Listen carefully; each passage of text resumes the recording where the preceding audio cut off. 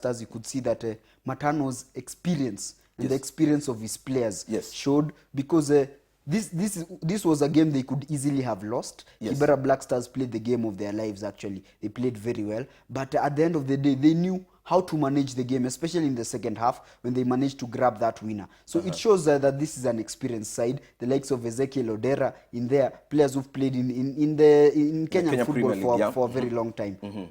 Who apart from Odera, who is another key player that we need to look out during this fixture?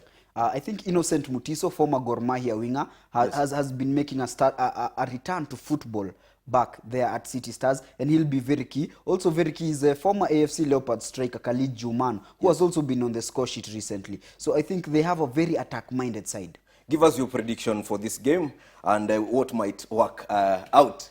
I think Kenya Police will not be able to take on City Stars right now, because the manner in which City Stars are playing, they will totally nullify Kenya Police. I predict a 2-1 scoreline in favor of the Nairobi City Stars. Finally, if you are Charles Omondi Korea, you're facing Matano, who is very experienced from the Kenya Premier League. How will you approach this game? I think what I would emphasize on my team are two things. Awareness on set pieces, because we saw against Kibera Black Stars, City Stars are very good on set pieces. They scored with 2 corners. And the second one I'd focus on, if I was Charles Omondi Korea, I'd be able to tell them, focus. Just keep your concentration, because the type of players in City Stars have immense quality, and they can punish Police if they just have a slip in concentration. You're Matano.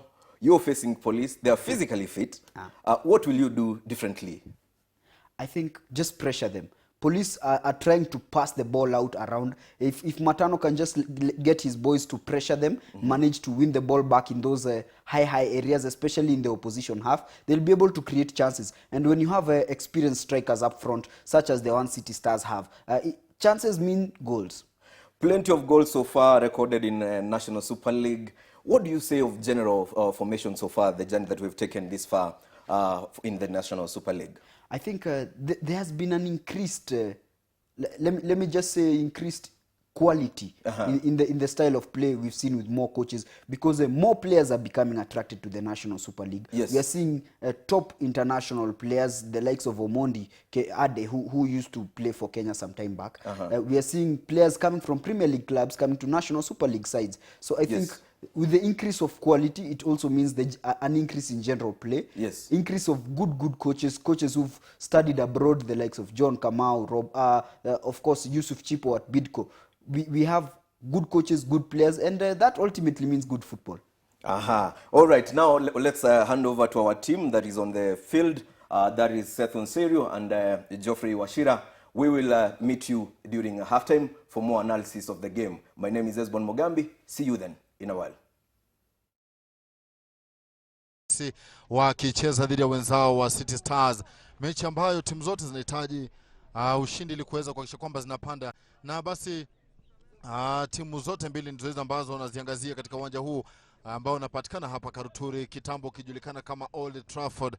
Nitakuwa baadaye na juzo na mwenzangu Washira hii Old Trafford ilikuwa na maanisha nini, lakini kumbuka kwamba ni mechi ya ligi ya NSL ambapo bila shaka ikiwa ni siku nyingine ambapo tupo hapa sisi kama Bamba Sport kuhakikisha kwamba unapata mechi za moja kwa moja. Ndizo hizo timu ambazo zinaingia uwanjani, na basi hali ya anga kusema kweli inakubali, na unavyotazama ni kwamba kijua tayari kimepungua licha kwamba kuna kijoto, lakini ni mandhari ama muhimu sana kwa wachezaji ili kuweza kuhakikisha kwamba mambo yanakuwa fresh hapa katika uwanja huu wa Karuturi.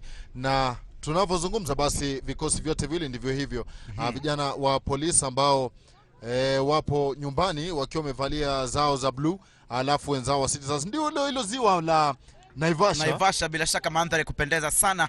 na uwanja wenyewe uko karibu sana na zoezi lenyewe. Haya basi, kumbuka kwamba polisi wanaanza na wachezaji Tiama Barnabas, Wanyweke Dennis, kuna mchezaji yule Joseph Baraza Steve, Anthiga James, kuna Okelo Kevin, Mutua Martin, Omondi Kelvin, alafu kuna Megason yule Benjamin, Wasike Esau, na bench kuna mchezaji Oduor Dennis, Okoth Horace, kuna Obumbi yule Paul, Angulu Stephen, lakini wengi watakuwa na muangazia kijana yule Kinanga Clinton. Na jinsi ambavyo unavyotazama ina wachezaji ambao wana uzoefu, kina Tiema, akina Omondi Kevin, ambao mambo huenda yakawa shwari kwao. Omondi mwishowe, kumbuka kwamba tumemshuhudia akiweza kufunga magoli muhimu sana katika mechi ya leo. Ili moja paziwa ambalo lina yale maji ambayo ni fresh yana chumvi, sio? Bila shaka, na kama unavyoona ni lineup ya Nairobi City Stars, ambapo Claude Kofi yupo langoni, kuna Masawa Kelvin, Museve Arthur, Kapilimba Kanamuli, Abucheri Gideon, Onyango Jacob, Mwinyi Hamis, Omule Ezekiel, Amokpendo Ezekiel, Odera yule moja, Mwangi Peter na Innocent Mutiso, Juman Khalid. Na kukueleza tu mchezaji Mutiso, Innocent, Juman Khalid, Mutiso amechezea timu ya Gor Mahia, tumemwona Juman akichezea AFC Leopards. Kwa hivyo wachezaji ambao wana uzoefu sana. Bench kuna Odhiambo Victor, Amboko John, Jumba Oscar, Mbai Oliver pamoja na Ocheng Moving. Kuna Juma David yule pamoja na Mwini Stephen katika 11 bora upande wa Nairobi City Stars, wakiongozwa naye kocha Matano. Ni vijana wa City Stars ambao unawashuhudia kwenye runinga yako kwa sasa wakipiga zao dua ili angalau kupata matokeo muhimu. Na ukiangazia basi ndivyo hivyo, wakati ambapo anajaribu kuangaziana hapa. Referee wa kwanza ni Isaac Hamis, yule atakuwa anasaidiwa naye Eunice Njeri pamoja na binti Beatrice. Na tulivyozungumza ni kwamba timu zote unajua zinapiga dua. Naam. Na sijui gani ambayo itasaidiwa na gani haitasaidiwa. Na bila shaka ni mchuano ambao unatarajiwa kuwa kukata na shoka, timu zote mbili.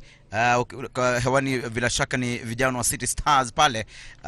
Ni timu ambayo ilikuwa inashiriki ligi ya Premier League. Timu ya polisi ndio hao, bila shaka kutoka maeneo ya Nairobi, wakiwa tayari kabisa kwa mchuano wa leo. Nataraji mchuano kukata na shoka, na kama unavyoona uwanja wenyewe uko pembeni mwa ziwa la Naivasha, mandhari ya kupendeza kabisa. Yaani Washiro, unamaanisha kwamba ukitoka hapo na kwenda kuogelea tu? Naenda kuogelea, nasikia kwamba una mipango vile vile kwenda kutafuta samaki pale. Lakini ukipatana na kiboko ndo basi utajionea mambo. Haya basi, muda sio kuwa mrefu kuanzia sasa tutakuwa tunashuhudia mechi za moja kwa moja. Kumbuka kwamba ni mechi ambayo tunashuhudia hapa katika uwanja huu wa Crayfish. Kitambo julikana kama Old Trafford, lakini bado kuna yale mabango yale ya Old Trafford. Na basi watakuwa wanaanzisha shughuli ni vijana hawa wa timu ya City Stars. Na muona kwa mbali Ezekiel Odera na vile videvu kaviachia. Na basi mwamuzi ndivyo hivyo atakuwa na kisha kwamba ngoma inaanza rasmi. Raha sana kumwangazia baadhi ya wachezaji kama Innocent Mutiso akiweza kurejea. Kumbuka kwamba alikuwa na jeraha baya sana, lakini ameweza kupona, na basi yamaanisha kwamba yupo katika hali fresh sana kuweza kucheza mechi shindani. Wanaanza vijana wa City Stars ambao wapo katika nafasi ya 4, na basi wananiita Sethon Sero, mwenzangu akiwa ni Geoffrey Washira. Tutakuwa tunahakikisha kwamba tunakuletea matangazo ya moja kwa moja. Nairobi City Stars wakiwa wanacheza mechi yao ya 7 na vijana wa polisi wakiwa wanacheza mechi yao ya 6. Na kumbuka kwamba vijana wa Nairobi City Stars hadi sasa baada ya kile kichapo cha kwanza dhidi ya timu ya Wazito, basi ndivyo hivi wanarejea kuhakikisha kwamba hali inakuwa shwari. Inamaanisha nini? Kwamba wameshinda mechi 3 na kutoka sare mechi 2. Na ukiangalia vijana wa polisi nao katika mechi 5 ambazo wamecheza, wameweza kushinda mechi 1 tu na kupoteza 2 na kutoka sare mechi 2. Tutarajia mchuano aina gani, Washira? Mchuano mkali, sababu timu zote mbili zimefika hapa Naivasha kutafuta alama 3. Kwa hivyo kila timu itakuwa inajitahidi kupata angalau bao la mapema na vile vile kujaribu kupata alama 3. Kwa hivyo ni mchuano mkali ambao nataraji kwamba tutapata idadi ya mabao kwa wingi. Kiatu cha kwanza cha mapema kimeweza kuuzwa pembeni. Na hisi kwamba aliyeuziwa hicho kiatu ni mchezaji yule Mwangi Peter. Ndiye ambaye tutakuwa nadhibitisha hilo kwamba ndio kala ni kiatu cha mapema ambacho kimeweza kuuzwa, na bila shaka alikuja akavaliwa juu kwa juu, na mchezaji yule Jaman Thiga. Itakuwa ni pigo ikiwa watapata ikiwa atapata ajali hivi sasa ama kupata jeraha pale. Kwa hivyo itakuwa ni pigo kubwa kwa timu yenyewe, lakini nadhani amenyenyuka na ameweza kurejea uwanjani. Safi, ngoma inaelekezwa katika lango la vijana wa City Stars. Geuzwa vema hatarini kule, wakati ambapo anajaribu kufanya mambo yake. Alikuwa ni kijana huyu julikana kama Mata, lakini mambo yanamwendea sege mnege.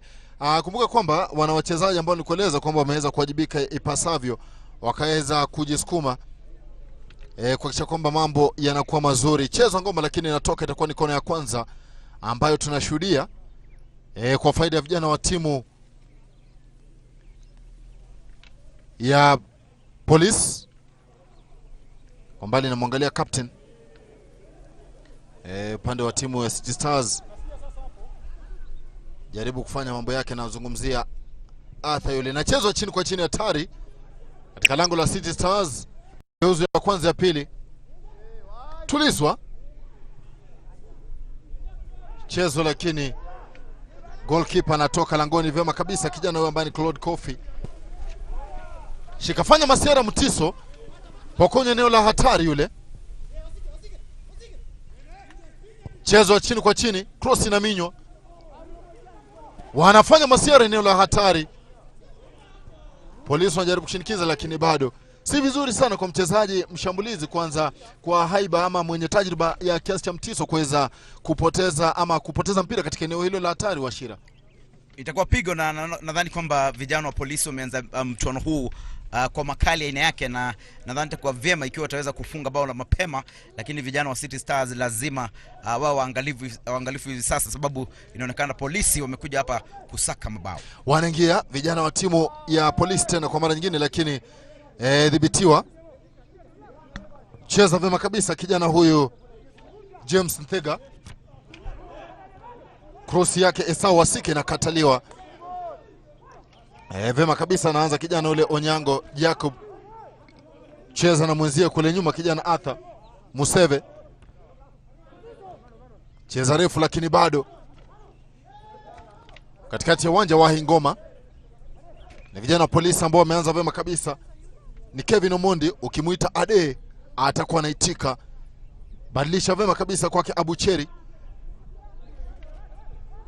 lakini wanapoteza ngoma vijana wa timu ya Polisi ambao nilikuwa naangazia takwimu zangu hapa mwenzangu Washira na kuangalia kwamba katika mechi hizi ambazo wameweza kucheza 5 hadi sasa wameweza kufungwa jumla ya magoli 7 na kufunga magoli 5. Kwa hivyo inaonekana kwamba safu yao ya nyuma haiwajibiki vilivyo, sababu kuna mwanya pale nyuma, na bila shaka mkiwa na mwanya kule nyuma mnawapa wale wapinzani wenyu nafasi ya kufunga mabao. Kwa hivyo nadhani ni safu moja ambayo mkufunzi anafaa kuangazia vilivyo. Safu ya nyuma ilikuwa ina yumba, na kulikuwa na majeraha nadhani wachezaji wawili wa safu ya nyuma na wameweza kurejea. Kwa hivyo hii leo labda watawajibika zaidi kuliko walivyocheza, na hasa mechi mbili za mwisho walizocheza. Safi sana, na kukueleza tu kwamba kumbuka kwamba timu hii ya Polisi ambayo ndio wamepatiana mpira wa adhabu ule kuelekezwa katika lango la vijana ama katika lango lao, ni kueleza tu kwamba mechi yao ya mwisho wameweza kupata kichapo cha magoli 2-1. Unamshuhudia ni kocha wa timu siko, lakini assistant yule coach wa timu ya Stars nitakuwa nadhibitisha hilo. Inaonekana hii leo kocha Matano hayuko uwanjani, kwa hivyo amempatia Hussein nafasi ya kuweza kushikilia wadhifa huo. Wakati ngoma itakuwa inachezwa ile kuelekezwa lango la vijana wa timu ya Polisi, piga kitu cha mbali kwa mbali, lakini goalkeeper yule kijana Barnabas Tiama na hakisha kwamba havuji mapema. Anaanza naye kijana ambaye ni Esau Wasike, wanajaribu counter ile mbali ndio, lakini inakosa kufua dafu. Arthur Museve yupo ngangari, pasi tamu pembeni. Jaribu kushinikiza, alikuwa mwenzi ambaye ni Juman Khalid, cross na minyo nzuri kumtafuta kijana Mtiso, touch nzuri lakini inakosa kumpata mwenzie. Jaribu bazoka la mbali kwa mbali, lakini bado wanakangangari wale vijana wa timu ya Polisi. Walianza wakiwa chini kidogo vijana wa City Stars, lakini ni kama kadri muda unavyosonga Washira, Naam. ni kama wanazidi kupata ile confidence yao. Ni vijana walio na uzoefu wa miaka mingi, wamecheza kule ligi ya juu, kwa hivyo walianza na utepetevu, lakini hivi sasa itabidi wawajibike, la sivyo wanajipata wakiwa nyuma. Safi. Ngoma refu inakwenda kwake Barnabas Tiema. Vijana Polisi, kumbuka kwamba hadi sasa ninavyozungumza magoli yao 5 yameweza kuja dhidi ya Talanta katika kile kichapo cha magoli 2-1. Nazungumzia katika mechi yao ya karibuni zaidi. Alafu pia kisha tulikuwa na ile mechi ambao waliweza kuzabwa magoli 2-0 na timu ya KCB. Kisha ambao ushindi wao mwingine ulikuja, ushindi wao pekee ulikuwa dhidi ya timu ya Kibera Black Stars, ushindi wa magoli 2-1, akifunga mchezaji Kevin Omondi magoli yote 2 katika mechi ambayo ilichezewa kule Camp Toyoyo. Kona ya pili wanafaidi vijana Polisi wale. Kona ambayo itakuwa inachongwa kuelekezwa bila shaka lango la vijana wa timu ya City Stars. Kuna hali ya mpapurano pale, mwamuzi anasema bwana itabidi ameweza kutuliza hayo. Inachongwa lakini inakosa mwelekeo bambam na wanapoteza ile nafasi. Dakika ikiwa ni ya 8 ile. Na ukiangalia Polisi hao nilivyokutajia, mechi 5 ushindi mara moja tu ama mshindi moja. Charles Omondi kidogo yupo chini ya shinikizo, ukiangalia jinsi ambavyo mambo yalivyo kufikia sasa. Ako kwenye shinikizo, na kumbuka kabla ya mechi kuanza alituarifu kwamba safu yake nyuma ilikuwa na yumba sababu kuna wachezaji wawili ambao walikuwa na majeraha wameweza kurejea, kwa hivyo anataraji kwamba mechi ambazo hii ikiwa moja wapo ya mechi hizo timu yake itaimarika, lakini majeraha hayo bila shaka yaliadhiri timu yake, kwa hivyo tunataraji kwamba sasa watawajibika hata zaidi. Fanya masiara wanaingia vijana wa City Stars, lakini ngoma inatoka, bila shaka inakuwa ni kona ya kwanza ile wanafaidi. Ilikuwa shinikizo nzuri kabisa kutoka kwa vijana hawa timu ya City Stars. Wanafaidi ngoma kati muhimu sana ile.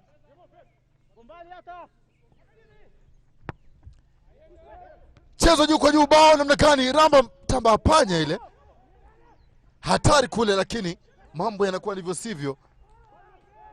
Nafasi ya kwanza kile kichwa kilikuwa kizuri. Nadhani mlingoti iliweza kuwaokoa kwa sababu ulikuwa umelenga kabisa kwenye lango kama unavyoona. Bila shaka ilichongwa vema. Karuka kichwa ni yule kijana Museve kama sijakosea. Ule mtamba panya hapo Barnabas Tiema hangeupata ule mpira hata angefanya nini. Nadhani mpira wenyewe hakuwa ameupata, hivyo basi wameokolewa na mlingoti pale, kwa hivyo tungekuwa tunazungumza mengine. Dakika ni ya 9 ile. Jaribu kufanya mambo yao tena kwa mara nyingine, lakini bado hali inazidi kuwa ndivyo sivyo. Anacheza ovyo Mtiso, lakini bado anaupata ule mpira. Napokonywa. Shinikizo, cross na minyo, lakini kosa kulenga shabaha. Labda dakika hizi 10 za kwanza. Naam. Mchezo wa timu zote mbili labda utazungumziaje?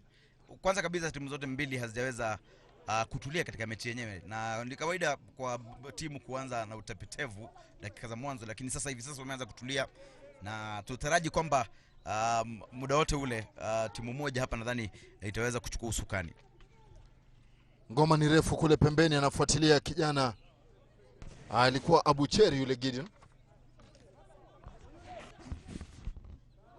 Ya kwanza ya pili inageuzwa, lakini bado chezo refu hatari katika lango la vijana wa Polisi. Kijaribu pale pasi ya Chobo, lakini kosa kulenga ndipo. Mpira mrefu unabwatuliwa, lakini tayari alikuwa ameotea mchezaji huyu Benjamin Megason. Huyu Benjamin msimu jana kumbuka kwamba aliweza kufunga jumla ya magoli 10 katika mechi zote. na ni mchezaji ambaye bila shaka hivi sasa wanamtegemea. Lakini unajua kwa kawaida mchezaji anaweza kuwa na msimu mzuri, lakini msimu unaofuata anapata makali yanapungua kidogo. Jaribu kufanya mambo yao tena vijana wa timu ya City Stars. Kiatu kinauzwa. Foul. Kuelekeza lango la vijana wa timu ya Police. Namuona kijana Khalid Juman. Ndiye ambaye atakuwa anachonga kile kitu Khalid.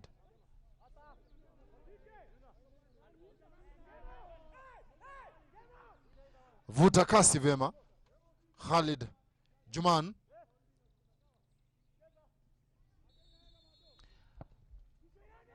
Ni warefu hatari kule, lakini mambo yanakuwa ndivyo sivyo, wanapoteza nafasi vijana wa timu ya City Stars. Mara ya pili ambapo wameweza kupata mpira mahali pazuri, lakini wanakosa kumalizia. Washira, ni nafasi ambazo ikiwa hautazitumia vyema bila shaka utajuta baadaye, sababu ni nafasi nzuri ambazo unaweza kuzipata, lakini nadhani safu ya nyuma vile vile imeweza kuwajibika. Kwa hivyo ni mashambulizi ambayo tutataraji kwamba utazidi kuyaona, lakini lazima watumie nafasi hizo, la sivyo watajuta. Awali tumeshuhudia vijana wa Wazito wakitoka nyuma dhidi ya timu ya Ushuru na kuambulia sare ya goli 1-1. Mutiso regesha ngoma nyuma, chezo juu kwa juu tayari kule, lakini anakataa katakata. Alikuwa kijana ujezi 55 mgongoni, yule kijana Anthiga James. Kiangalia kitambo tulikuwa tumezoea kwamba jezi ilikuwa mara nyingi 23, goalkeeper anavaa namba 1, namba 2, 3, 4, 5 hivi ilikuwa inafuatilia, lakini siku hizi hata pia unaweza vaa namba 77 hata 99. Shirikisho la soka duniani lililopatia nafasi ama ruhusa wachezaji kujipatia wanaweza chagua namba kutoka nambari 1 hadi 99, kwa hivyo kwa raha zao tu. Mimi yangu napenda 89. Ukiangalia jezi zangu zote ni 89. Kuna sababu. Napenda, si hata uko namba yako ambayo unapenda. Cheza ngoma ni kuelekezwa katika lango la vijana wa timu ya Polisi ile. Katikati ya uwanja jaribu kufuatilia mpira, alikuwa kijana yule ambaye ni Mwinyi Hamis. Pembeni ni Masawa Calvin. Cheza pasi lakini inakwenda ndivyo sivyo. Kataa Nthiga. Cheza refu lakini inabwatuliwa kuelekezwa lango la vijana wa timu ya Polisi, na basi ni kijana Tiema ambaye anamuona Jamali Mikule likashiba na mojawapo wa wachezaji ambao wana uzoefu sana katika timu hii, kizingatiwa kwamba ameweza kucheza na Sofapaka nyakati zile, ameweza kucheza na timu ya Uru na pia alikuwa katika timu ya AFC Leopards. Na huyu ukimweka tu katika nafasi ya ushambulizi atakuchezea, na pia kama goalkeeper pia atakuchezea. Ni mchezaji aliye na uzoefu wa miaka mingi, hivyo basi ni nguvu mpya kwa timu hii, kwa hivyo ni mmoja wa wale wachezaji ambao wanawategemea sana. Dakika ya 15 ile.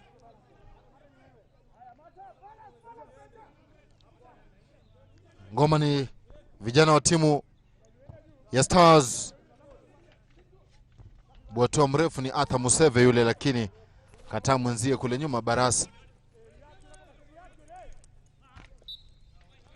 Kiatu kinauzwa. Jamaa wana hasira pale ndani ya uwanja. Kiangalia alikuwa anajaribu kuzuia ni kijana wa Esau Wasike. Na basi hakufurahishwa na hilo mchezaji Onyango Jacob, ikawa kwamba alikuwa anasukumana kuuliza vipi. Foul mahali pazuri pale kuelekezwa katika lango la vijana wa timu ya Police. Chezo refu lakini kitakuwa ni chakula kitamu chake Barnabas Tiema, ambaye anacheza mrefu kule pembeni. Alikuwa anajaribu kumsaka mwenzie, lakini mambo yakamwia ndivyo sivyo. Shambulizi mbali, kiatu kinauzwa. Foul. Foul ile unafaidi.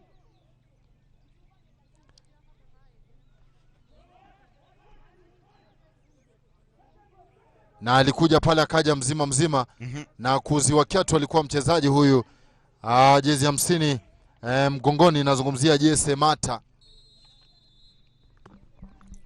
Foul.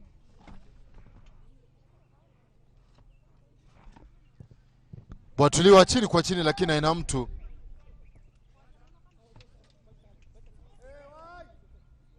Cheza tena pembeni, Wasika anajaribu kuchonga ile cross ya ndani kwa ndani lakini haina mtu, ngoma inatoka nje. Ni mechi ambayo imetulia. Nadhani haina yale makali ambayo tumeshuhudia katika mchuano ambao umechezwa hapa awali hapa. Nadhani timu zote mbili itabidi zizidi kuwajibika ikiwa tutashuhudia mabao hapa. Jaribu kupanda vijana wa timu ya Police. Ruka ya kwanza, pili, tatu lakini anaminywa. Kiatu kile kinauzwa. Anza haraka Stars.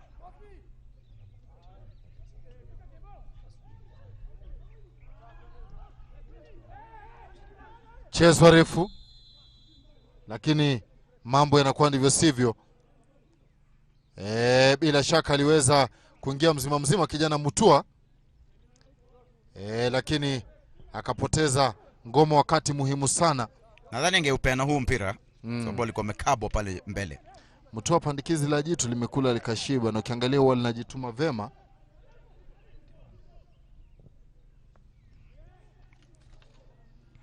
Wanaingia tena vijana wa timu ya Police. Pembeni ni kijana Benjamin yule cheza, lakini mwamuzi anakataa kwamba tayari kuna mchezaji yule amecheza ndivyo sivyo. Wanaanza haraka vijana wa Stars wa Police wale. Bazoka la chini kwa chini lakini ni bazoka ambalo linakosa maarifa. Na ukiangalia hawa washambulizi kuna ule mwelewano fulani ambao Washira unakosa kule mbele. Unakosa, na nimesema kwamba mechi hii inakosa yale makali sababu wakati wote ule mabao ndio huamua msisimuko wa mechi, na tunaona kwamba timu zote mbili kule mbele nadhani safu zote mbili za ushambulizi kidogo zinakosa makali, na ikiwa tutashuhudia mechi ya kukata na shoka basi safu hizo lazima imarike. Jaribu kufanya tekeleza shambulizi vijana wa timu pinzani, lakini hali inazidi kwa ndivyo sivyo.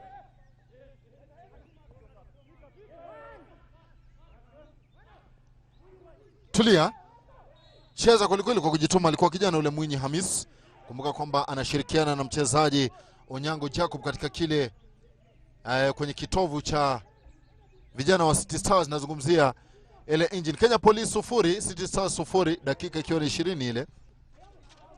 Na makipa kusema kweli ukiangazia labda ile shambulizi ambalo walifanya City Stars akigonga mwamba yule captain wao. Hakuna mengi zaidi ambayo tumeweza kushuhudia hadi sasa, mwenzangu Washira. Kama nilivyotangulia kusema ni kwamba safu zote mbili za ushambulizi kidogo kuna utepetevu aina yake. Ukiangalia makipa hata hawajapata majaribio, kwa hivyo nadhani safu hizo lazima ziimarike hii leo. Kocha msaidizi wa City Stars Hussein bila shaka nasema kwamba itabidi waimarike na waimarishe vile vile mashambulizi yake.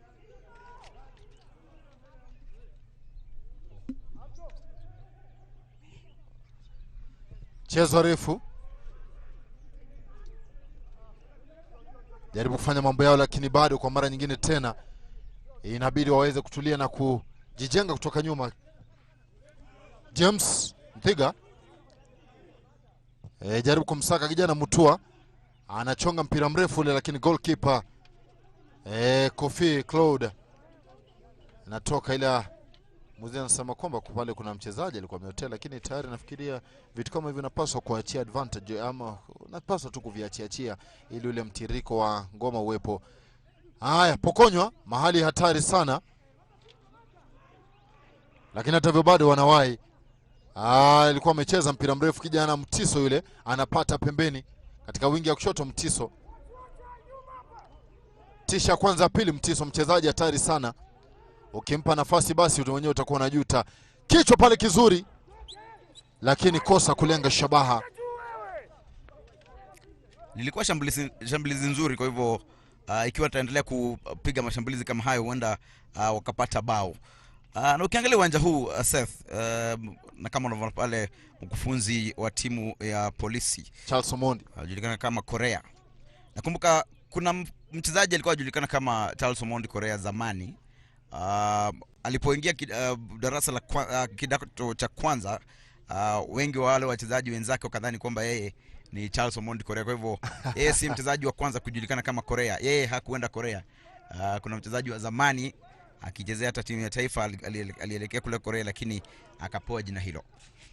Safi. Museve cheza naye Onyango Jacob. Mutiso anazidiwa kimo. Najua Mtiso kimwangalia si mrefu vile, kwa hivyo anang'ang'ana sana kupata mipira ya juu wakati ambapo ameandamwa na mchezaji Dennis Wanyoike. Lakini jamaa amekula kashiba. Ndio ameweza kurejerejea uwanjani. Alikuwa mpata jeraha mbaya sana, alipata ajali na akawa nje kwa muda, lakini hivi sasa nadhani amerejea uwanjani na anaendelea kuimarisha makali yake. Chezo ngoma pembeni. Anafuatilia ipasavyo, ni kijana huyu jezi 3 mgongoni, Esau Wasike. Hatari sana huyu. Tisha ya kwanza ya pili, lakini kosa mwelekeo bambam. Wanamaliza kupoteza ile nafasi. Angalia pale Ade ama ukipenda Omondi haamini kile ambacho kinaendelea, anasema bwana hapo ungetuachia, lakini mwamuzi anasema tayari nishapuliza kipenga. Julikana kama Hamisi. Bado anateta yule Kevin Omondi. Lakini tayari mwamuzi anasema tayari ashakuwa ndo hayo. Kadi ya njano inashuka.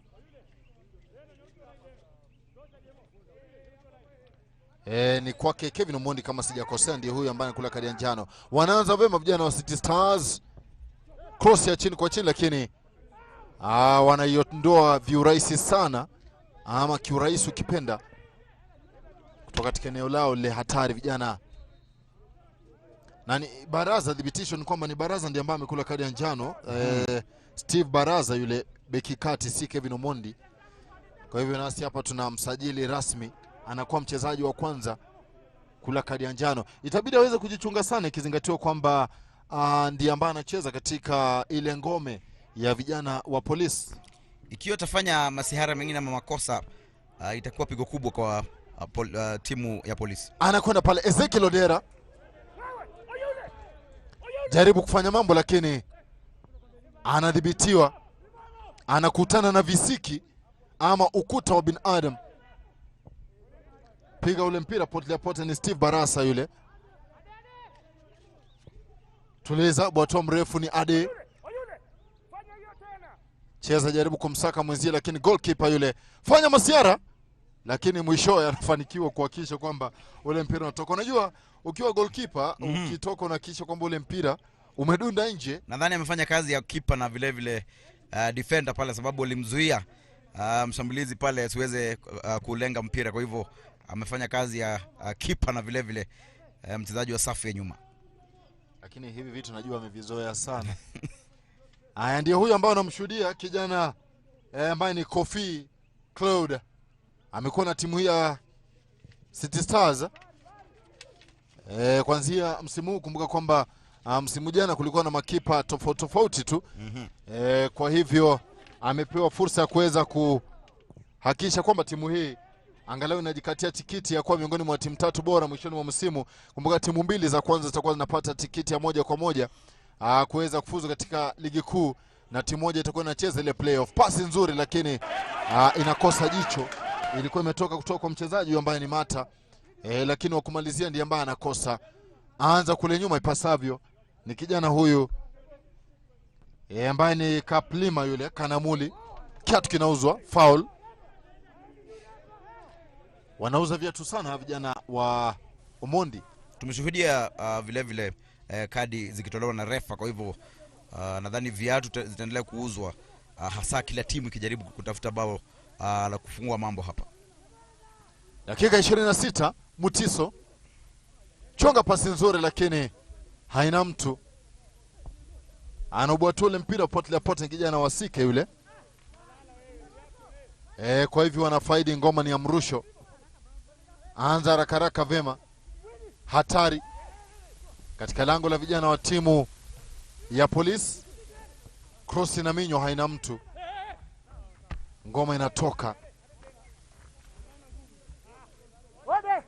Atakuwa anarusha vema. Alikuwa ni kijana lambani Masawa Calvin, lakini hali inakuwa ndivyo sivyo. Dakika 27 ile.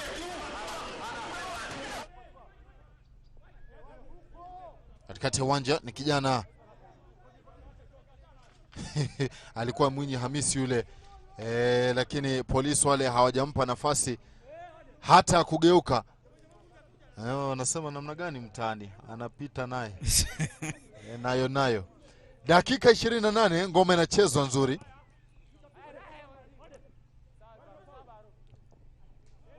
Ezekiel Odera anajaribu kuacha ule msitu wa wachezaji, lakini anapokonywa, ila wanafaidi wenzao kule nyuma. Kanamuli anaucheza mrefu. Goalkeeper Barnabas Chema anafaidi, kisha kwa goli lake la kushoto anaubwatua mrefu ule. Ball control ambayo imekwenda shule kutoka kwake Esau Wasike. Pasi nzuri ile, lakini kidogo alikuwa ameotea kule pembeni mchezaji Kevin Okelo. Sasa kuna wengi wanasema kwamba uwanja huu wa Old Trafford ni mkubwa kuliko ilivyo kawaida, na hasa wachezaji ambao wamezoea kucheza katika uwanja wa Toyoyo kule Nairobi. Bila shaka uwanja huu ni mkubwa. Sidhani shirikisho la soka nchini haliwezi kukubali wachezaji wacheze uwanja ambao haujapitishwa na zile ama hujapitishwa na zile sheria za FIFA. Bila shaka, na ukiangalia hata si Kenya tu, lakini pia katika mataifa mengine unapata kuna viwanja ambavyo vipo tofauti. Yani unaangalia kuna kimoja ambacho kikubwa kidogo kuliko kingine, lakini haimaanishi kwamba viwezi kutumika. Kuna ule ubora fulani ambao lazima uwanja uwe nao, ndio kuhakikisha kwamba hali inakuwa fresh. Ngoma inatoka na wanaanza vema kule pembeni. Walikuwa ni vijana wa timu ya Stars. Chezo refu lakini haina mtu. Stars wanacheza ile ngoma ya kujaribu kubana kidogo, kuhakikisha kwamba wanategemea zile counter attacks sana. Wakati ambapo Polisi wanaingia eneo la hatari, lakini anashinikizwa, anatoka nje Benjamin. Na Masawa ndio amefanya ile kazi. Bado wana ile ngoma inachonga cross chini kwa chini, ile haina mtu. Anawajibika ipasavyo, alikuwa kijana yule ambaye ni Mseve. Kisha anachukua Hamisi yule Mwinyi. Wanachachatika, wanapoteza. Namna gani? Kijana Charles Omondi anaamini kwamba timu yake ina uwezo wa kupata alama 3 dhidi ya City Stars, lakini itabidi waweze kujituma sana. Ukiangalia Kenya Police wakiwa 0, City Stars wakiwa 0, ili Kenya Police waweze kupata ile goli la ufunguzi. Itabidi wamejituma sana kuhakikisha kwamba wanapata ushindi wa pili katika mechi 6. Alisema kwamba safu yake ya nyuma ilikuwa na makosa, ilikuwa inalegea sababu baadhi ya wachezaji wake hawako katika uwanja, walikuwa na majeraha, lakini inaonekana vile vile pia hana wafungaji walio na ustadi. Kwa hivyo ni mojawapo ya safu ambayo lazima ajaribu kusaka wachezaji. Kumbuka wengi wa wachezaji hawa ni maafisa wa polisi. Kwa hivyo nadhani itabidi arejee kwenye kikosi, atafute washambulizi walio na makali ufungaji. Si wote, kwa mfano mchezaji kama Ade. Sio wote, ni asilimia 90. Lakini nilikuwa nauliza awali, nilikuwa nazungumza na kocha wake Omondi. Kanieleza kwamba ni miongoni mwa wale wachezaji ambao mwaka huu huenda wakaingia wakapata mishahara mara 2. Mshahara wa polisi na wa mchezaji. Dakika ya 31, ngoma ni ya mrusho ile. Ama pale ikifika pale anakuwa ni marupurupu yale. Alituarifu kwamba yeye huwa anapewa marupurupu sababu bado hajasajiliwa ama kupatiwa kazi kama afisa wa polisi. Kwa hivyo yeye sana kutegemea marupurupu ambao wanapewa baada ya mechi. Dakika 31.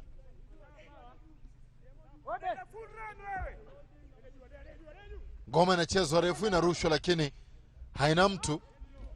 Ya chini kwa chini ni hatari, lakini kwa mara nyingine tena kosa kulenga ndipo. dakika ikiwa ni ama tukiwa tumezifuta zile 30 za mwanzo. Inarushwa vema, geuka kijana Khalid Juman, lakini ule mpira mrefu unakosa kulenga shabaha. Na ukiangalia mandhari, hali ya anga ilivyo, mwenzangu Washira, hii ni ile hali ambayo inafanya mchezaji anajituma sana, kwa sababu kijua si kikali, si kama ule mchuano wa vijana wa Wazito na Ushuru ambao umeweza kukamilika muda mfupi uliopita. Kulikuwa na joto lakini hivi sasa hali ya anga imebadilika, kwa hivyo inampatia nafasi mchezaji kuweza kujituma vilivyo, sababu hawaathiriki na joto. Kwa hivyo nadhani tunafaa kushuhudia mchuano ulio na makali hata zaidi.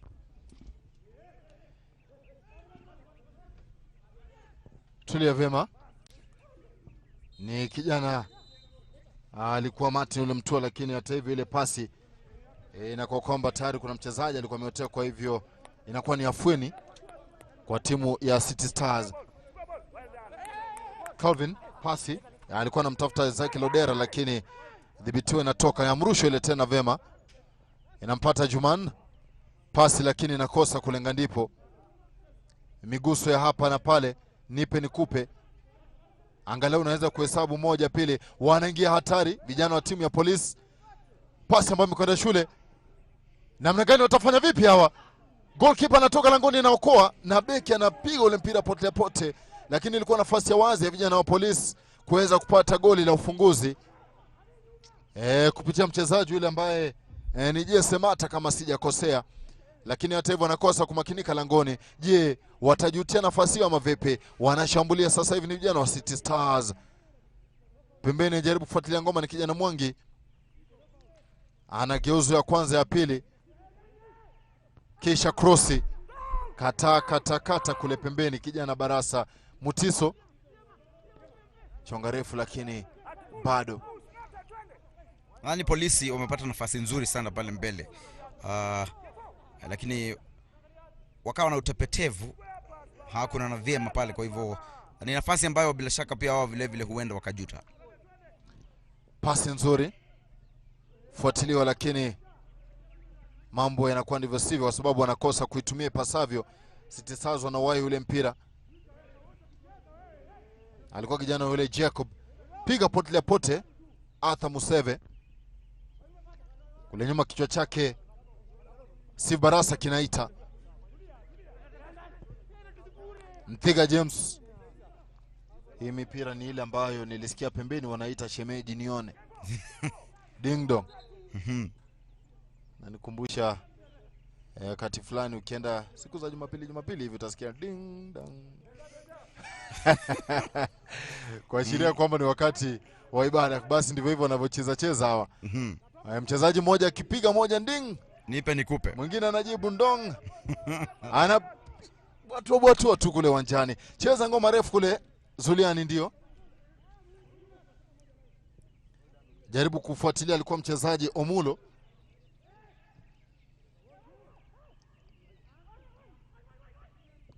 Pasi tamu kutoka kwake Hamis, inakatwa na mchezaji Joseph Oyule.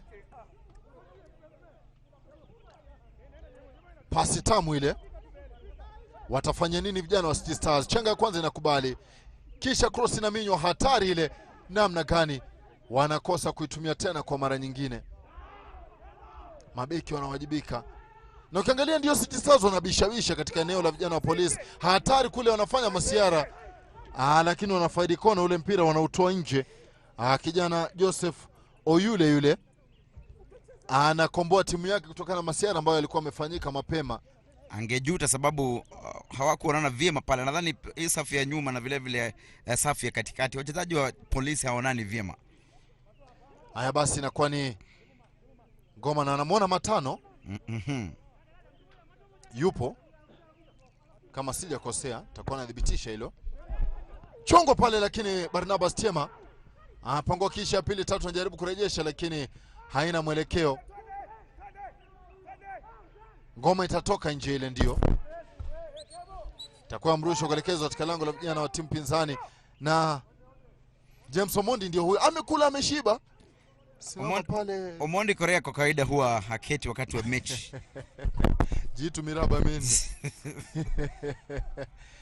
Lakini napenda sana huwa jinsi ambavyo wanatulia, anazungumza vema. Wanaingia vijana wa Police, bazoka la chini kwa chini.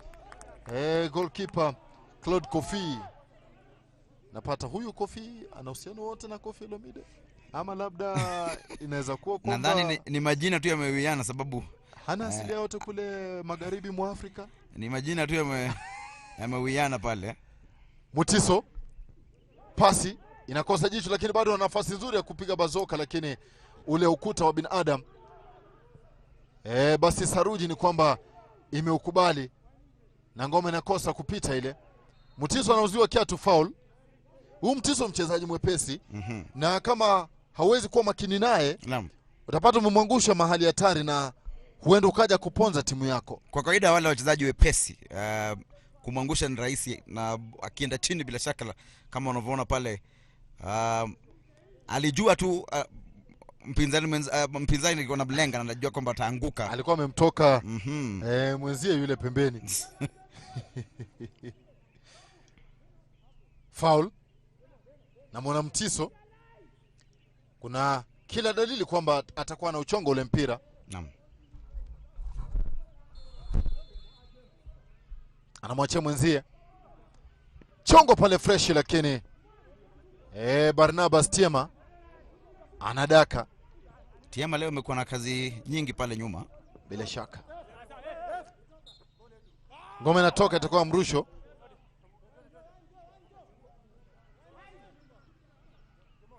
Ama ni foul ile, mwamuzi tayari shasema kwamba ni foul, ndio ambayo tulikuwa tunacheza kuelekezwa lango la Nairobi City Stars. Ezekiel Odera ndiye huyu ambao unamtazama kwenye runinga yako. Mchezaji aliyecheza kwa muda mrefu sana hapa nchini Kenya. Ana uzoefu sana huyu Ezekiel Odera. Pasi nzuri. Jaribu kufanya mambo yao, lakini tayari kuna mmoja ambaye amecheza ndivyo sivyo. Namshuhudia mchezaji Okelo pia ambaye ndio captain. Naam. Ameweza kuonyesha mchezo mzuri na Kevin Okelo yule. Jezi nambari 12. Wachezaji wa Police Star tia misuli moto, nafikiri kwamba ni kule tu kujishasha, lakini kama ni kuingia ni kipindi cha pili. Tumeshuhudia wakufunzi wakifanya mabadiliko kwenye kipindi cha kwanza, kwa hivyo huenda tukaona mabadiliko katika kipindi cha kwanza katika timu hii ya Polisi. Nikumbusha Dravko Nogarusic sasa hivi kocha wa timu ya Kotoko kule Ghana. Naam. Nikumbuka kwamba amekuepo pia hapa, amekuwa Gor Mahia, amekuwa mkufunzi wa timu ya FC Leopards. Foul ile. Namuona Khalid Juman, namuona Mutiso. Mutiso anamwambia Juman, bwana itabidi mmeniachia hii, siwezi kuachia kila mara. Wacha na mimi niweze kuchonga hiki kitu. Ndivyo bila shaka onyesha kile kitu ambacho kimesababisha alicheza ovyo mchezaji si Barasa ambaye ana kadi ya njano. Itabidi aweze kujichunga. Inachongo lakini haina mtu. Goalkeeper anawajibika ipasavyo, alikuwa kijana Barnabas yule. Kenya Police 0 City Stars 0, zikiwa zimesalia dakika 5 tuweze kumaliza 45 za kwanza. Nitaraji kwamba tungekuwa tumeshuhudia bao hapa, lakini safu zote mbili za ushambulizi katika mechi ya leo hazijawajibika vilivyo. Kwa hivyo ni mchuano ambao kidogo umekosa makali, licha kwamba timu zote mbili vile vile zimepata nafasi, lakini kama unavyoona ni kwamba ifikia hapo hivi sasa timu zote mbili bado ziko sare ya 0-0. Dakika 41. Cross inaminywa, ni hatari katika lango la vijana wa timu ya City Stars. Chezo ile juu kwa juu, lakini mama yangu hata Omondi haamini. Nimeona Omondi Korea ameruka pale, alidhani kwamba ni bao, alikuwa amehesabu nafasi ambayo wameweza kupoteza. Kijana huyu ambaye ni Jesse Mata, na kadi ya njano inashuka kwake, alijaribu kufunga kwa mkono. Hand of God. Ile ya Maradona, nakumbuka kombe la dunia ilikuwa mwaka 86. Naam. Mata ndivyo hivyo, kadi ya njano, thibitisho rasmi kwamba ameweza kula kadi ya njano. Ana ubwato mrefu, ni goalkeeper yule Claude Kofi. Inanikumbusha pia mchezaji wa timu ya Ushuru leo hii akinawa katika eneo la hatari. Kazalisha penalti ambayo aliweza kuwazito, aliweza kufunga. Zuliani, ngoma nzuri inachezwa kwa goli la kushoto lile. Ananawa ngoma katikati ya uwanja ni mchezaji Oyule Ezekiel Odera. Dhibitiwa ngoma inatoka ile.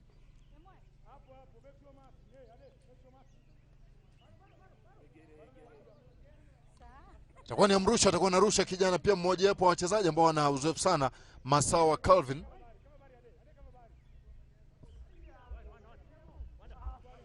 Geuze ya kwanza ya pili. Kisha ngoma inatoka eneo la hatari.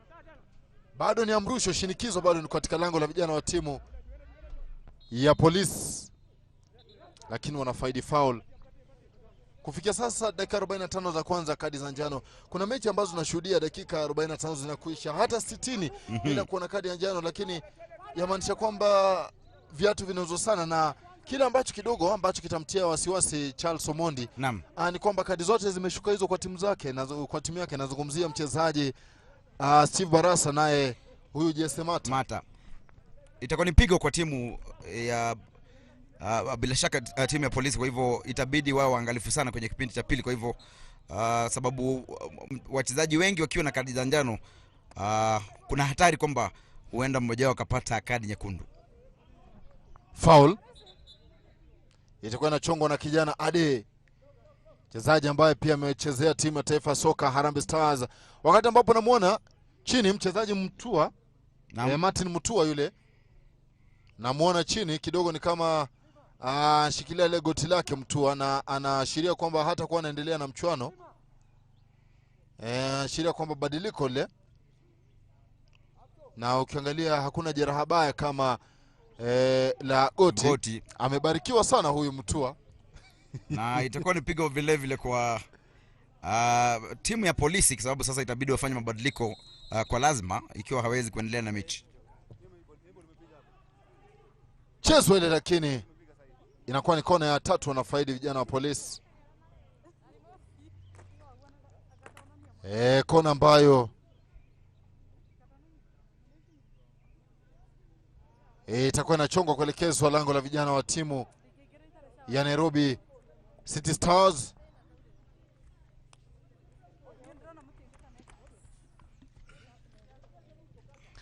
Dakika moja ikiwa imeongezwa chongo ile, lakini kosa kulenga, ndipo inakuwa ni goal kick. Na kwa umbali naona kuna dalili za mvua hii leo, kwa hivyo huenda tukishuhudia mvua katika mechi hii ya pili ambayo imechezwa hii leo hapa. Kumbuka kulikuwa na ile mechi ya kwanza wazito ambayo ilichezwa mwendo wa saa 5, na kuna mechi ya tatu ambayo vile vile itachezwa hapa, na huenda labda tukashuhudia mvua sababu kuna dalili ya mvua katika eneo hili la Naivasha. Tani anasema dalili ya mvua matope. Hivi mbona tujaona? Dakika 45 kama wewe ni mwanafunzi, dalili ya mvua ni mawingu. Wanaingia vijana wa Stars, piga pale kitu, ni goalkeeper anafanya save. Barnabas Tiema anapiga mbizi. Amefanya kazi ya ziada pale, na leo amekuwa na mchezo mzuri, isipokuwa ni yeye. Nadhani vijana wa Polisi wangekuwa wako nyuma wakiwa chini ya mkufunzi Omondi Korea. Mtoto wa watu anapiga mbizi, ananusuru vijana wa timu yake.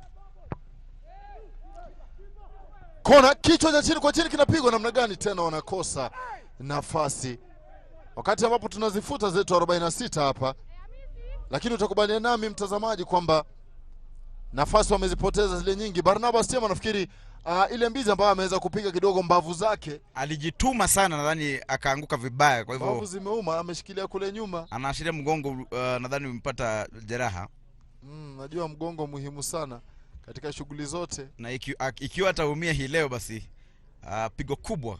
Ndilo ile ambalo tunashuhudia ambalo walifanya bazo kama mashambulizi ile. Kijana Ezekiel Odera alikuwa amemtazama kulikoli kijana Barnabas Tiema alivyokuwa amesimama, na Barnabas Tiema anajinyoosha mwenyewe na kuhakikisha kwamba hali inakuwa ndivyo sivyo kule. lakini alijipinda. Ukiangalia, unajua ukijinyosha vile alijipinda na kujinyosha at the same time. Kule unajikunja kama samaki. Umeona yule samaki dolphin na dolphin jinsi ambavyo hufanya. Naam.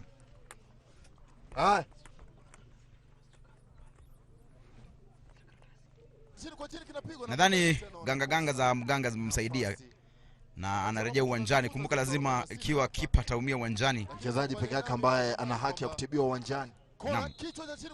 Mwamuzi anapuliza kipenga kuashiria kukamilika kwa dakika 45 za kwanza. Wakati ambapo pia tunadhibitisha ile Mutua ameweza kupumzika, nafasi yake ikachukuliwa na mwenzie jezi 16 mgongoni Dennis Oduor. Lakini hadi tukienda mapumzikoni basi ni kwamba vijana wa timu ya polisi na vijana wa Nairobi City Stars mambo yamezidi kuwa ndivyo sivyo. Unavyoshuhudia pale kwenye benchi ni vijana wa City Stars ambao wanajua fika kwamba lazima mambo yaweze kwenda fresh. Lakini hadi tukienda mapumzikoni Nairobi City Stars 0, vijana walio nyumbani Kenya Police 0.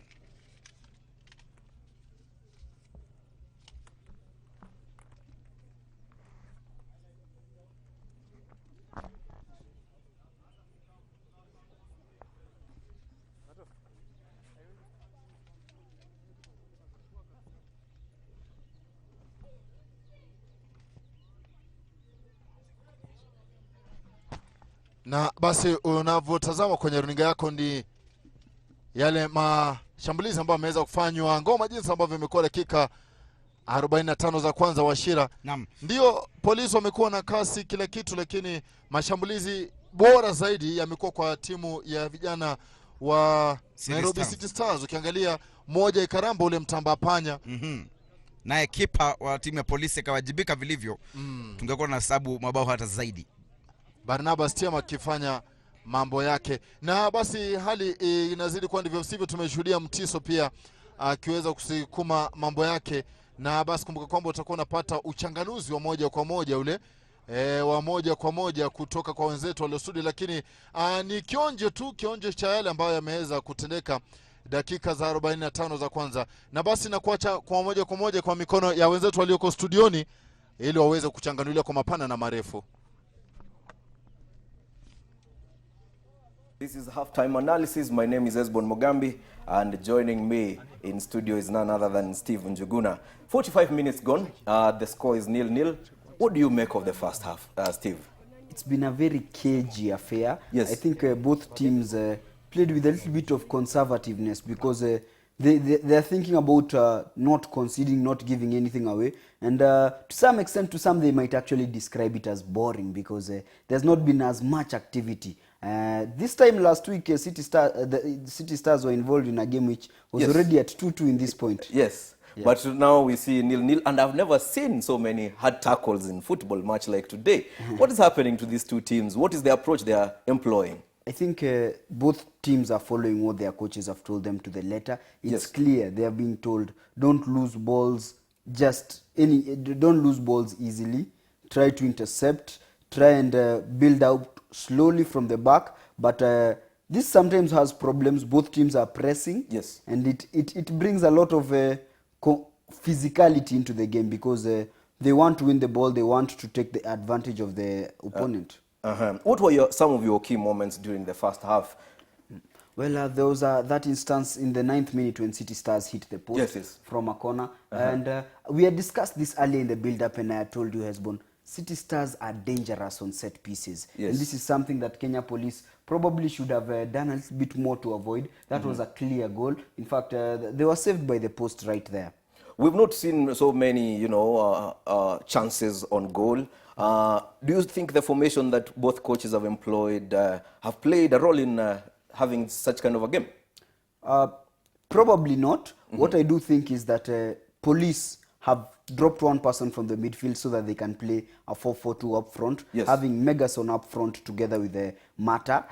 But it seems that they are all holding the ball. When City Stars have the ball, they are very conservative with it. They don't want to lose it. Same as Police, but they're not creating chances. And if you don't create chances, you don't score. That's why you can find the game at the stalemate it is at the moment. Chelsea Omoni Korea is looking for 3 points, as you can see there. What does he need to do differently during second half? I think Correa will actually be the happy of the two coaches because he managed to nullify the threat of City Stars, apart from, of course, the corner incident where they hit the post. So I think he'll just be telling his players, be patient, try and see if we can create more chances, get Ade more into the game, because Ade hasn't really fully gone into the game. He's just been protesting all around with the ref. He needs to concentrate on the game, try and get him on the ball and see if he can create something for the two big men up front. Experienced coach Matano will not want to be arrested by the police, and he's also aiming at getting 3 points. What does he need to do differently to ensure that he gets the 3 points? I think Matano in this game he put in a few tricky wingers in the game. He has Innocent Mutiso, the former Gor Mahia wide man, and they need to get more of the balls wide so that they can try and find Khalid Juman, they can try and find Ezekiel Odera in the center of the park. Okay, you can see the lineup up there in the subs. Who do you think if he comes in, he can change this game? I think Clinton Kinanga would be a good influence for Police FC. We saw him last week against Talanta. He was also another substitute. Yes. And his physical presence managed to gain some dividends despite the fact that they played poorly. So I think he might be a thorn in the flesh of the City Stars defense. Let's look at the lineups of City Stars as well. Who do you think if he comes inside can also be a game changer for City Stars? I think Stephen Moeni would actually be good enough to create a threat for City Stars. Yes. However, I do believe that City Stars are fielding one of their strongest lineups of the season, and it's very attack-minded. They have Ezekiel Odera Umulo in there. They have Mutiso Innocent. They have Khalid Juman. I think what they should concentrate about doing in this second half is trying to exercise their various options. They have good wingers. Yes. If they can play a wide ball, they can get some results in the corners. They need to maximize their set pieces, and they also need to see if they can create something from deep midfield. Viewer, remember you're watching Bamba Sport. It's game day live, and as it stands at right now, it's a 0-0 Police versus City Stars. Now the coaches are having pep talk to the players. What if you are Charles Omondi Correa? Would you be telling your players?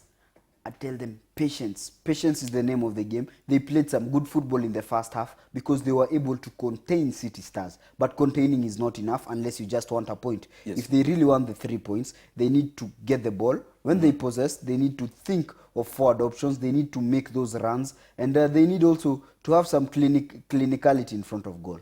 If you were the Lion, what will you be telling the players of City Stars?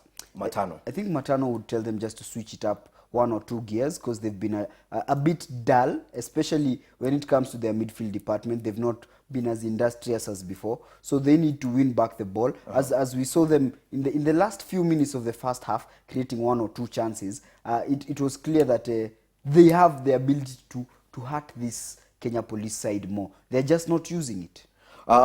Looking at one of the key players that we talked before, Kevin Omondi, we've not seen a lot of him, during the game. What needs to change for him, at least to make an impact in this game? Well, we've talked boundlessly about Kevin Omondi, and one of his biggest abilities is his ability to use pockets of space in between the defense and the midfield of the opposition. So this is what he just needs to get to concentrate on his natural game and try and see if he can find something, because they're playing with 2 up top and he's behind those 2. It means he has 2 players who can possibly hold up the ball for him, and also 2 players who he can create opportunities for. So he needs to be very, very wise, and he needs to get in his game. This is one of the games they need him the most. Another key player for City Stars is Ezekiel Odera. What needs to happen on his side so that he can make an impact the same way he made against Kibera Black Stars last weekend? He's been very quiet, but Yes. I don't blame him because they've not created enough chances for the front men. As I said earlier, I think if they can get the ball to Innocent Mutiso, if they can get the ball to Khalid Juman, if they can get the ball to these front players, then they will create something because they are very resourceful players. Even if they don't get crosses or deliveries, as long as they get the ball to fit, they'll be able to find space and they'll be able to fashion a chance. Matano came to City Stars. He found a team that was not doing very well, even financially. He's trying to rebuild. Can you say, after seeing a few games here and there, his impact can be felt right now?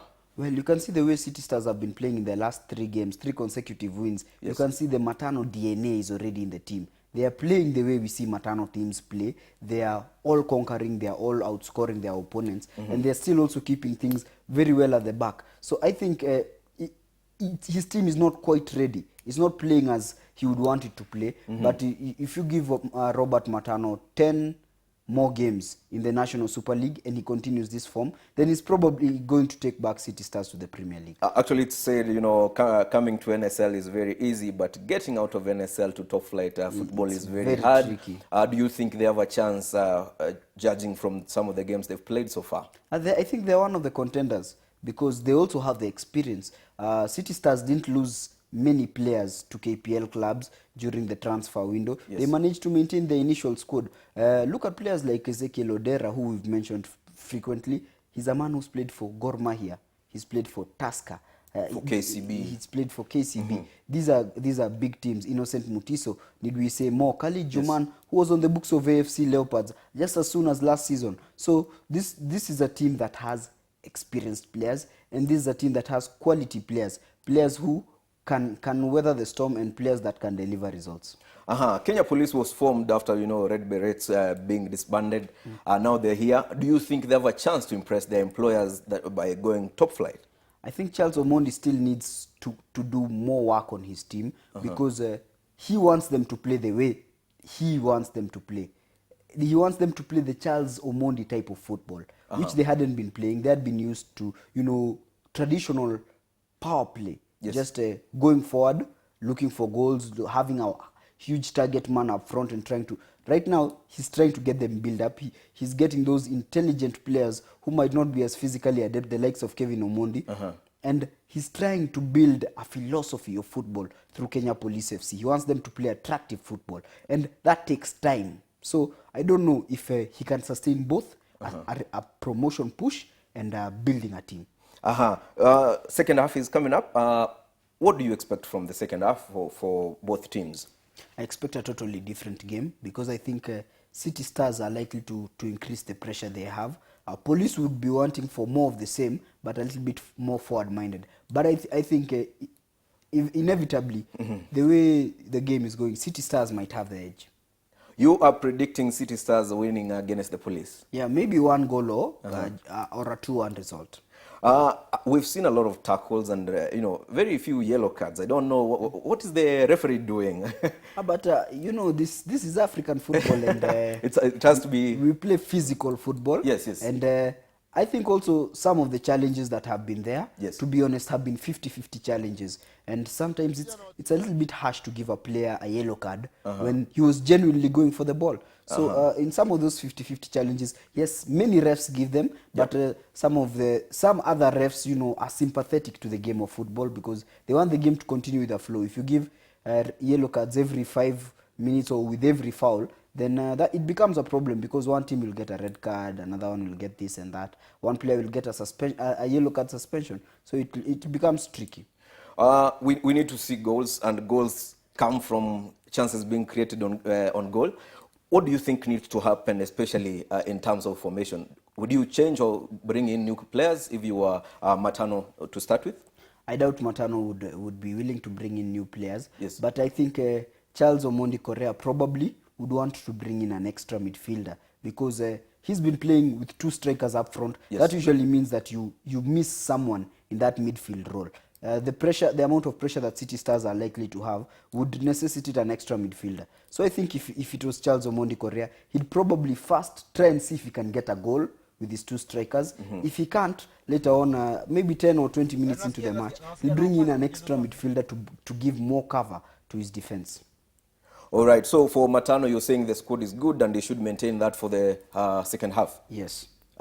Okay, now we remember you're watching Game Day Live. My name is Esbon Mugambi, and also you can catch us on. We are streaming it live on Bamba Sport via YouTube as well. And players are about to enter for the second half. And remember, you can keep in touch, interact with us, what you make of the game or through social media platforms as we start the second half. Here they are. The teams are in the field already. And now it's my time to hand over to our commentators on ground, Seth Onserio and Geoffrey Washira.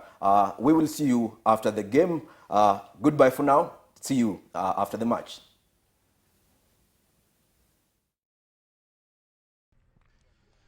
Nama karibu kipindi cha pili hapa katika uwanja wa Crayfish. Kule pia kule kwingine wenzangu wa Shira wanasema kwamba ni uwanja pia una matope sana ukinyesha. Wengine pia huita Crayfish. Tunavyozungumza na Kile kawaida ni naenda tu ya mchanga, lakini hii leo nadhani mvua kwa kiasi fulani nadhani huenda ukanyesha hii leo katika uwanja huu ulioko maeneo ya Naivasha. Tiama ndio huyu ambao unamtazama, amekuwa na mchezo mwema kipindi cha kwanza. Ukiangalia ameweza kufanya save za kuweza kunyima vijana wa timu ya polisi ama vijana wa Nairobi City Stars wa magoli katika kipindi cha kwanza. Viatu vimeweza kuuzwa, tumeweza kushuhudia kadi za njano zimeweza kushuka, na hadi sasa kuna wachezaji wawili ambao wameweza kupata kadi. Kadi ya njano, nazungumzia wachezaji wawili wale wa timu ya polisi.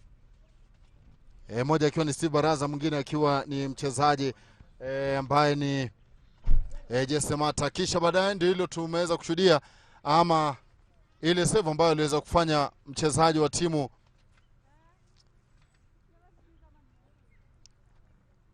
mchezaji wa timu ya polisi Mtiso alivyofanya kiatu alivyoziwa. Lakini katika dakika hizo 45 za kwanza, muhimu zaidi ilikuwa ni kwamba waliweza kupata nafasi chungu nzima ambazo hawakutumia vijana wa timu ya Nairobi City Stars. Na basi tupo tayari kabisa kwa kipindi cha pili, watakuwa wanatuanzishia wenyeji vijana wa polisi ambao wapo nyumbani. Na badiliko moja ambalo limeweza kufanya ndio hilo ambalo ametoka mchezaji Mutua, nafasi yake ikachukuliwa naye kijana Oduor Dennis ili kuhakikisha kwamba analiziba hilo pengo. Dakika 45 za pili, mwenzangu wa Shira, tutarajie mchezo aina gani? Kila timu itakuwa inawinda mabao, kwa hivyo tunaona mashambulizi kwa wingi. Na kama unavyoona mechi kipindi cha pili imeanza kwa kishindo pale. Kwa hivyo timu zote mbili tunataraji kwamba zitakuwa na makali hasa katika safu ya mbele, na tunataraji kwamba huenda tukapata bao katika kipindi hiki. Basi keti mkao wa punda, mtazamaji, tuweze kukueleza jinsi ambavyo mambo yalivyo. Basi tulia tukupe hapa mechi ya moja kwa moja jinsi ambavyo mambo yalivyo. Kiatu kinauzwa na ni foul ambayo itakuwa inaelekezwa kuelekezwa lango la vijana wa timu ya polisi, dakika zikiwa zimekatika zile ama sekunde zikiwa zimekatika takriban 50 dakika moja ile tangu kipindi cha pili kiweze kuananga. Atakuwa na uchongo ule mpira, si mwingine wachezaji wa City Stars wale fanya masihara wanapoteza. Hivi ungekuwa coach wa timu ya City Stars ungeambia nini vijana wako zile dakika za mapumziko? City Stars tuliona wakijaribu kufanya mashambulizi kule mbele, walipata nafasi, lakini kipa wa polisi alikuwa amewajibika. Kwa hivyo ni kuendelea kunua makali ushambulizi na vile vile kuhakikisha kwamba wameweka ukuta mzuri kule nyuma, lakini wanahitaji alama tatu muhimu, na vile vile ukiangalia polisi safia ya nyuma ilikuwa kidogo inayumba yumba. Kwa hivyo wajaribu kadri weza wao kuweza kujaribu kufunga mabao. Ingia pembeni Mutiso, pasi nzuri na kubali, lakini haina mtu. Wanakosa kutumia ile nafasi tena kwa mara nyingine. Vijana hawa timu ya Nairobi City Stars itabidi wameweza kujifunza kujitumia nafasi. Fanya masiara, kisha nyingine ule hatari kijana Mata. Hata hivyo hana wa kumsaidia. Kwa hivyo inakuwa ni vema waweze kurudisha ngoma kule nyuma tena, umilisi ukiwa ni wao. Wameweza kumiliki mpira vema, lakini kumalizia ndo tatizo kidogo. Cheza kwa kujiamini kijana Claude Kofi. Mpira mrefu akimsaka Ezekiel Odera, lakini mambo yanakuwa ndivyo sivyo katikati ya uwanja. Mutiso kichwa kinakubali, ndio anajaribu kusakwa pembeni, alikuwa mchezaji Okelo yule, lakini mambo yanakuwa ndivyo sivyo. Ngoma ya mrusho,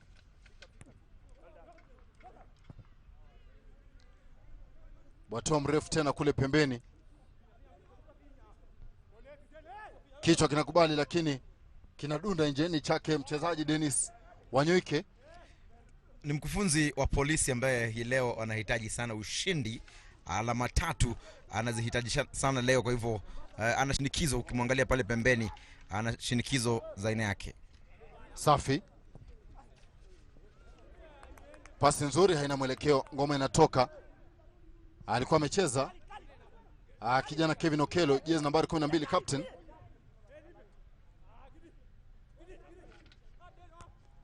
Kuwajibika kikao ndio mzungumkuti.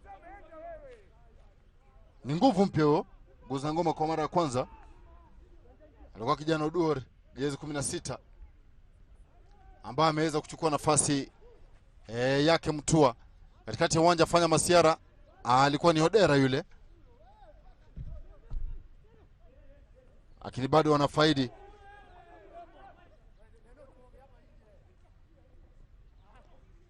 Vijana wa timu ya piga ule mpira potelea pote. Foul. Na wakipata alama 3 muhimu kufikia sasa vijana wa Nairobi City Stars.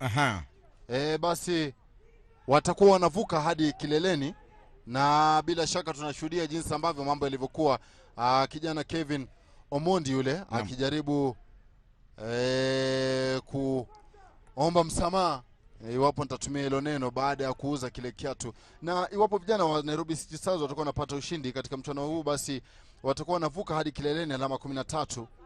Lakini kwa muda, sababu watakuwa wamecheza mechi yao ya 7 bila shaka. Kwa hivyo ikiwa mechi ambazo zitachezwa hapo kesho, hasa hapo kesho kutakuwa mabadiliko pale juu, basi huenda sababu watakuwa na alama 13, GFE ambao wanaongoza hivi sasa wana alama 12.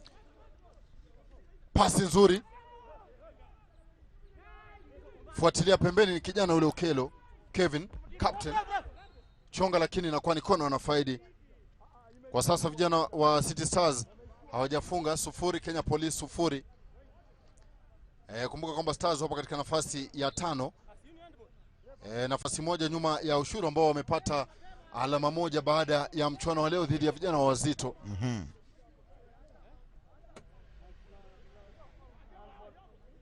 Kona itakuwa inachongwa na kijana Kevin Omondi. Ade. Huyu namtazama ni polisi mtarajiwa. Anachonga pale juu kwa juu, lakini mambo yanakuwa ndivyo sivyo. Lakini sasa vile polisi mtarajiwa naye itabidi amewajibika dhidi ya marafiki zake. lazima vile vile hapa ndani ya uwanja aweze kuwajibika. Kama unavyoona waliweza kupata kona pale. Alifia timu mchezaji Masawa Kelvin. Unajua ukiwa defender wakati mwingine lazima ukufie timu. Afadhali uhakikishe kwamba afadhali hata umie kuliko timu ifungwe. Cheza pembeni vema kabisa na kijana Benjamin, cross na minywa. Ade kunja ya kwanza, cross na pigo ya pili, 3 hatari kule.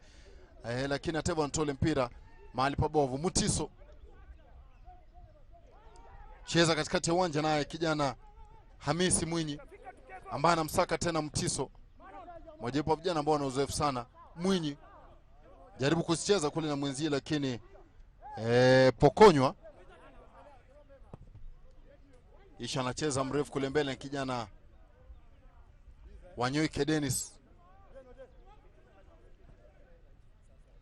Sijamuona huyo Mondi akiwa ameketi, lakini unajua pia ukiona kocha wako amesimama pila na vile amefoka yale masharti, pia ukiwa mchezaji unajituma sana, kwa sababu unajua kwamba unapata shinikizo, kwa hivyo lazima uwajibike. Kwanza unajua kwamba ukifanya ovyo basi mchuano ufuatao uende ukakula kiti. Ingia mata, foul na kadi ya njano bila shaka itakuwa inashuka. Kiangalia pale naibu kocha wa timu ya City Stars. Napenda basi ile tutaita ni long ama suruali refu au fupi. Omondi naye haamini, afurahii kile ambacho amefanyiwa kijana Mat. Naam. Leo na shinikizo sababu ikiwa utapoteza mechi ya leo basi itakuwa ni vibaya sana kwa timu yake ambayo haijaandikisha ushindi katika mechi 2 ambazo zimepita. Kwa hivyo ana shinikizo kupata alama 3. Kadi ya njano tayari ile imeshuka kwa mchezaji Abucheri Gideon, kama asija kwa center court. Napata dhibitisho rasmi.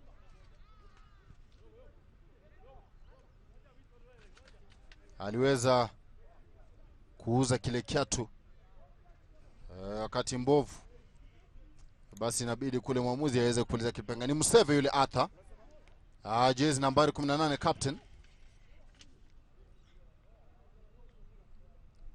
Ukiangalia mojawapo wale ambao wanasimamia timu leo hii. Nadhani pale kulikuwa na sintofahamu pale nyuma hapa pembeni wakufunzi wote wawili.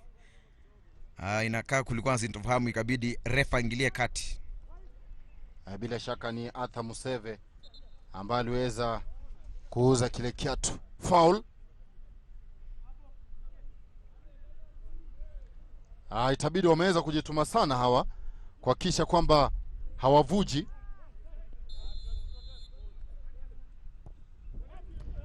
Inachongwa juu kwa juu lakini bado haina mtu. Piga bwatua mrefu kule mbele, lakini unatoka nje, utakuwa mrusho. Dakika zikiwa ni 54 zile. Ngoma refu ile, lakini goalkeeper anatoka anawajibika ipasavyo na kuhakikisha kwamba mambo hayaharibiki. Ajua kifungo wakati kama huu kisha mvua ianze kunyesha. Nadhani mvua imeanza kunyesha hapa katika uwanja wa Old Trafford. Ama crayfish kipenda. Sasa utageuka kutoka cray, mvua ikinyesha iwe clayfish. Dakika 54.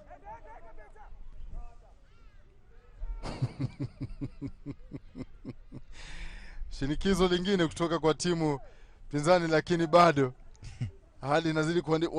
Wacheka nini Washira? Hatari katika lango la vijana wa City Stars, piga kitu cha chini kwa chini, lakini Claude anakata. Lakini nafikiri kwamba amekosa kuwajibika ipasavyo. Alikuwa mchezaji Benjamin yule, kama sijakosea, angetulia ajaribu kumalizia ule mpira, labda hata angewabwaga wenzake. Alikosa kutuliza mpira. Nadhani vile vile shinikizo ambalo aliweza kupata, aliharakisha kujaribu kufunga lakini hakufanikiwa. Swahili usema funzo la mjinga tabu. Tayari chapata tabu, huenda akawa amejifunza kutokana na hilo. Haya,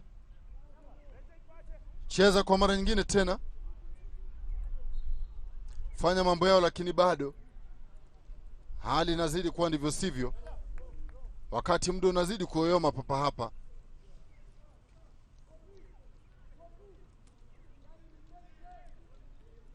Foul.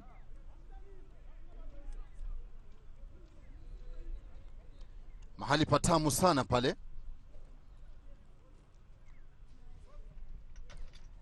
Naona pale wachezaji wale wakiwa wamejiandaa kuhakikisha kwamba wanawajibika, wakati ambapo pia hapa mvua inaanza kunyaa. Kama unavyoona mkufunzi wa polisi amevaa koti lake lile mchezo, lakini inakuwa ni ovyo. Lazima anyeshewe na wachezaji wake jamaa. Si unajua hapa hawezi kujificha, anasema when duty calls lazima wajibike bila shaka. Hai, inabidi bwatua mpira mrefu. Ni goalkeeper yule ambaye ni Tiamo yule Barnabas, lakini hata hivyo kosa kulenga ndipo. Pia naona ni kama kutakuwa kunafanya mabadiliko pembeni, itakuwa na kudhibitishia nani ambaye atakuwa anachukua nafasi ya nani. Nadhani polisi wanataka kufanya badiliko. Naam. Kumbuka polisi hawajawajibika sana katika mechi ya leo. Ingia kule hatari, lakini City Stars tena kwa mara nyingine wanaonyesha upungufu alionao kwa kukosa kutumia pasavyo. Wanaingia polisi, je, watatumia nafasi ama vipi? Chenga ya kwanza inakubali, pili ile kutoka kwa Beke Benjamin, hatari kule, lakini goalkeeper anatoka na daka. Vipi bao wa mwalimuzi anahesabu? Lakini sema kwamba alicheza ndivyo sivyo. Alimchezea kipa visivyo. Cheza ndivyo sivyo, ningeshangaa sana kama lingekubalika. Licheza ndivyo sivyo. Goalkeeper alikuwa ameudaka ule mpira. Jamaa kaja akamvyoga, lakini alikuwa amecheza ovyo sana mchezaji huyu 14 mgongoni Abucheri Gideon. Kaja pale kamwingia mzima. Jamaa alikuwa amehesabu bao mata. Naam, alikuwa amehesabu bao hilo, kwa hivyo lakini foul ile sio. Ilikuwa ni foul. Alimchezea kipa vibaya, na ikiwa utalenga mpira lakini umwangushe kipa, basi inakuwa ni makosa uwanjani. Haya basi, mambo yamekuwa ndivyo hivyo tayari. Ukiangalia ni vijana ambao wanajaribu kupasha misuli moto. Kumbuka kuna mechi nyingine KCB watakuwa na chuana na Talanta, kwa hivyo wananyosha misuli baada ya mchuano huu. Bila shaka KCB ikichuana na Talanta, mchuano wa 3 wa leo ambao utachezewa katika uwanja huu wa Old Trafford na Crayfish ukipenda. Kwa hivyo ni timu ya KCB ambao watakuwa wanachuana na Talanta. Kwa hivyo usicheze mbali. Ni Talanta ambao unawashuhudia pale. Napenda sana wakati ambapo wananyosha misuli hivi. Napenda sana. Lakini unajua sasa mimi nacheza mpira lakini hiyo coordination wakati mwingine. Unacheza mpira ndani uwanja ama pembeni? Kakangu, hatutaishi hivyo. Haya. Tutulize tuiachie hapo. Mingine nitakuwa na kupata tu pembeni. Mambo yanakuwa ndio hayo basi. Ngoma ni refu inachongwa kuelekezwa lango la vijana wa timu ya Police. Pasi nzuri kumtafuta kijana Mtiso. Lakini anadhibitiwa pasavyo. Itakuwa ni ngoma ya mrusho ile. Anza haraka tena. Chongo juu kwa juu. Goalkeeper anatoka langoni bila wasiwasi. Anaudaka ule mpira. Wanasema anaudaka kinyere sio. Panda tena. Cross na minyo chini kwa chini lakini bado haina mtu. Jaribu kufanya yao tena. Ade anaupata mpira, cross na minyo. Hatari kule lakini kijana Masawa Calvin anasema bwana, hii kazi yangu. Kenya Police 0 City Stars 0. Dakika 60 utakuwa unanipa kauli yako kama ulikuwa unatarajia hili, kizingatiwa wachezaji ambao wana tajriba ambao tunawashuhudia katika mchuano huu wa leo. Anachonga pale mpira mzuri mtamu namna gani, anafuatilia Mtiso lakini ngoma inatoka. Dakika 60 hakuna goli hapa. Ni mechi ambayo imekosa makali yake, na sio kawaida kwa mechi za ligi ya NSL kukosa mabao. Kwa hivyo ni mechi ambayo imekosa makali, sasa safu ya mbele na mabadiliko ambayo tutaweza kushuhudia katika timu zote mbili. Nadhani wakufunzi wote watakuwa na lenga kuwaweka wachezaji ambao wanaweza wasaidia kufunga mabao. Haya ni kauli yake mwenzangu Washira, na wakati ambapo Ade unashuhudia kile ambacho wanafanya, wanaingia pale wazima. Mabeki wanadinda tena. Nilivyokujuza ni kwamba huyu mchezaji Ade usipo mtunza mwenyewe utakuwa unalia. Foul. Mtiso amesababisha. Wanaanza haraka ni ngoma ya mrusho ile.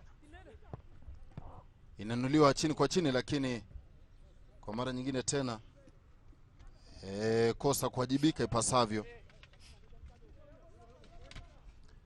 Korea kiti kinakuwa moto. Hakikaliki tena. Chongo ile hatari lakini inakwenda moja kwa moja hadi kwa goalkeeper. Angalia basi mambo yalikuwa hivyo. Mtiso jaribu kufanya mambo yake kisha alitumia maguvu kweli. Na nadhani Mtiso hapa alikuwa anajitoa sema bwana, hii inapaswa kwa fauli. Mmoja anasema huu mpira wa kiume. Namuona chini kijana Oyule anafanywa uganga ama ganga ukipenda. Ili hapa nadhani alianguka vibaya, amegongo amepata jeraha lakini nadhani baada ya kupata ganga za buganga ataweza kurejea uwanjani. Kuna uwezekano kwamba atakuwa anaendelea ndivyo hivyo. Aliweza kukanyaga vibaya. Unajua saa zingine unaweza kukanyaga vile alafu unapata kwamba ule msuli wako unachichipaa. Ukichichipaa basi inakuwa ndivyo hivyo. Lakini kuna kila dalili kwamba huenda akarejea. Wakati ambapo ngoma inachongwa kuelekezwa lango la vijana, timpiga kitu lakini goalkeeper. Kwa mara nyingine tena kijana Barnabas Tiema anafia timu mwenzangu. Yeye nadhani ni yeye amejaribu kuiokoa timu yake hadi kufikia sasa. Timu ya City Stars ingekuwa inahesabu mabao 2 au 3. Kipa amefanya kazi ya ziada na wanazidi kufanya mashambulizi lakini amekaa gangari kabisa. Safi. Ngoma inachongwa ile.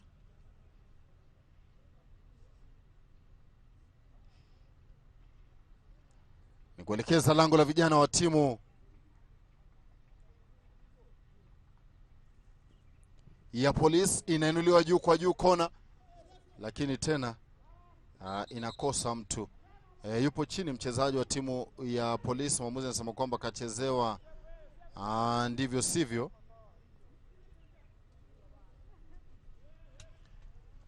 Alinua pale kitu kizuri, lakini mambo yakawa ndivyo sivyo. Na kukueleza tu baadhi ya mambo hapa, kwa sababu ama kueleza tu hizi habari wanaziita za vitangani. Naam.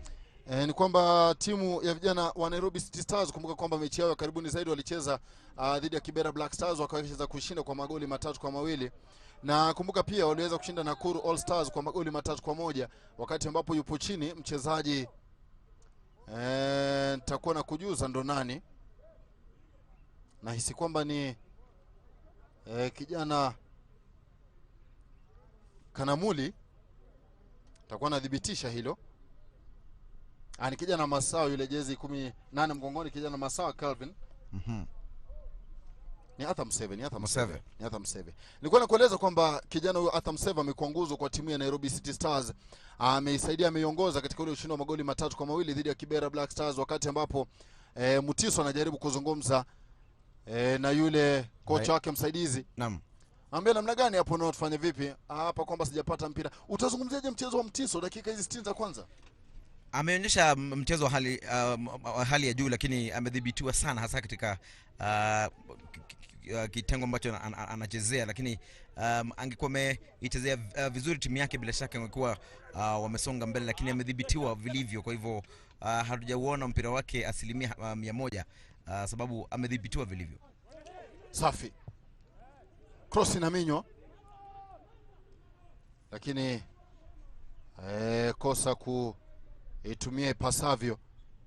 Nilikuwa nakuuliza tu hivi kabla niweze kukatwa kauli hapa, ni kwamba hawa vijana wa City Stars hadi sasa hawajapoteza mechi yote kati ya 5 ambazo wameweza kucheza za karibuni zaidi. Waliweza kupiga vijana wa Kibera Black Stars mechi ya karibuni magoli 3-2. Wakaweza kupiga Nakuru All Stars 3-1. Wakaweza kupiga Agrochemicals 4 kavu. Alafu pia kumbuka kwamba walikuwa wametoka sare goli 1-1 na vijana wa Modern Coast, wakati ambapo wanafaidi ngoma ya mrusho. Vijana wa City Stars hao ambao wanawazungumzia sasa hivi fanya masiara, na kumbuka kwamba waliweza kupigwa na GFE magoli 2-1. Kwa hivyo wamepoteza mechi 2 mwenzangu. Washira, pasi nzuri nakubali, ni counter inapigwa, lakini mwamuzi anasema kwamba alikuwa ameotea. Mwamuzi wake msaidizi wa refa. Umezungumza kwamba waliweza kupoteza dhidi ya GFE. Ni mojawapo ya timu ambazo zilipanda daraja msimu huu, lakini wameonyesha mchezo mzuri sana, na hasa wanapocheza ugenini, na ni timu ambayo imeweza kuziangusha timu kubwa, na hivi sasa wanaongoza jedwali la ligi hiyo. Haya, ngoma ni ya mrusho. Tiama cheza na mwenzie pembeni, kijana huyo Benja. Fuatilia juu kwa juu, ni hatari. Lakini mwamuzi anaupiga ule mpira potelea pote. Anasema bwana, hapa kunifunga shida. Sema hapa kunipiga hapa hapana matatizo. Safi sana.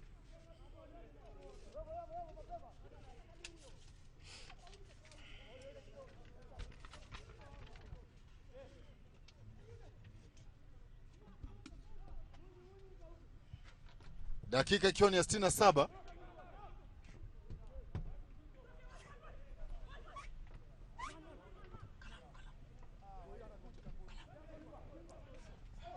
Cheza, fanya masiara, anaingia Mutiso.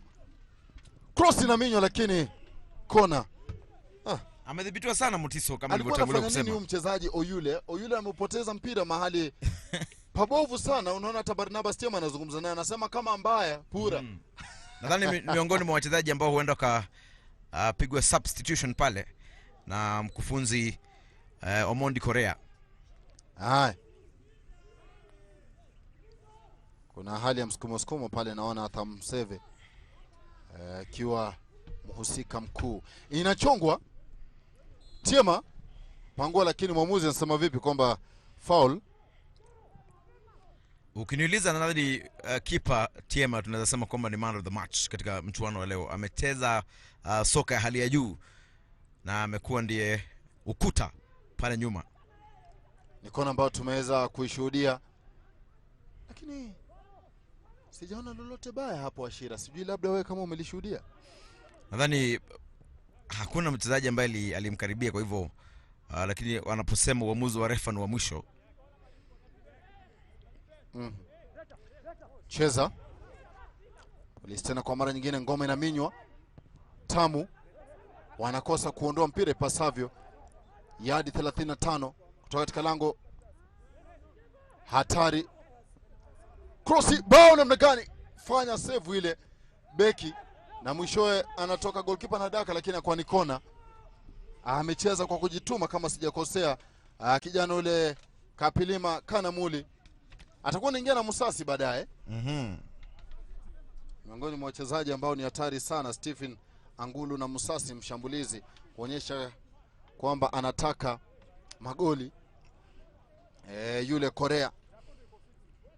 Wakufunzi wote wawili hivi sasa kwa wanajaribu kutafuta mabao, kwa hivyo nilivyotangulia kusema ni kwamba hivi sasa wanahitaji sana washambulizi kule nyuma, kule mbele. Inachongwa juu kwa juu namna gani? Kosa ile. Tayari alikuwa amenawa mchezaji mmoja wa timu, fikiri ni huyu captain kijana Kevin Okela, alikuwa amenawa ule mpira, na basi mambo yakawa ndivyo sivyo, kabidi yule mwamuzi aweze kupuliza kipenga kuashiria hilo. Ni ngoma ambayo itachongwa kuelekezwa lango la vijana wa timu ya City Stars, lakini ndivyo hivyo anaingia mchezaji Stephen Angulu. Nitakuwa nakueleza atachukua nafasi ya nani. Naita yuna Musasi. Naam. Mutiso. Pasi nzuri.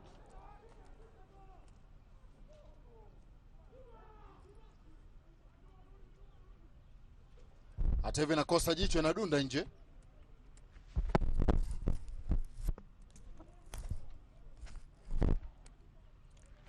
Jaribu pale kuyo. Bishana kuona nani ana nguvu kuliko mwingine. Mwenye nguvu mpisha walisema wahenga. Amani wa Viele. Kuna wengine si wa kupishwa. Dakika 71 ile. Kenya Police 0, Nairobi City Stars 0. Mmoja ni Limbukeni, mwingine ni Gwiji. Ukiangazia wachezaji ambao wapo uwanjani leo hii, inachanganywa ya kwanza ya pili. Pasi na kubali. Foul. Kiatu kinauzwa pale Washira. Na mmesema kwamba kama ulivyotangulia kusema kwamba kuna mabadiliko ambayo yanafanywa. Ataingia mchezaji Stephen huyu. Mshambulizi ambaye anafahamika kwa kasi yake, kwa kile ambacho anaweza kukifanya. Sababu ni mchezaji ambaye ukimpa muda kidogo basi inakuwa kwamba anaharibu kabisa, na inaonyesha wazi kwamba Korea anataka magoli, sio anatafuta magoli, sababu alama 3 anazihitaji sana katika mchuano wa leo. Haya basi ndivyo hivyo.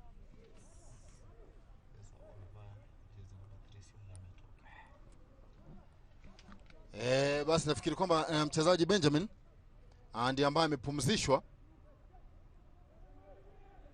Nafasi yake imechukuliwa na Stephen Angulu, mshambulizi yule ambaye anaweza cheza pia kwa wingi yake. Cheza kule, hatari. Mtu anaachwa ukiwa defender, ukiachwa vile ni hatari sana kwa goalkeeper wako, na kufungwa ni rahisi. Unakunywa maji. Chenga kama hiyo. Washira ukivuja ukiachwa vile. Na mpaka unadunda chini. Unaomba maji. Unatafuta maji. Hai. Sababu nadhani ile mvua ambayo ya dharau. Unakaa chini unasema nipatie ni maji tafadhali. Yeye anasema naomba maji, nikate kiu. Dakika 73, ngoma ni refu ile tena kwa mara nyingine hatari.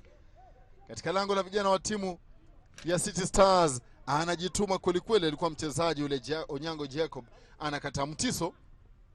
1-2 nzuri na mchezaji Hamisi, lakini pasi nyingine ile ya mtiso inakwenda Mvange, lakini bado anaupata mpira la wanawajibika. Ingia pale mzima cross ya chini kwa chini. Alikuwa ni nguvu mpya yule ambaye ni Dennis Odur. Namna gani? Mwinyi Hamis. Cheza kizembe. Pasi bapa. Foul. Kati ya uwanja wanaanza vema kuhakikisha kwamba mambo yanakuwa freshi, mambo yanakuwa mazuri, na ndivyo hivyo aliweza nao ule mpira mchezaji Omondi yule Kevin.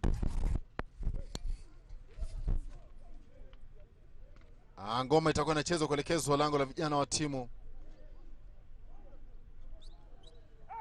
ya Polisi kwenye mduara. Najua hapa ni wakati ambapo yule ukiwa kocha, kwa mfano ukiwa shabiki wa runinga, unajua unatamani sana kuchukua ule mpira kushika hadi nyavuni. Na ukiwa kocha pia, basi kwamba ungekuwa uwanjani, ningekuwa uwanjani ningefanya hivi, lakini ingia hapo uwanjani ndio utaona matatizo. Cheza hatari katika lango la vijana wa timu ya Polisi City Stars, lakini hamna mtu wa kumalizia. Unajua mashabiki hucheza mpira kuliko wachezaji wenyewe, lakini kwa mdomo. Ndivyo hivyo, tayari thibitisho kwamba Esau Wasike ndiye ambaye amekula kadi ya njano, jezi namba 3.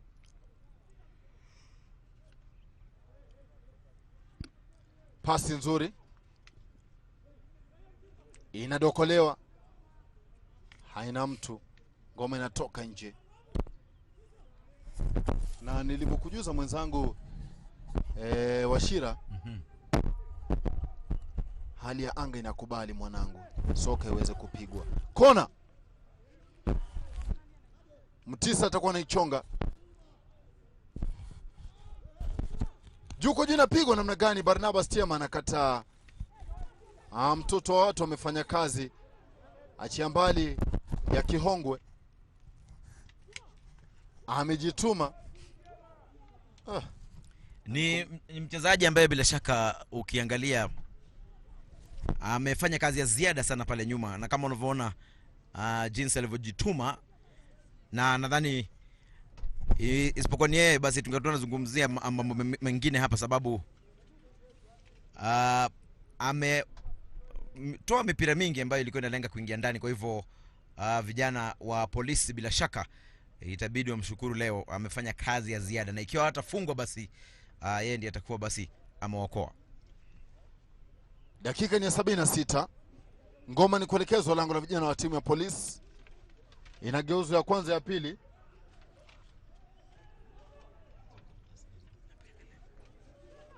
Chezo ile ya chini kwa chini. Ndio Omondi anapokonya, lakini anasababisha foul. Itakuwa inaelekezwa katika lango la vijana wa timu ya City Stars. Kucheza ule mpira si mwingine ni kijana Dennis Wanyoike. Alikuwa amevaa kabuti akamelivua. Ukiangalia pale amekula, ameshiba, ametulia. Hapa hakuna stress. Anawafokea wale wachezaji wake vile vile. Kakula kashiba vile vile. Mondi Korea. Uliniambia kwamba hiyo ndio ruwaza yako. Inajulikana kama public opinion. Uliniambia that is your vision. Hapana. Anaita one pack. Mbona nakataa haraka hivi? You know he's protecting his six pack. Dakika 77. Cheza mpira tena kwa mara ya kwanza, pili, tatu. Chukua ni kijana yule ambaye ni Wanyoike. Bwato mrefu. Alikuwa ni Abucheli yule Gideon. Mabeki wanadinda.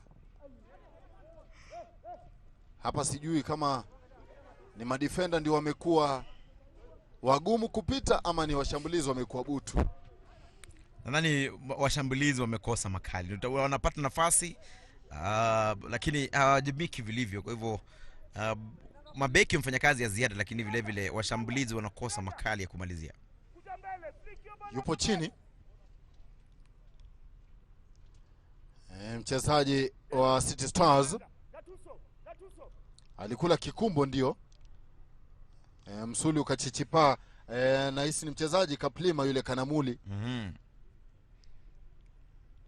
Nadhani uchungu aliusikia, alishindwa kuendelea, ikabidi akae chini. Ndivyo, bila shaka ni Kanamuli. Uliwahi pigwa, wanasema ngoto. Uchungu fulani unaupata wakati ambapo ni hatari kulipiga bazoka la chini kwa chini. Cheza kule namna gani, kosa nafasi. Polisi wanapata nafasi nyingi sana pale mbele, lakini watajilaumu wenyewe.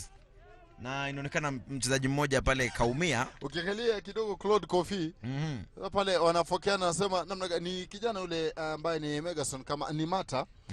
Mata pamoja na goalkeeper wake Claude, na goalkeeper Claude Kofi. Ambia namna gani, mbona unanivyoga? Nasema hivi, haukuona kwamba nilikuwa nauendea mpira? Usiniletee.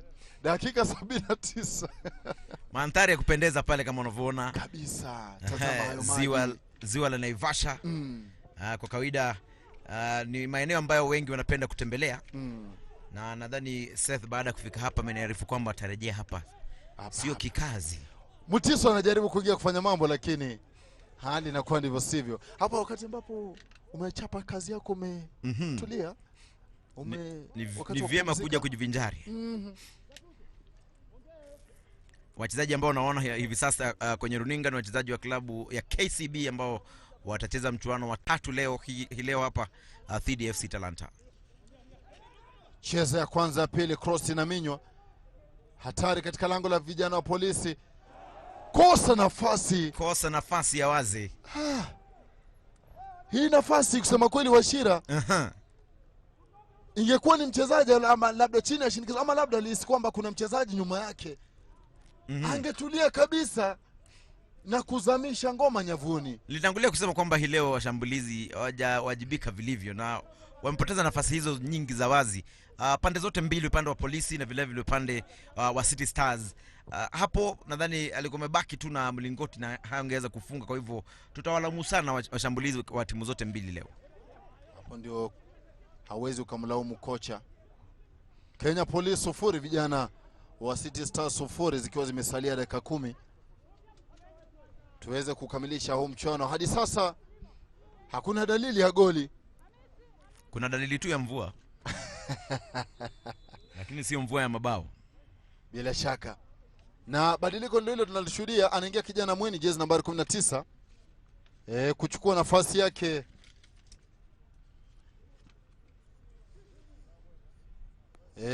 Peter Mwangi. Basi nasi hapa tunamsajili rasmi kijana Mweni. Kwa hivyo pia anajaribu kutafuta kasi, ama anajaribu kutafuta kasi vijana hawa City Stars, ambao makazi yao ni kule Kawangware jijini Nairobi. Ndio chimbuko la timu hii. Piga bazoka la mbali kwa mbali, lakini inakataa. Na kumbuka timu hizi zote zina uzoefu wa ligi kuu nchini. Kumbuka hawa vijana wa timu ya Polisi wakijulikana zama zile kama Red Berets, ndio Red Berets. Alafu hawa vijana wa Nairobi City Stars pia wakijulikana kama World Hope. Na nakumbuka timu ya Red Berets baada ya kushushwa daraja, kikosi cha Polisi walikuwa wanachezea kikosi cha GSU, iliweza kuvunjiliwa mbali, lakini mwaka 2010 kikosi cha Polisi na vile vile wale wa kawaida CID na vile vile GSU wakaletwa pamoja na kuunda timu hii ya Polisi.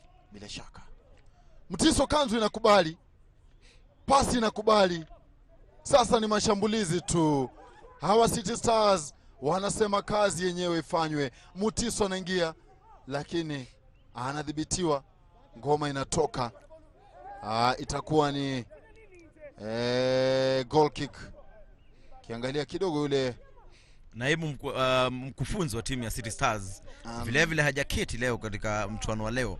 Nadhani amechukua daluga za Robert Matano. Unafikiri labda wanamkosa Matano katika mchuano wa City Stars? Kwa kawaida Matano huwapatia changamoto sana wachezaji wake, huwa anawafokea sana akiwa pale pembeni. Kwa hivyo hii leo labda yeye kutokuwepo uwanjani, hawana shinikizo kutoka kwa mkufunzi.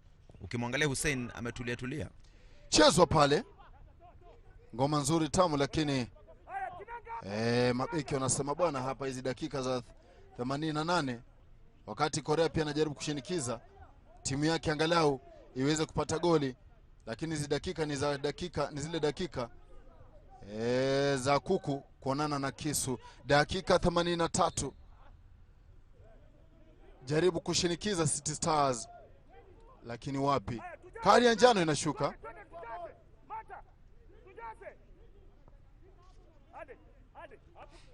Kadi ya njano inashuka wakati ambapo wanafaidi foul vijana wa polisi kuelekezwa lango la City Stars. Kuchonga ule mpira si mwingine ni Ade Mweni ambaye ameingia amekula kadi ya njano. Kijana Mweni Stephen. Kevin Omondi anachonga lakini hafifu, ovyo sana. Mweni kuingia tu na kupatiwa kadi nyekundu, kadi ya njano ni pigo, sababu kadi hizi kwa kawaida huwa ni hatari sana ikiwa tufanya masihara dakika 6 ambazo zimesalia. Museve cheza refu inakataa foul. Dakika 84 ile. Mahali pazuri sana makocha wakati ambapo anajaribu kufoka, bado mashati viti vimekuwa moto, havikaliki tena, tafikiri vina miiba. Onyango kichwa kizuri, tuliza, hatari kule, lakini ana mtu mpira unabwatuliwa mrefu ule, na mabeki wanamakinika kule nyuma ipasavyo. Dakika ni ya 85, bado dakika 5.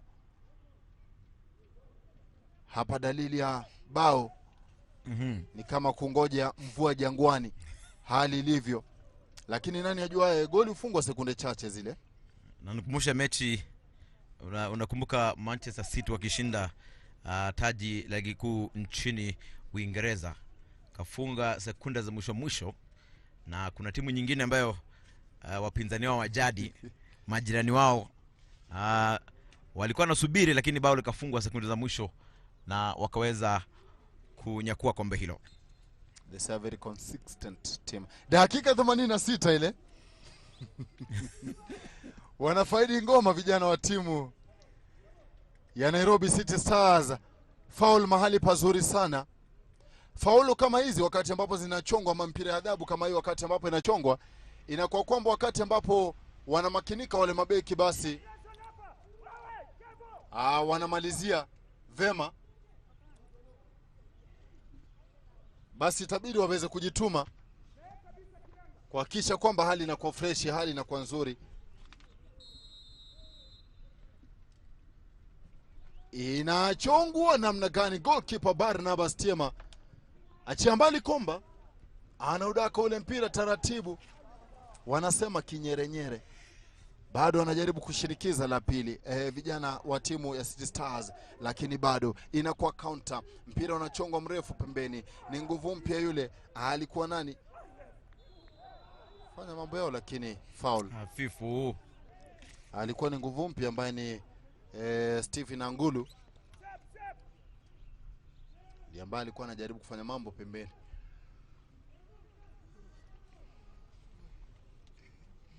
Timu zote mbili katika dakika hizi za mwisho hazijaonyesha kiu ama ari ya kufunga bao, kwa hivyo tunakosa yale makali ambayo unaweza yatarajia ikiwa mechi itakuwa 0-0.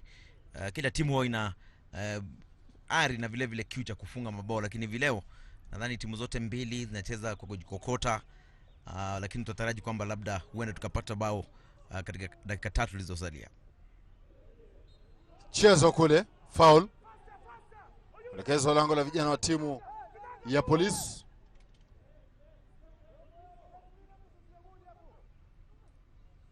Chenga inakubali ya kwanza. anajituma kweli kweli kijana Angulu. Foul. Kocha Omondi Korea sasa hivi matumbo yanamuasha, amejishika. Utafikiri kwamba ndiye mchezaji, lakini ni mkufunzi. Inanikumbusha kocha Conte, Jurgen Klopp. Ukimwangalia kocha kama na vile hapa nyumbani kuna matano. Nakumbuka hata Kamau pia, hata Kamau vile vile. Lakini nadhani Omondi Korea kwa kawaida huwa keti chini. Nadhani akiwa nje huwa na piga zile yadi nyingi kuliko wachezaji.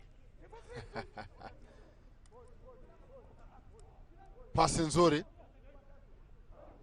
haina mwelekeo. Kisha katikati ya uwanja ni kufuatilia ngoma kijana huyu ambaye ni Oduor Angulu. Ade piga pale namna gani, kosa nafasi tena namna gani. Watajutia hizi nafasi ambazo wamezipoteza vijana wa Polisi. Watajuta, na nadhani mkufunzi Omondi Korea lazima azungumze na wachezaji wake wa safu ya mbele. Nadhani itabidi akae chini nao ili waimarisha makalia, kwa sababu nafasi wanazipata, lakini hadi kufikia sasa hata goli moja bado hawajapata. Cheza tena shambulizi la pembeni. Bisha tamba ni kijana Okelo. Cheza mwenzie, hatari namna gani. Goalkeeper anakuwa, lakini bado Kivangaito. Hakuna goalkeeper langoni. Jaribu kushinikiza, mambo yanakuwa ndivyo sivyo. Ukiniuliza kusema kweli, yule goalkeeper kijana Claude Kofi, ule mpira amekutana nao, hakutarajia, lakini kujituma kwake kumeisaidia timu ya City Stars. Ungekuwa nazungumza mengine kabisa. Wanaingia tena vijana wa Polisi, jaribu kufanya mambo, lakini Kapilema Kanamuli anakataa.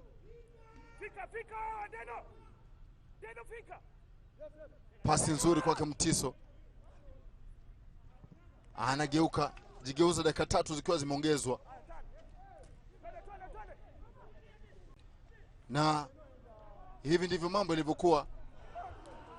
Mata yule akijaribu kufanya mambo yake, na goalkeeper akatoka mzima na kunusuru. Watajutia hizi nafasi ambazo wameweza kuzipoteza, na labda angeurejesha ule mpira mapema katika eneo la hatari, kijana yule Dennis Wanyoike, mambo yangekuwa tofauti. Cheza ngoma, inatoka ile, itakuwa ni amrusho kuelekezwa lango la vijana wa City Stars.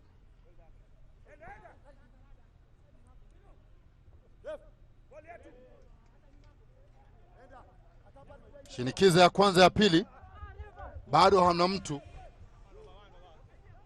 Fanya mambo yao, babatiza mtu, lakini wanashindwa kukabiliana nalo. Ni dakika za kuongeza hivi sasa, na ikiwa kuna timu itapata bao hapa, basi nataraji kwamba watakuwa wanaandikisha ushindi. Ikiwa watafunga, basi itakuwa wapinzani ni kuweka ukuta wa binadamu kule nyuma, lakini lazima wawajibike, na hasa washambulizi wa timu zote mbili. Wanaingia tena kwa mara nyingine, ni hatari ile. Jaribu kupiga ya kwanza ya pili, mambo yanakwenda segemnege.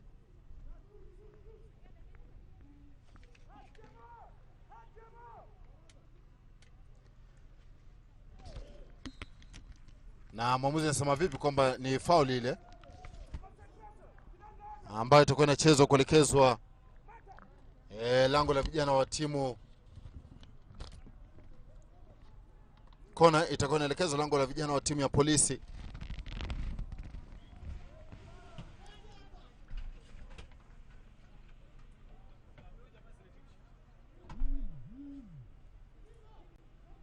Mahali pazuri sana, na tumeshuhudia watu wakifunga ama wachezaji wakifunga dakika kama hizi, sekunde kama hizi za mwisho, na kweli kama itakuwa vile, basi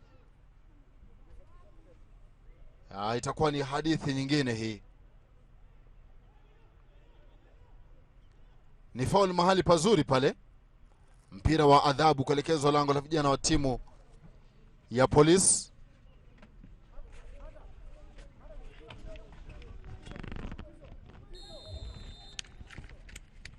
Anainua pale juu kwa juu, namna gani goalkeeper tena Barnabas Tiema anakuwa na beki wake pia anafanya mambo. Ngome inatoka. Kona ile.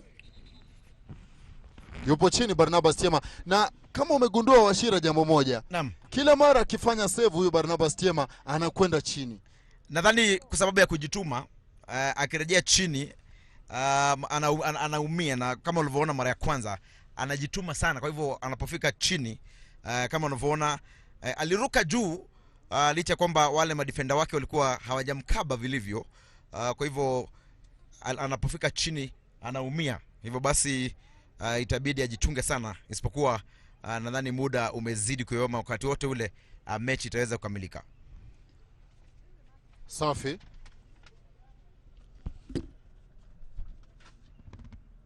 Dakika ya 94.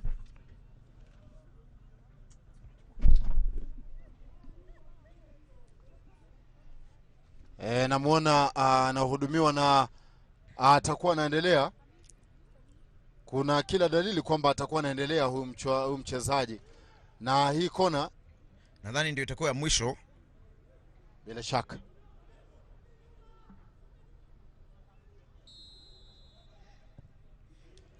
Inachongwa kona namna gani ile? Kosa lakini bado ni kivangaito. Kizaza Mutiso anarejesha lakini inakosa kulenganipo. Na ndivyo basi tunavyozungumza, dakika 90 na za nyongeza zinakamilika.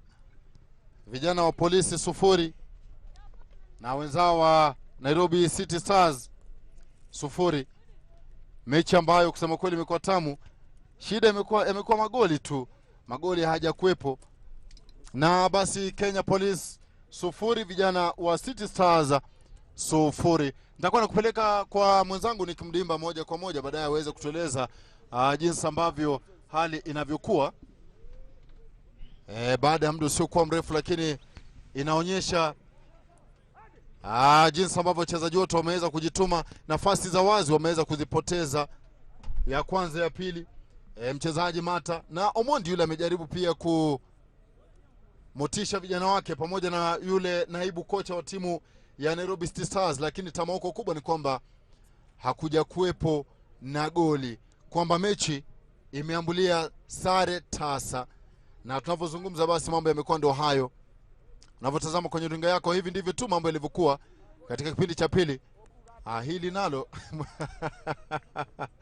alikuwa kubwa zaidi kwa upande moja au mwingine, lakini hata hivyo hatujashuhudia goli. Nafasi za wazi ndizo ambazo wameweza kuzipoteza, na kila timu basi itakuwa inakwenda nyumbani na alama moja. Weza kuminywa kwa mbali na goalkeeper Barnabas Tiema. Kusema kweli leo hii ameweza kuwa man of the match kufuatia kile ambacho ameweza kukifanya. Ameweza kufanya save 3 kusema kweli nzito, ambazo hatuwezi kulinganisha. Na mwingine jinsi ambavyo aliweza kujituma yule, mambo yakawa ndo hayo.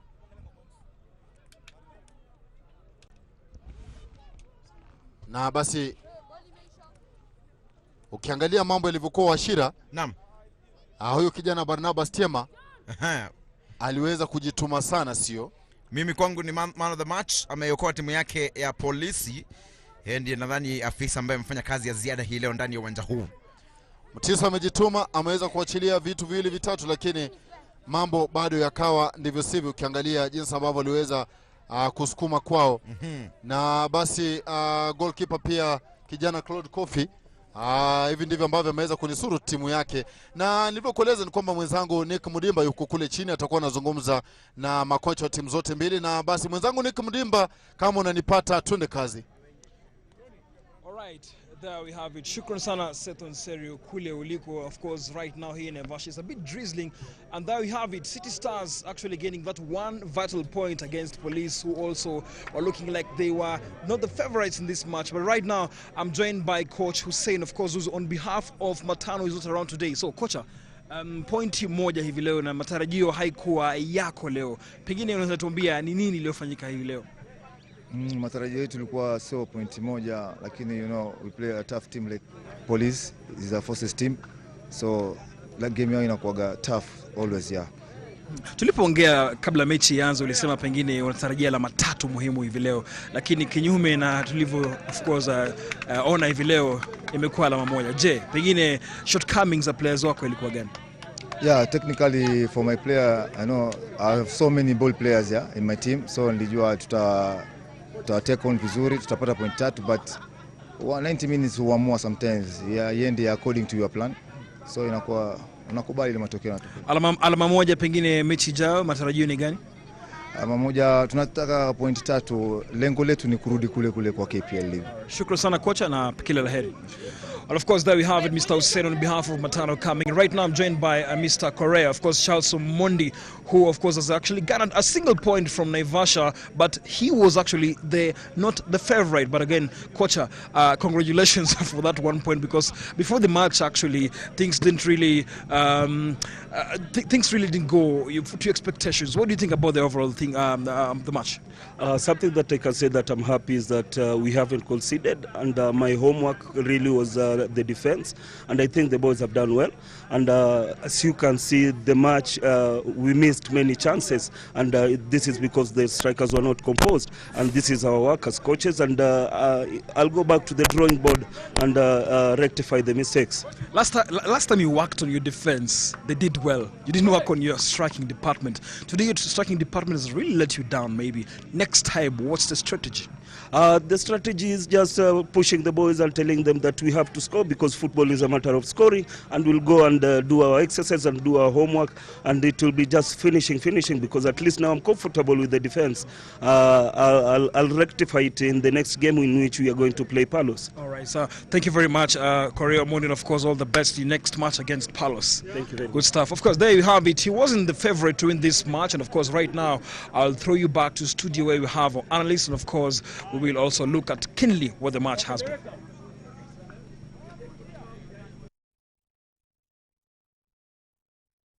There from Shak Karuturi grounds, commonly known as Old Trafford. Joining me for post-match analysis is none other than Stephen Njuguna. Stephen Njuguna, 0-0 full time. What do you make of such a match? I think that was probably a deserving result. Yes. Maybe if anyone deserved to take 3 points out of that game, it would have been the Police FC side. Yes. Because they played a very good second half. Actually, their coach, Charles Omondi Correa, accepting that, we had the game in our hands and we had plenty of missed chances. Let's take a look of some of the missed chances by the Police. Do you agree that, for them, this was a match to take 3 points and not 1 point? Yeah, but I think he will nonetheless that was one chance there, yes? He will nonetheless still be happy because he scored. That was actually the disallowed goal by Eric Mata. Yes. And he was adjudged to have fouled the goalkeeper at that instance. Yeah, but he will be pleased because they had lost 2 games consecutive. So now he's managed to get a point out of a very tough City Stars side. So Yes. His graph is now going upwards. The last game was a loss. Today was a draw. Maybe next game will be a win. The coach, the stand-in coach for City Stars saying, the Police gave us a tough game. Do you agree that, the absence of Coach Matano may have cost City Stars this game? Probably on the scale of play, I don't see much more they would have done with Matano on the touchline. I think probably with him, there's always a sense of urgency among the players and among everyone else because of his authority and his presence.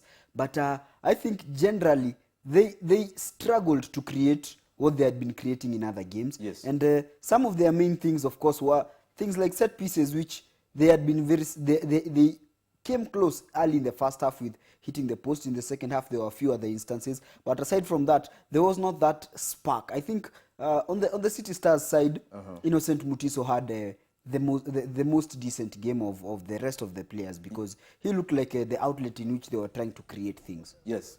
Talking of, a tough game, we saw a lot of hard tackles, and we can take a look at some of the tackles that we saw. And you said, this is African football.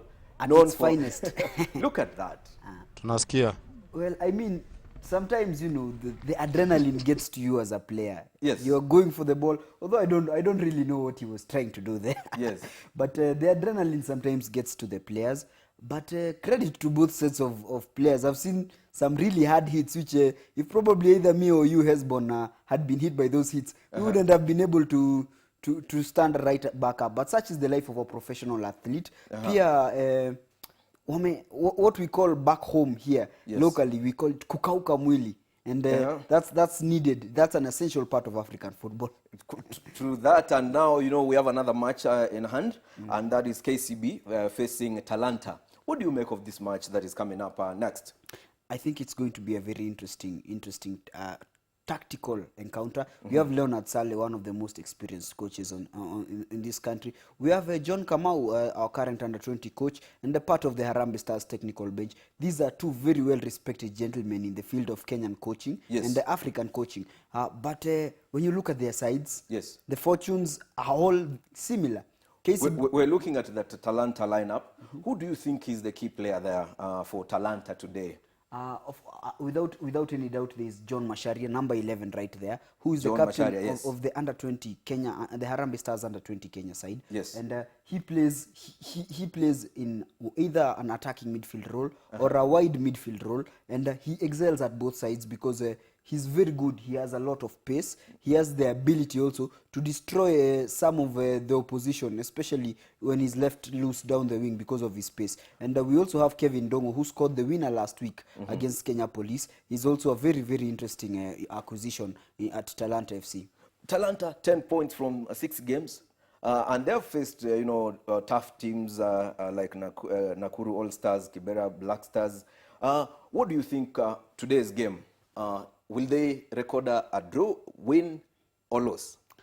It's very hard to say because we've not seen much of KCB this season. They've played only 3 games. Yes. And we can't really pick out, we can't really talk as broadly about KCB as we can about Talanta because they are two very different sides. But I think Talanta coming to this game with a lot of confidence. Yes. They had their third consecutive win rather, last week. So I think they'll be willing to make it 4th. But also KCB has a strong side, as you see over there. Pointing to the bench, I can see Crispina Sonyango, one of their top forwards, and a man who has actually been named by Stanley Okumbi. He's 25-man squad for a friendly against Malawi during the Easter weekend. So it's a team and a squad that has a lot of talent. If a person of that caliber is sitting on the bench. Looking at some of the matches they've played GFE 105. They've played the Police and Kibera Black Stars, and they've not accepted any goal. What do you make of their defense? Well, that defense is a very good defense, marshaled there right by their captain Dennis Orenge, and they're playing good football, but they're also scoring, and that's the key thing. The goals, because if you're defending well, that's enough, but if you can't get an outlet and can't get goals, that becomes a problem. And Kennedy Otieno will also be a good acquisition for them as he plays down the wing. All right, we can see the match is about to kick off, and we are streaming this live on Bamba Sport website as well as on social media platforms. Remember, the game that was before ended in a 0-0 draw, and now we're ready to hand over to our commentators on ground, Seth Onserio and Geoffrey Washira in Shah Karuturi grounds.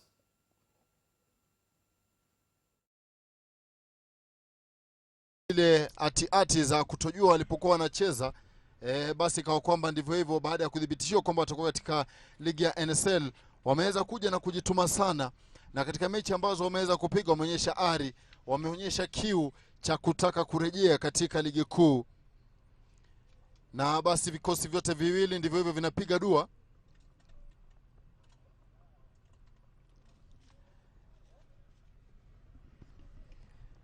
Vikosi vyote viwili vinapiga dua katika mechi ya leo kuhakikisha kwamba angalau wananyeshewa baraka na huenda mvua ikawanyea.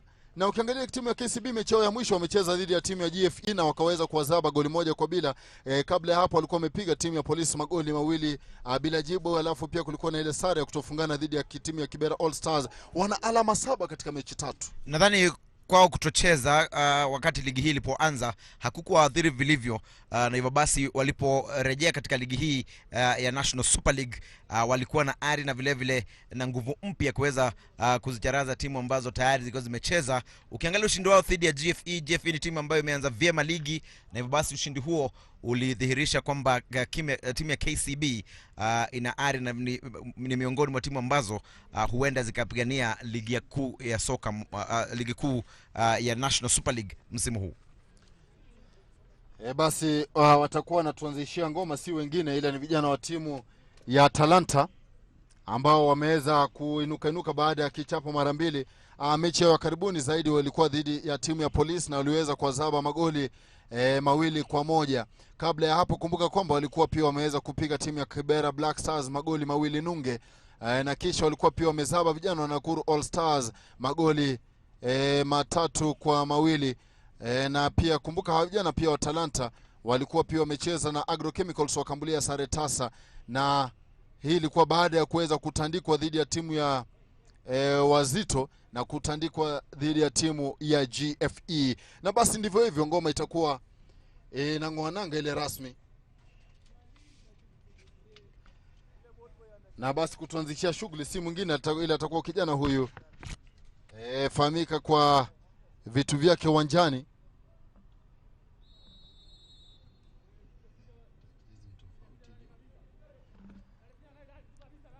Anza uwanjani vema.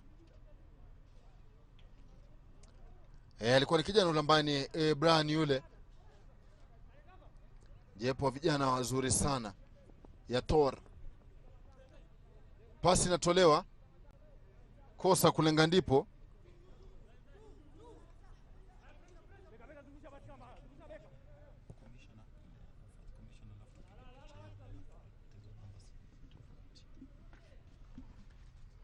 Chezo ya kwanza, geuka ngoma inatoka nje. Mapema kabisa wanafaidi ngoma ya mrusho vijana wa timu ya KCB.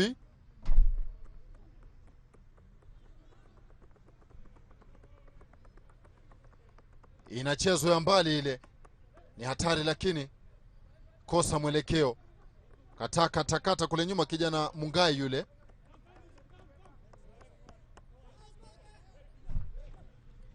Mungai anafahamika kwa vitu ambavyo anaweza kuvipiga. Ngoma inakwenda moja kwa moja kwa goalkeeper kijana yule ambaye ni Mpongo Juma. Na ukiangalia mwenzangu hapa Washira. Timu ya KCB na wachezaji ambao wana uzoefu sana, ambao wanaweza kufunga magoli ukiwapata nafasi, lakini pia kumbuka kwamba yule kocha John Kamau pia ni kocha mzoefu. Ukiangalia timu ya KCB kama ulivyotangulia kusema kwamba ina wachezaji walio na uzoefu, ukimwangalia kama vile Captain Orenge amewahi kuichezea timu ya Mathare United, ni mchezaji ambaye amecheza timu hii kwa muda mrefu ya KCB. Kwa hivyo kuna wachezaji baadhi yao ambao wamecheza hasa katika ligi kuu ya soka nchini, lakini vile kumbuka kwamba Leonard Saleh mkufunzi wa KCB vile ana uzoefu wa muda mrefu, amewahi kuzifunza timu za taifa. John Kamau vile ana uzoefu wa miaka mingi, lakini atakayeamua dakika 90 ndani ya mechi. Lakini ukiangalia FC Talanta wana wachezaji ambao nasema kwamba ni wachanga, hawana uzoefu wa muda mrefu, lakini hivyo ndivyo ilivyo. Ukimwangalia na kama unavyoangalia pale refa akiweza kuanzisha mechi, kwa hivyo John Kamau ana uzoefu wa kuwafunza chipukizi. Kwa hivyo je, mchuano wa leo ataweza kuwatumia chipukizi wake vyema kuweza kuandikisha ushindi? Cheza katikati ya uwanja. Talanta pasi ilikuwa imetoka kwa mchezaji yule Masharia John. Kumbuka kwamba yule Masharia John ni yule guji ambaye anawajibikia timu ya taifa ya vijana wasiozidi umri wa miaka 20. Ana uzoefu sana yule. Ni mmoja wapo wa Talanta bora ambazo zinaibukia nchini. Na alivyokutajia mwenzangu Washira kwamba ni miongoni mwa wachezaji ambao wameweza kupigia upatu kutamba, na basi kocha Kamau ameweza kumpa nafasi aweze kuonyesha kile ambacho anaweza kukifanya. Dakika 3 fanya mambo yao tena, lakini bado dakika 15 za kwanza tutarajie nini? lazima timu zote mbili zijaribu kuandikisha bao katika dakika za mwanzo.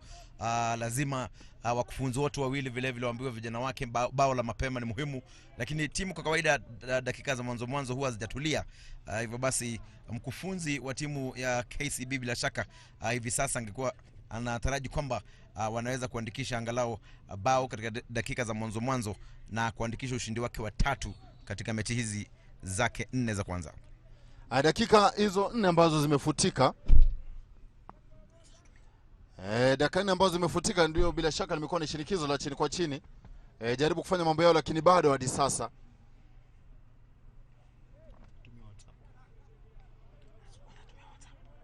wanapata foul.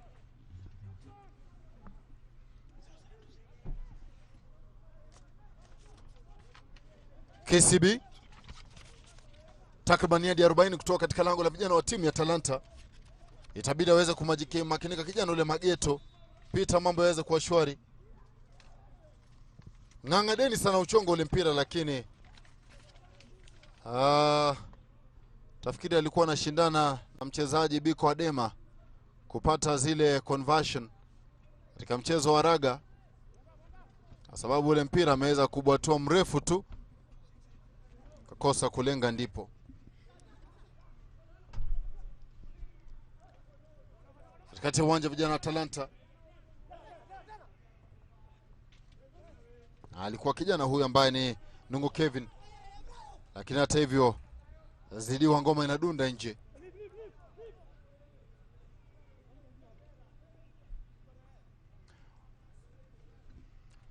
Mechi mbili tu ambazo zimeweza kusakatwa leo hii hapa awali. Kumbuka tumeweza kushuhudia vijana wa Wazito wakitoka sare ya goli 1-1 na Ushuru, kisha wakakosa kufungana vijana wa Polisi wakicheza na City Stars mechi 6. Polisi wameshinda mechi 1, na basi wakati huu nizamu ya vijana wa KCB na Talanta. Je, tutashuhudia goli ama vipi? Foul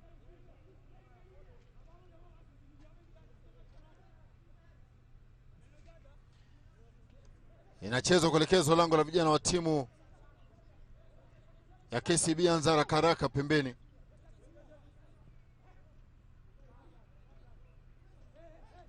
Shinikeza ya kwanza ya pili, lakini mambo yanakwenda sege mnege. Alama 3 kwa KCB, basi inamaanisha kwamba watakuwa miongoni mwa farasi katika ligi, kwa sababu hadi sasa mambo yalivyo, aliye kileleni anaongoza alama zikiwa 12 kufikia sasa, lakini huenda jedwali likabadilika ikitegemea na jinsi ambavyo mechi nyingine zitakuwa zinasakatwa ama matokeo ya mechi nyingine. Lakini hali ikiwa hivi, basi KCB wakipata alama 3, basi watakuwa watajiweka katika nafasi nzuri. Watakuwa na alama 10, kumbuka. Hivyo basi watakuwa miongoni mwa timu ambazo zitakuwa 5 bora. Na alama 3 kwa timu ya Talanta, naam, itakuwa inawapeleka hadi kileleni na alama 13 hizo, kwa sababu ana alama 10 kufikia sasa. Na nafikiri hilo ndilo jambo ambalo John Kamau analiangazia sana bila shaka. Na kumbuka timu ya KCB kwa kawaida huwa inaanza msimu vyema hata ilipokuwa ikicheza ligi ya KPL, lakini katikati mwa ligi ama mwisho mwa ligi inapata kwamba inapata utapetevu na wanakosa yale makali na kukosa kushinda ligi. Kuna msimu ambao waliweza kushushwa daraja, bila shaka walikuwa wameanza vyema, lakini katikati mwa msimu na vile vile wakumalizia wakaweza kupoteza mechi nyingi. Safi, dakika ya 7 ambayo inafutika hapa, bado 0-0. Na hapa labda tukizungumzia hali ilivyo hapa, mwenzangu Washira, Talanta kusema kweli ndio wameanza vema, lakini itabidi waweze kutumia hizo nafasi zao za mapema, la sivyo yatakuja kuwageuka yenyewe haya, sio? Wameanza vyema mchuano wao, na vile vile wanawajibika dhidi ya KCB. Kumbuka KCB wana uzoefu wa miaka mingi, wana wachezaji ambao wamecheza ligi ya juu, na vile vile wameanza vyema msimu, lakini hivi sasa lazima wajaribu kwa udi na uvumba kuanza kuandikisha mabao ya mapema. Vijana wa FC Talanta ni vijana ambao wengi ni vijana chipukizi, kwa hivyo ikiwa wanataka kuidhibiti KCB, basi lazima wajaribu kutafuta bao la mapema. Dakika ya 8.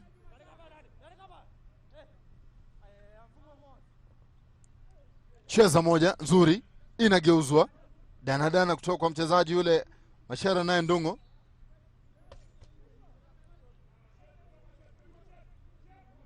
Lakini mwisho wa siku ni kiatu ambacho kinauzwa. Basi inabidi ngome iweze kurejeshwa kule nyuma tena ili mambo yaweze kupikwa. Ni mpira wa kuvutia dakika hizi za mapema 8. Ngome inadunda nje ya mrusho kwa faida ya vijana wa wanabenki. Msimu wa pili wakiwa division ya pili, sio? Msimu wa pili, na kumbuka usimamizi wa KCB na vile vile benki KCB yenyewe wamesema kwamba watatumia fedha nyingi ili kuhakikisha kwamba wanarejea kileleni ama wanarejea katika ligi ya KPL, kwa sababu tajriba yao sio kucheza katika ligi ya NSL. Lakini kakangu, unajua unaweza nunua kitanda lakini si usingizi. Dakika. Nadhani wachezaji ambao wameweza kuwasajili msimu huu huenda wakawasaidia na wameanza vyema msimu huu. Hivyo basi itabidi tusubiri tuone kama lengo na maono ya usimamizi wa KCB yatafikiwa. Kona.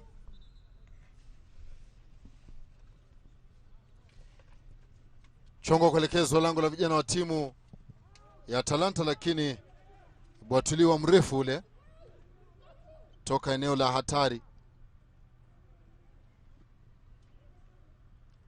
Kumbuka kwamba Sale, kocha wa timu ya KCB, Leonard Saleh, sema kwamba hapa hawaleti dharau kwa sababu wanajua fika kwamba mdharau biu hubiuka. Walisema wahenga. Hawa wahenga uliwaona, lakini mapema dakika 10 Talanta 0 KCB 0. Mata wewe pia ni muhenga. Wanaitwa VLN wa zamani, kwa hivyo wengi wako wapata. Haya, wakati hekma ilikuwa hekma. Wazao waliokuwa na busara.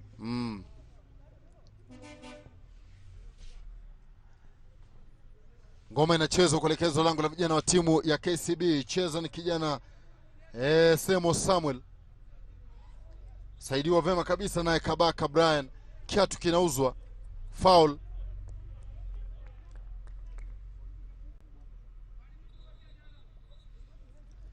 Foul ile.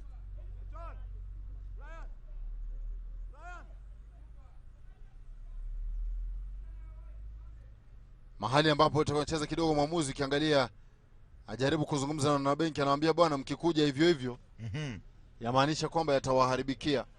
Namuona pale captain wa KCB Dennis Orenge anamwambia tulia basi. Naambia wenzake wacha nizungumze na refa. Namuona Leonard Sale, mmoja wapo wa wakufunzi wenye tajriba aina yake, amekuepo pia huyu Sale na klabu nafikiri ya chipukizi wala timu ya Tusker. Alikuwa na timu ya chipukizi na vile vile amewahi kuwa mkufunzi wa timu ya vijana wasiozidi umri wa miaka 20 timu ya taifa. Dakika zikizidi kuyoma hapa. Mvua kidogo, mawingu yalikuwa mazito, lakini hali ilivyo ni kwamba kuna kila dalili kwamba itakuwa inanyesha baadaye ama itakuwa inanyaa baadaye. Foul. Itakuwa inachonga kuelekezwa lango la vijana wa timu ya KCB. Goalkeeper Mageto Peter ndiye ambaye anawajibika. Piga mrefu.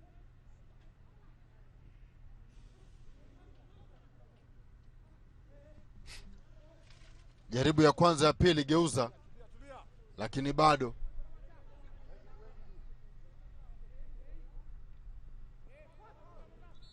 Fanya mambo yao na ngoma tunavyozungumza, ndivyo hivyo inakuwa ni foul ile. Wanafaidi wanabenki. Aliweza kucheza ovyo. Haja kama ingeingia pale mzima jamani. Naam. Alipigwa Manwar. Haya.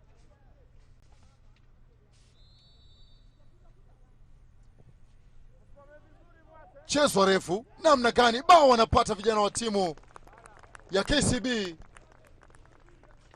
Wanapata bao vijana wa timu ya KCB. Kijana huyu anafahamika kwa mbali kwa mambo yake. Jezi 17 mgongoni ya Tor Brian. Nilikueleza kwamba ni hatari sana ukimwacha. Na basi anaruka angani. Anacheza kichwa kizuri sana. Wale na mabeki kumwacha Hoi bin Taban goalkeeper Peter Mageto. Nadhani mabeki wa FC Talanta hawakuwajibika vilivyo, na hivi sasa tunaona uzoefu wa timu hii ya KCB umeanza kudhihirika, na inaonekana kwamba kiu chao cha mabao ambacho wamerejea nacho katika ligi hii ya NSL kinazidi kuzalisha matunda. Ikiwa leo wataandikisha ushindi, basi itakuwa ni ushindi wao wa 4 tangu walipoanza kucheza mechi hizi za NSL. Hili goli litakuwa na athari gani? Vijana wa FC Talanta sasa watakuwa na ile pressure. Vijana wa KCB wamepata nguvu mpya. Kwa hivyo kuna uwezekano, kila uwezekano kwamba huenda tukapata bao lingine hapa. Goli 1-0 kwa faida ya vijana wa timu ya KCB. Goli ambalo kusema kweli limeweza kufungwa kwa njia ya ustadi sana. Kichwa kizuri kile ambacho ameweza kukimalizia kijana Brian Yator. Huyu Brian Yator pia kumbuka kwamba amechezea klabu ya Zoo. Amekuepo pale wakiwa na mchezaji Martim. Alikuwa Martim na Kiplagat pia. Na hivi sasa timu yenyewe inawajibika katika ligi ya KPL. Licha kwamba wako anza vyema mechi zao za ligi hiyo KPL, ni mojawapo wa timu ambazo zina wafuasi wengi sana, mashabiki hujitokeza kwa wengi sana, hasa wanapocheza kule kwa nyumbani Kericho. Kona ambayo toka na chongo kuelekezwa lango la vijana wa timu ya KCB. Leonard Sale anafoka masharti, ambia vijana kile ambacho kinapaswa kufanya. Chongo refu, lakini kosa mwelekeo.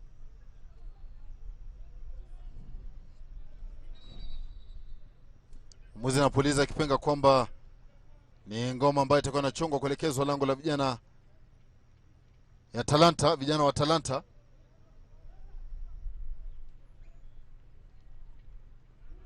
Anza kule nyuma ipasavyo, ndio.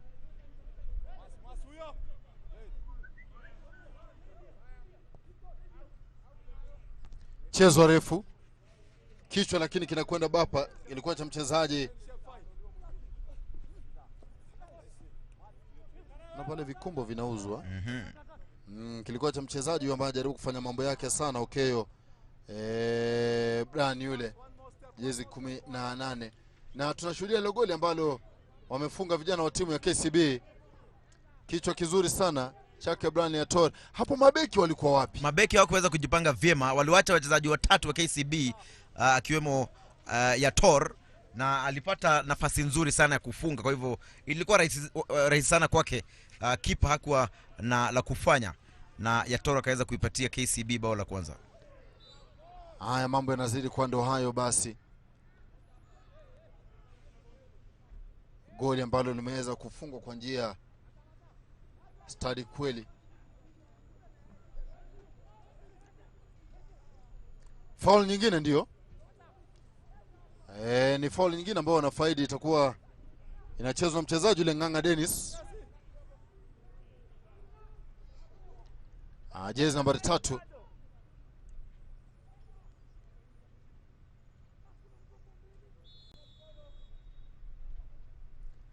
Anavuta kasi namna gani?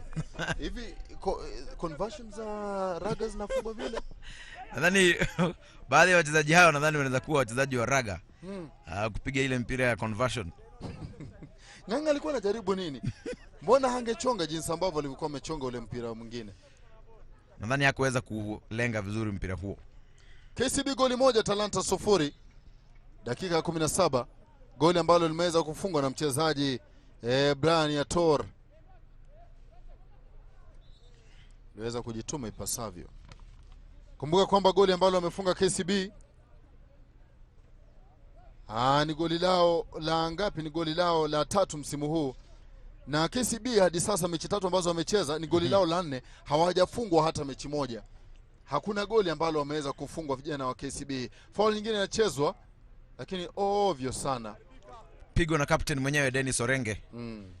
Zamani akicheza timu ya Mathare United. Kwa kutofungwa inamaanisha kwamba safu ya nyuma bila shaka nadhani inawajibika vilivyo.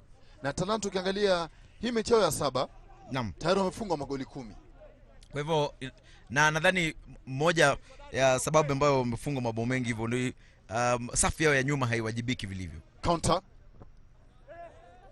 Chenga nakubali la itakuwa ni goal kick. Itakuwa ni goal kick ile ambayo itakuwa inachongwa. Wakati muhimu sana hapo Washira. Naam. Itakuwa ni kona pale kuchanjwa, wamepiga kona fupi pale. Ni kona ambayo kusema kweli kama wangejibike pasavi mambo ingekuwa tofauti. Goalkeeper anafanya masiara, lakini hata hivyo baadaye anajinusuru na kipenga cha mwamuzi sio.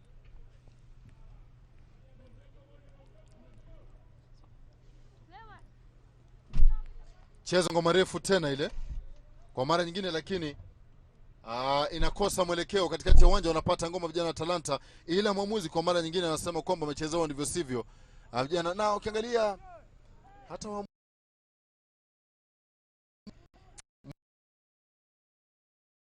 furahia kuna haijalishi unakula nini.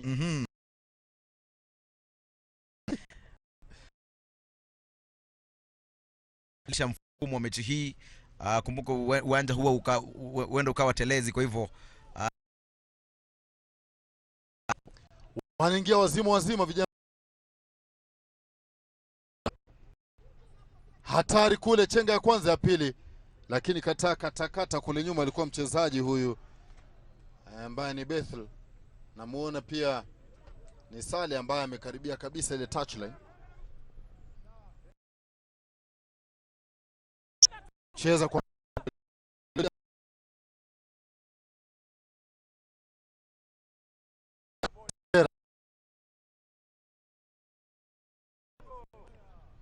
kati ambapo ngoma natoka itakuwa ni amrusho ile bila shaka. Orenge Dennis amekuwa hapo klabu ya Mathare United huyu Orenge Dennis. Naam, na ana uzoefu sana, kumbuka. Ana uzoefu mwingi, na alipoingia katika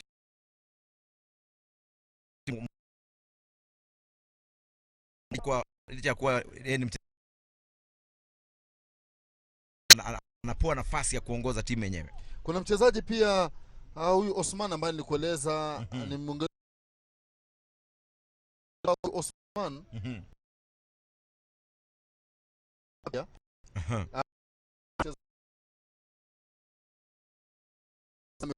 Klabu ya Sony kule, lakini kijana huyu ambaye ni Guya Daniel, goalkeeper na daka. Nilikuwa nakueleza mchezaji Ayugi Victor. Naam. Kiungo cha kati yule amechezea klabu ya Sony pia. Lakini pia wengi watakuwa wanamwangazia Owino Kennedy. Owino Kennedy samani ndiye ambaye aliweza kufunga jumla magoli 10 msimu jana katika mashindano yote. Kwa hivyo ni tegemeo kubwa sana kwa timu ya KCB ambao watahitaji sana mabao katika ligi hii, sababu ukiangalia mechi ambazo zimechezwa kufikia sasa tangu msimu ulipoanza, mabao mengi yanaweza kufungwa, kwa hivyo lazima bila shaka vitu vinazidi kuwa ndivyo hivyo. Cheza kweli kweli kule nyuma alikuwa kijana ule Semo. Barabara alikuwa katika timu ya KRA, kumbuka hijulikana kama Ushuru. Kwa hivyo pia ni mchezaji kinuliza na uzoefu sana. Kumbuka kwamba mechi nyingine imeweza kutandika vijana wa Isibania.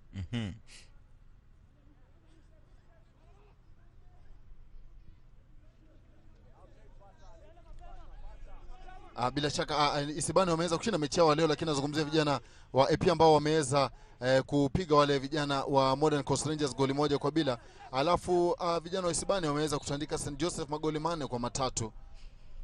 Timu ya St Joseph ilianza vyema ligi hii, lakini katika mechi kama 3 zilizopita hawajakuwa kitia fora, na ushindi wa Isibane ni ishara kwamba itakuwa ni ligi itakuwa na ushindani mkubwa, kwa sababu timu ambazo hazikuwa zimeandikisha ushindi sasa zimeanza kuandikisha ushindi. Kwa hivyo itakuwa ni ligi iliyo na ushindani mkubwa sana, licha kwamba ni mechi chache ambazo zimechezwa kufikia sasa. Bila shaka, na kumbuka kwamba tunavyozungumza basi magoli ama vijana wale wa APP ndio ambao wameweza kutandika Modern Coast wakati ambapo imekuwa ni foul. Kwa hivyo tunavyoshuhudia ni kwamba timu mbili zimeweza kupata ushindi leo hii, timu ya Isibania pamoja na vijana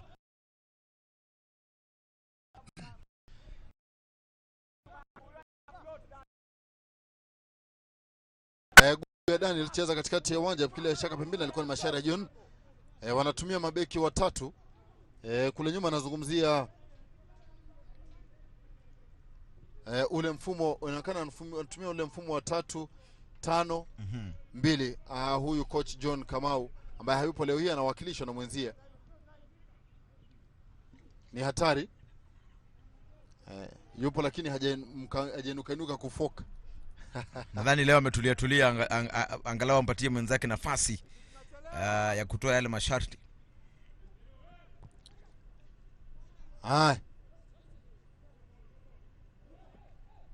Cheza kwa mbali lakini bado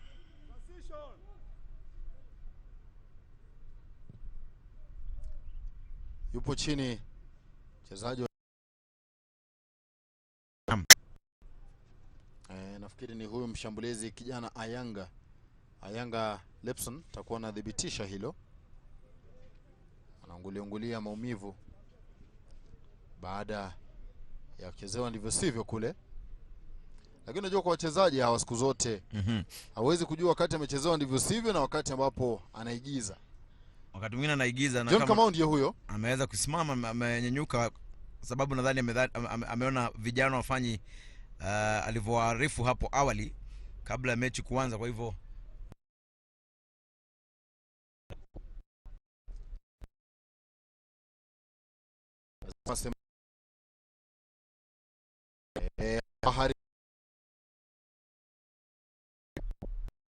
bila shaka alikuwa ameachwa vema nzuri, na nafikiri ndiye huyu ambaye nilikueleza kijana Ayanga. Na angalia sasa ndivyo ameanguka, lakini kichwa ashika kichwa na hajaguswa kichwani. Nafikiri John Kamau anajaribu kuambia nini ubeki wake. Kwanza kabisa mabeki walifanya masihara pale nyuma na kumpatia nafasi ya Toro kufunga bao. Kwa hivyo actually ni okay O'Brien yule mmoja wapo wachezaji ambao anatumia kusaka magoli. Nafikiri anamwambia nini? Jaribu, nadhani safu zote tatu za timu hii ya FC Talanta hajawajibika vilivyo. Kwa hivyo lazima azungumze na kila mchezaji kutoka kila kitengo waweze kuimarisha hasa safu ya nyuma na safu ya ushambulizi. Hivi sasa wako bao moja kwa 0 nyuma, kwa hivyo itabidi wafunge bao kabla kipindi cha kwanza kukamilika ili wajipatie nafasi angalau kuandikisha alama moja. Ngoma inachezwa refu. Mrusho ile lakini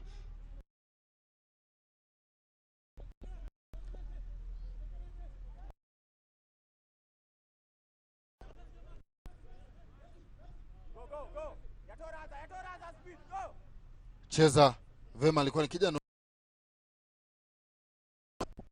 na msaka mwenzie Brian Kabaka yule wameshirikiana vema na Wasambo Vincent. Geuka ya kwanza pili ni hatari, anatoka na udaka ule mpira kijana Mpongo Juma ambaye ukinuulizwa bado hajafanyizwa kazi sana huyu. Mashambulizi kutoka upande wa timu ya Talanta sio. Pasi nzuri lakini inakatwa na mchezaji yule wa Rambo Bethel, captain wa timu ya KCB. Pasi tamu, tuliza vema kabisa, alikuwa kijana huyu Okeyo.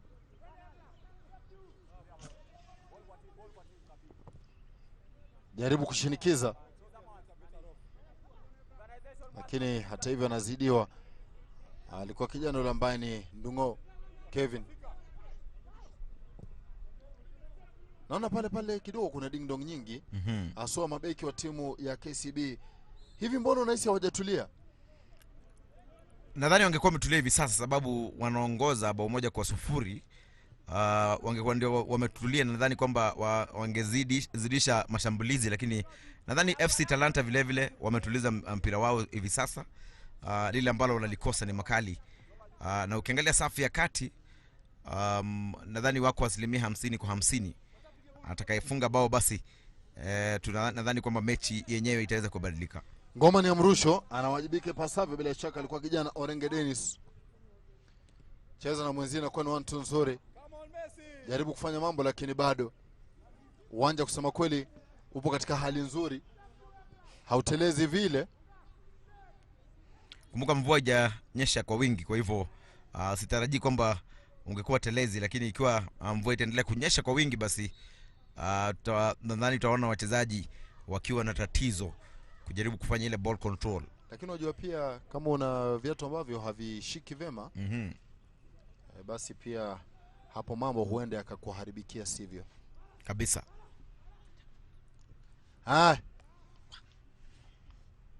Dakika tukielekea kuzifuta zile 30, KCB wakiwa wanaongoza goli 1-0.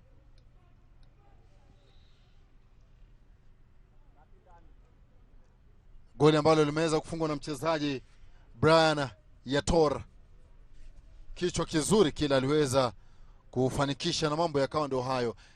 Anza kule nyuma goalkeeper kijana Mageto Peter. Cheza tu ding dong. Na beki wake pale nazungumzia kina Mungai Herit, Semo Samuel, kina Guya. Kuna wale makocha ambao wanaamini kwamba build up nzuri ama mjengo huanza kutoka chini kwa msingi. Ndio huyu kocha Kamau ambaye kumbuka kwamba siku zote alitata, na kumbuka ile mechi ambayo aliweza kupigwa na Wazito. Naam. Alitata kwamba timu yake ilikuwa na mwanzo mbaya, na sijaona tofauti na pia mechi ya leo ameweza kuwa na mwanzo mbaya bila shaka. Kwanza kabisa amekutana na mpinzani ambaye ana uzoefu sana. Ameanza ligi vyema, namzungumzia KCB. Lakini vile vile FC Talanta anasema kwamba wengi wa wachezaji ambao wanao kwenye kikosi hiki hawajacheza kwa pamoja kwa muda mrefu, kwa hivyo wako na ile inaitwa teamwork. Kwa hivyo anawapatia nafasi wacheze pamoja na mchezo utaimarika. Jaribu kule nyuma ya kwanza ya pili. Fanya mambo yao bazoka la mbali kwa mbali, lakini kosa kulenga shabaha. Ndio anasema hakuna haja ya kucheza mipira ya mbali kama unajua kwamba hauwezi kulenga shabaha, kwa sababu inamaanisha kwamba unapatia timu pinzani umilisi. Ndivyo hivyo hivi sasa mpira uko na KCB, lakini ni vyema kujaribu nafasi hizo sababu ikiwa kupenya ile defense imekuwa ni ngumu, basi inakubidi ama inakulazimu kujaribu mipira ya mbali kwa mbali. Dakika 31 ile inafutika.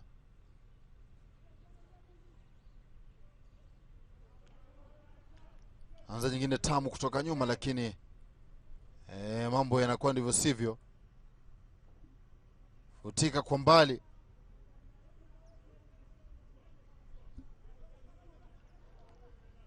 Wakati ambapo goalkeeper kijana ule Mageto Peter anza taratibu yule. Na Fernandez Tera ambaye anafanya masiara, wanaingia kule hatari. Piga pale ball namna gani, goalkeeper anafanya pesa kule, tafuta goli la pili. Bado chezo nyingine ya juu, lakini kuna mmoja ambaye alikuwa ameotea. Wamefanya ajizi katika eneo lao. Na karibu ya haribiki. Nadhani nafasi kama hizo KCB wanazipata inadhihirisha kwamba mchezo wao uko hali ya juu ikilinganishwa na FC Talanta, na kama unavyoona jinsi mambo yalivyokuwa. Bazoka nzuri na goalkeeper kusema kweli Mageto aliwajibika kabisa. Lakini nadhani safu ya nyuma ya FC Talanta lazima ipewe nguvu mpya bila shaka. Ama labda ule mfumo ambao anatumia kule nyuma, inabidi aweze kuangazia tena, aweze labda kugeuza mambo yaweze kuwa shwari. Kwa sababu wanavyocheza hawa basi mambo huenda yakawa si mazuri sana. Aanza tena Zuliani. Cheza chini kwa chini. Kijana ni Fernandez yule. Katikati ya uwanja Brian, lakini hata hivyo kosa kwa shughulika ipasavyo naye Kevin Ndungo, lakini bado wana ule mpira vijana wa timu ya Talanta. Jambo moja ambalo nimeweza kulishuhudia hapo Washira, sijui labda kama umeweza kuligundua hilo. Naam. Timu ya KCB wakati ambapo Talanta wanaopata ule mpira, KCB wanarejea kule nyuma na kutunza mlango wao kabisa kwa kikoa. Kwa kawaida ikiwa mpinzani ameuchukua mpira, kama utaweza kumpokonya ule mpira haraka haraka, basi itabidi uweze kuwajibika kule nyuma, la sivyo utaadhibiwa. Kwa hivyo ni mfumo anaotumia Saleh kwamba wakipokonywa mpira wanarudi nyuma na kujaribu kuweka ukuta kulinda lango lao. Ngome inagereshwa kule nyuma kwa goalkeeper kijana Mpongo Juma. Ameweza kuaminika kufanya hii shughuli, kimaanisha kwamba Osano Jacob itabidi aweze kujituma hata zaidi. Fanya masiara, Talanta wanajaribu kule kushambulia, ni kijana yule ambaye ni Wasambo Vincent. Piga, lakini wanasema mwenye pupa hadiriki kula tamu. Angechukua nafasi hiyo atulize mpira, hakuna mpinzani ambaye alikuwa anamkaribia. Kwa hivyo nadhani vijana hawa wa FC Talanta bado hawajawiana kabisa uwanjani kama wanavyosema mkufunzi John Kamau, na itabidi anoe makali yao hivi sasa jinsi ya kucheza pamoja, sababu alichukua nafasi hiyo kwa haraka na angewapatia wenzake nafasi ya kufika ili waweze kufanya mashambulizi. Piga mrefu goalkeeper ni kijana Mpongo Juma.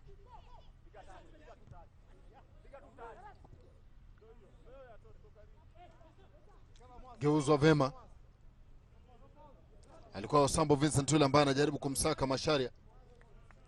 Ngome inatoka nje.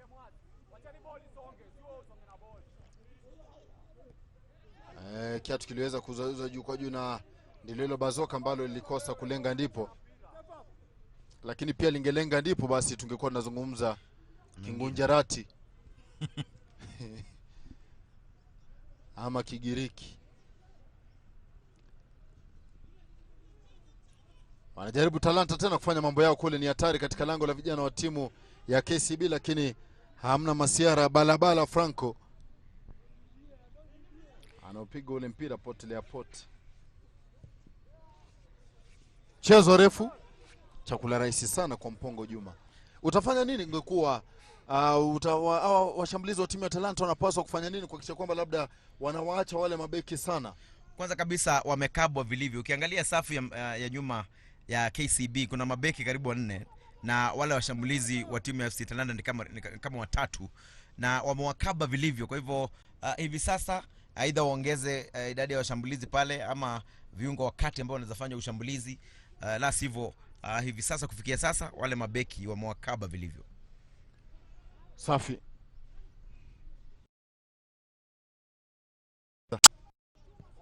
Regesho kule juu kwa mchezaji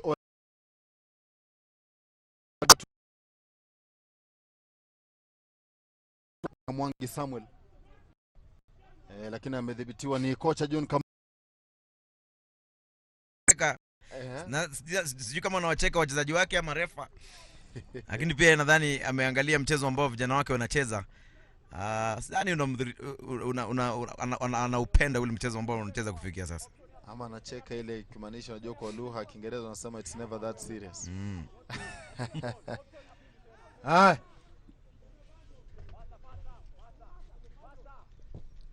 Cheza chini kwa chini, lakini kosa mwelekeo ipasavyo.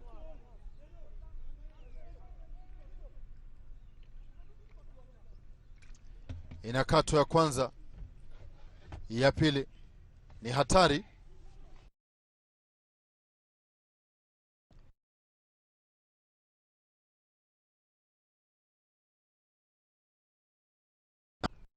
Anadaka.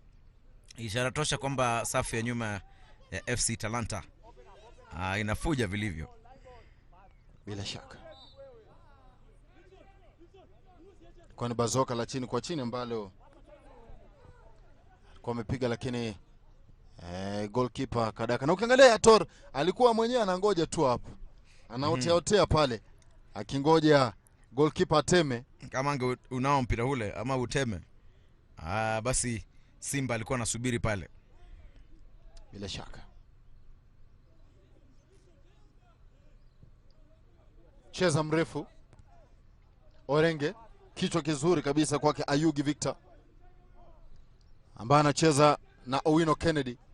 Wanapokonywa jezi 9 mgongoni, kijana yule ambaye ni Ayanga. Ayanga alikuwa anajaribu kumsaka mwenzie Okeyo Brand, lakini inakuwa ndivyo sivyo.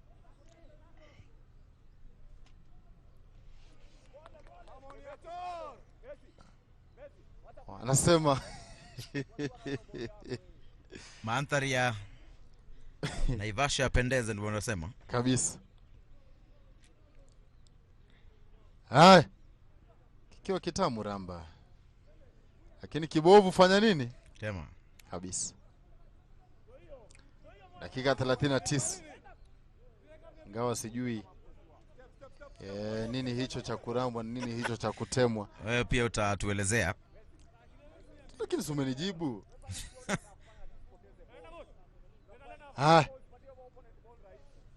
Ngoma natoka ni amrusho ile. Orenga atakuwa na wajibika.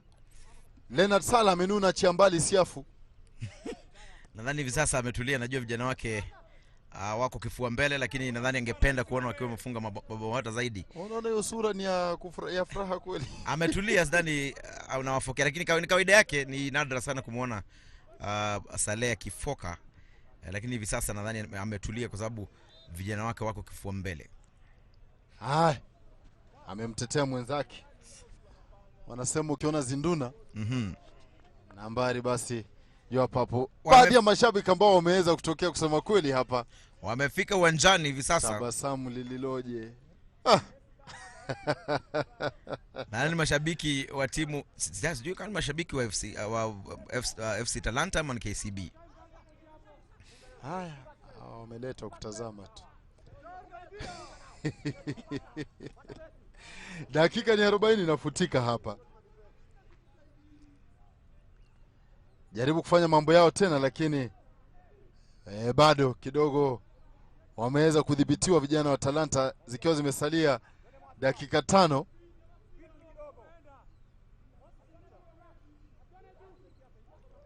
Inageuzwa, mtu ana chapwa dansi kweli kweli pembeni.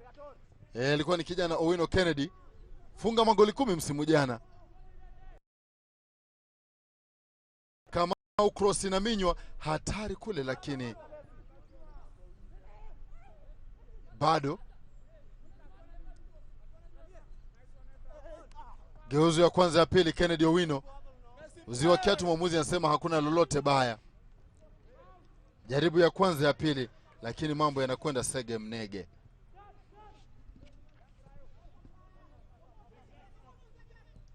Cheza moja refu.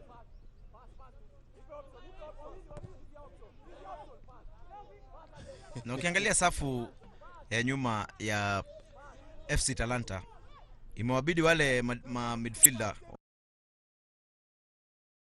fifu, na unadhani kwamba itakuwa vigumu sasa kuona vijana wa FC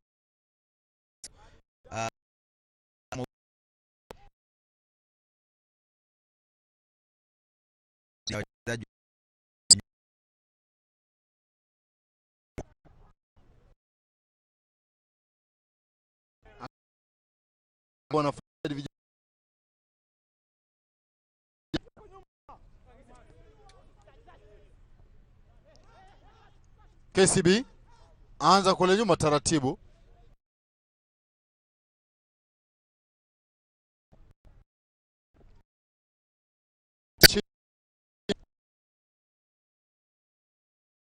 Dennis, lakini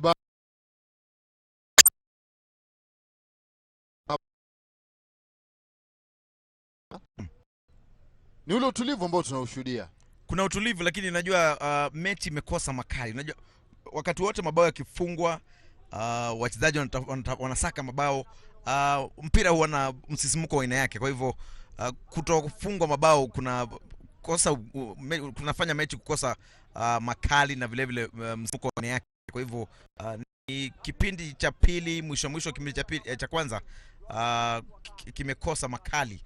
Nadhani mambo huenda yakawa tofauti kwenye kipindi cha pili. Safi. Leonard Sale ndio huyo ambao namshuhudia sasa hivi anawajibikia klabu ya KCB. Labda anafurahia sana kuona timu yake inaongoza, labda ni utulivu, lakini hapo ni kwa moyo. Kwa sura utaangalia mambo tofauti, utafikiri timu yake ndio iko chini. Hakuna dalili ya tabasamu, ama ni kwa sababu amevaa miwani. Dakika 43. Cheza vema kabisa, alikuwa ni kijana huyu wa Sambo. Kisha pasi inajaribu kutolewa ile kumsaka kijana Ayanga, lakini imekatwa na mchezaji yule ambaye ni Ayugi.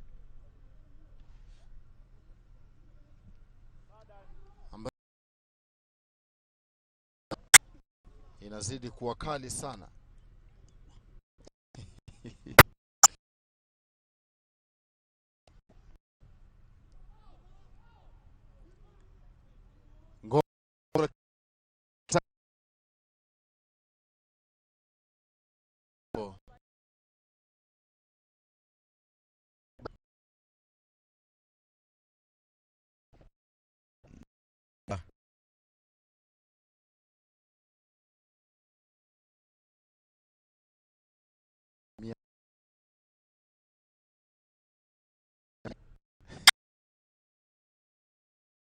Ikiwa ni 48 zile zimefutika.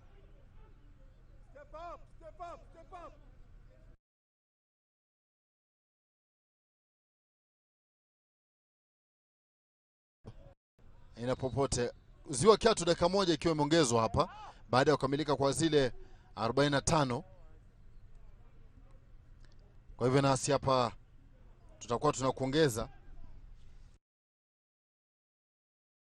zaidi. Tayari tumefuta 20, ni hivyo ni 40.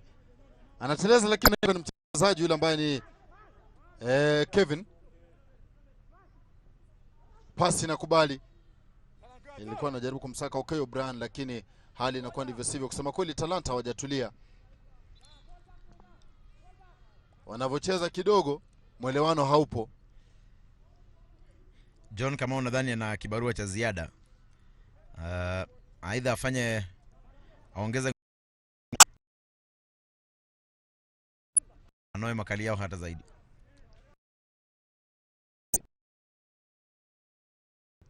Kichwa kizuri katikati ya uwanja. Kama hatari katika lango la vijana wa timu ya Talanta, lakini beki huyu kijana alikuwa ni Guya Daniel, nadhibiti ile ngoma ipasavyo. Na basi tumezifuta zile 45 zetu hapa, na basi vijana wa timu ya KCB wakiwa na raha sana kuongoza. 45 za kwanza tunazungumzia vipi hizo?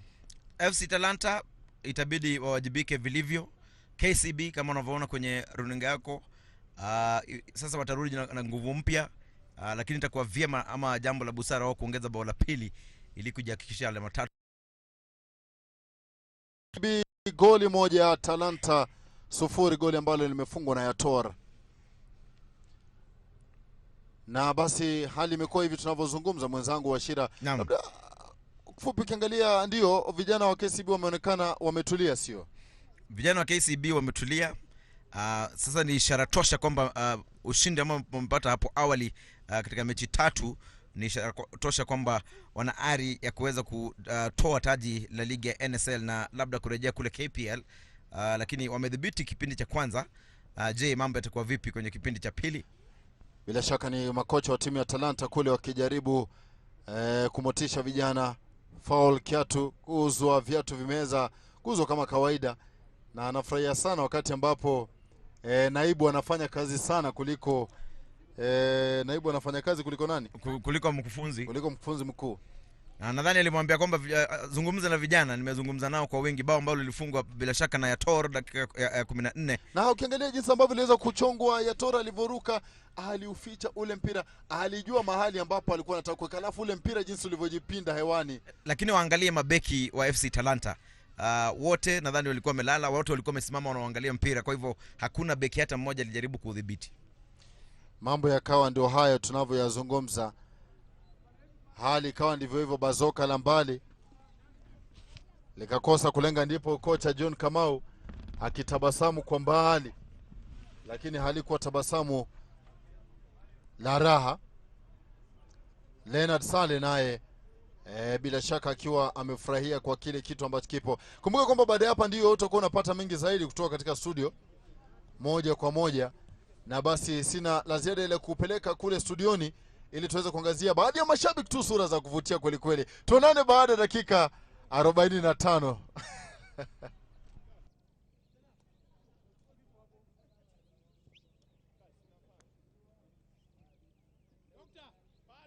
A very beautiful scene there from Shakart. A very beautiful shot from our team at Shakaruturi grounds. You can see Lake Naivasha there.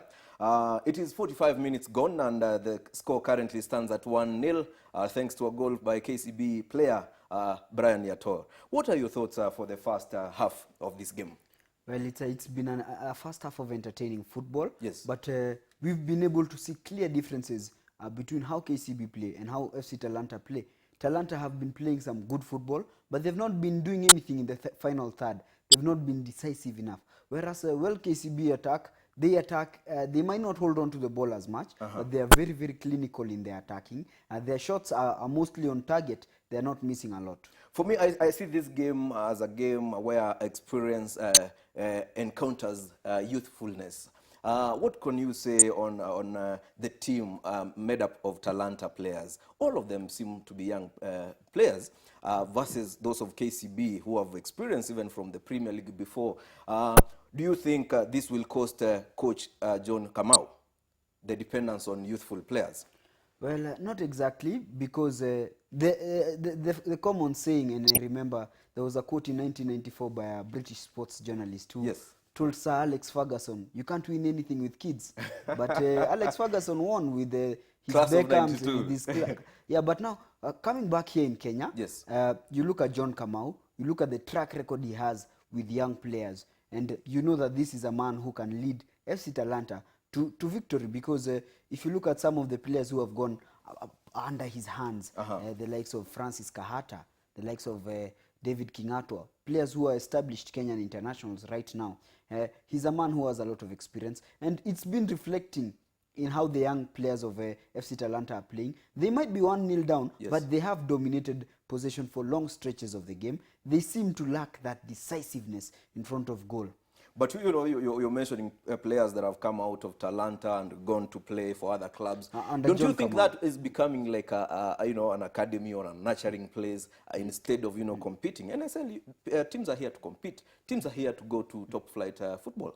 Well, actually, okay, Kingato and Kahata weren't at Talanta. They were with John Kamau when he was at Thika United. Yes. But still, I think also it's not a Talanta problem as such. It's an NSL problem. Sometimes the NSL best players always end up just being taken by Kenya Premier League sides, which have a lot of money and a lot of resources to prize them away. So I think that's some of the problems that these coaches face, because if a good player from Talanta plays well for the first half of the season, in mid-season, a KPL giant will come calling, and the coach will have to look for another new player and mold him and make him as good. And when he does that to the second player, another KPL club will come. So there's no team in the NSL that can maintain its best players, and that affects its performance. Yes, viewer, you're watching Game Day Live on Bamba Sport. Remember also we are streaming this live on social media platforms, and the score currently stands at 1-0 thanks to a KCB goal by player Yator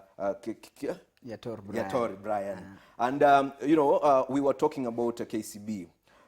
I heard the management say, we have invested a lot of money and we want our team to go top flight. Don't you think from the games that they've played so far, they are getting that goal within no time? It's too early to say, Hezbon. They've played only 3 games. Yes. Though it is worth mentioning that they've played extremely well in those 3 games. Yes. And they've not conceded a goal against a very good opposition. But I think really they haven't been tested. KCB has not gone up against Wazito. KCB has not taken a visit to Palos. In fact, the one achievement I can give KCB is that they broke the unbeaten run of GFE 105. Yes, which in and itself also was the fact impressive. that they've not allowed any goal And says a they've lot not, about. yeah, that also says a lot about their defensive solidity. Yes. I totally agree with you on that. But I feel like the latter part of the season, as the season progresses, Yes. will be the telling part, because right now it's too early to say anything. Even this game, it's too early to say anything because Talanta have been on top. It's only the scoreline reflects KCB. And KCB have been, as I said earlier, Yes. they've shown a little bit more of their experience in the final third. They've been more decisive. They've had better decision making than Talanta. And that's what gave them the goal. Let's see the goal and tell me what went wrong on the side of Talanta. That's the goal. Let's take a look. What do you think happened there? Well, with these set pieces, Yes. they're a tricky proposition because as a coach and also as a football player, you have to put into the essence, who do I mark, what do I mark, what system of marking am I using in set pieces? Because some coaches prefer man marking, other coaches prefer zonal marking. So which do you use? Preferably, I've seen most coaches trying to mix both of the two. Yes. But here it was clear that KCB had an aerial and height advantage over Talanta. Most of the KCB players, including Brian Yator, Yes. who managed to knock that in, are very, very physically imposing in comparison to their younger Talanta FC. But also, you could see when you review the goal that Yes. there was also a bit of confusion among the Talanta defense because they were wondering who is picking up who. Because at the same time as Yator was scoring that goal, there were three other players in a position similar, and they were not offside that they could have scored that goal. So I feel set pieces are very key, and a team that's good at scoring and defending set pieces will definitely have an advantage over any opposition they face. That's very true. Now it's halftime, and there is pep talk. If you are Coach John Kamau, what will you be telling your boys during this time? I think I'd call again now for patience, because I've seen some hints of not panic as say, but some hints of Talanta rushing their moves. They get the ball in a good area, but instead of building up, they want to try a long shot, Yes. or they want to spread it wide quickly so that they can bring in a cross. I think what John Kamau would call for is some calm and some composure. Of course, he would be looking also to some of the players who have some experience in this league, like Vincent Wasambo, the former Kariobangi Sharks midfielder, Yes. who is nicknamed Crucial because of his style of play. Is a very crucial player to any team he plays for. And he'll be telling such players, you're older than these guys, you're experienced than these guys, Yes. you've played in this league longer. Keep the composure, guide them, and let's look for a goal slowly by slowly. If we look patiently, if we play the way we've been playing, and if we become better in the final third, Yes. we'll get something. Coach Saleh, you're leading 1-0. Your team seems to have the possession of the ball. What will you tell your boys to do for this remaining 45 minutes? I think Leonard Saleh will want his team to get another one. A one-goal lead, not only in the NSL, but in any league, in any football match, even the Sunday football people usually go and play. It's not a good enough lead. Yes. You need a two-goal cushion. That's when you can start some game management, maybe even take a more defensive approach. Right now, I think Leonard Saleh will be telling them, if you get an opportunity, go for the kill, get 2 or 3 goals, then we can get comfortable, and we can even decide to settle in our defensive shape or try and dominate the game. But as for now, he'll be telling them 1-0 is not enough. I need to see more goals. I need to see more action. Because also, sometimes KCB sat back and soaked a little bit of pressure. And that is very dangerous, because if you soak in pressure, it means the opposition will create chances. That's very true. Let's take a look at the lineup, and start with KCB, for example.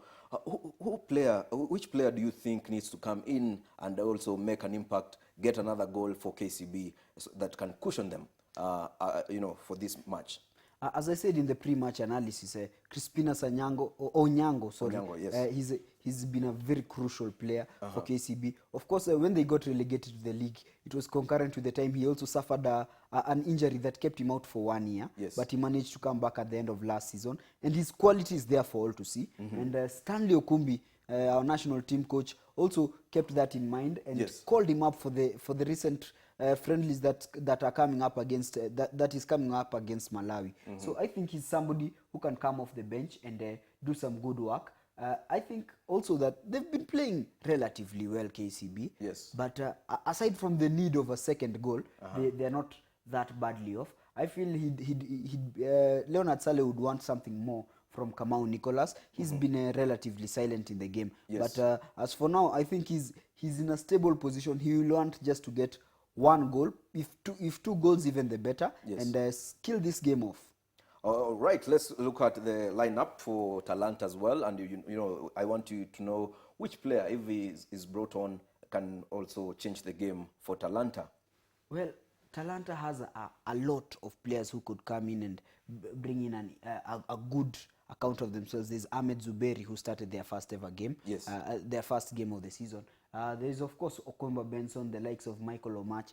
But generally, I think the one thing that will be missing for John Kamau is that he's not having Kapaito, who's been a very vital attacker for the last 3 or 4 games. He's not having Ronnie Katumanga, who has been one of his defensive stalwarts, a player he himself found at Thika United. So some of the injuries may be affecting Talanta, because Kapaito was very good in their last game against Kenya Police, and in the game before where they won 2-0 against Kibera Black Stars. Looking at the second half, what do you expect? Well, More goals or, you know, defense, and, you know, we end up with 1-0? I expect KCB not to defend that 1-goal lead. I expect them to go for another one. Yes. And at the same time, I expect Talanta to go forward in search of an equalizer. And I think this will be a very entertaining game. You know, KCB was promoted, and then they came back to NSL, but the management has made it clear that they want their team in top flight football. Do you think, from, you know, judging from the very few games that they've played top teams like GFE, Police, and Kibera Black Stars, do you think they have a chance?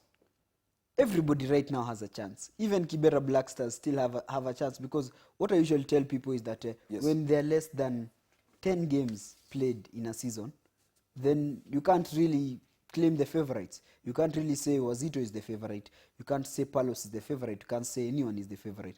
Because the first 10 games are not that important in a season. It's the remainder of those games, how you will handle them. They could, for example, let me use the example of Kibera Black Stars. If Kibera Black Stars from tomorrow decide they are winning the rest of their games in the season, they'll get promoted. So right now, I think it's still, because most teams have played just 6 or 7 games, it's still too early to tell who's going for promotion, who's not going for promotion, who's going for relegation. I think when it gets to mid-season, and some teams will change players, will get better players. Some teams will even change coaches, probably those who will be underperforming. And that's when we can make a solid conclusion that we have these 5 teams that are going for promotion. We have these other teams that are going that are avoiding relegation. Then we have these other teams who have settled to mid-table obscurity. Yes. All right, and then, you know, coming back to Talanta, do you think they stand a chance? They have a very youthful side, and they've been playing very beautiful football. What do you think are their chances of making it to top flight football?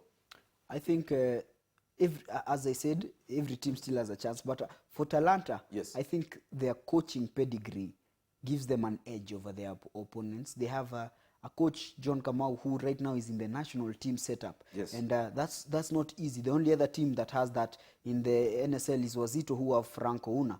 So I think when you have a coach of that pedigree, even the players respond faster to him. Not to say that other coaches are not as good, but even the players have this added motivation to play for him, because they know that he's someone who can lead them to victory. And of course, also still in their technical staff, they have a former Kenyan international, Simeon Mulama, one of the greatest players ever to ply their trade in this country. So I think if you have such figures guiding you, and with their youthful squad, they'll be able to do something.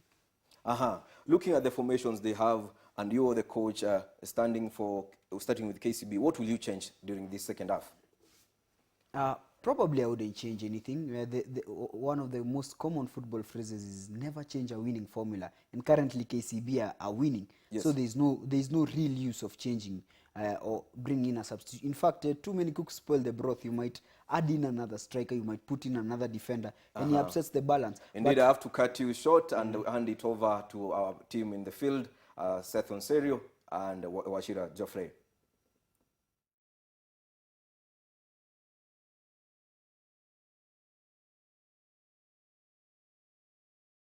lakini hali ni tofauti kabisa, taswira ni tofauti kabisa katika mechi hii ya pili, ambapo dakika 45 za kwanza zimeshuhudia goli moja. Kipindi cha pili kinang'onanga rasmi na wamefanya badiliko tayari.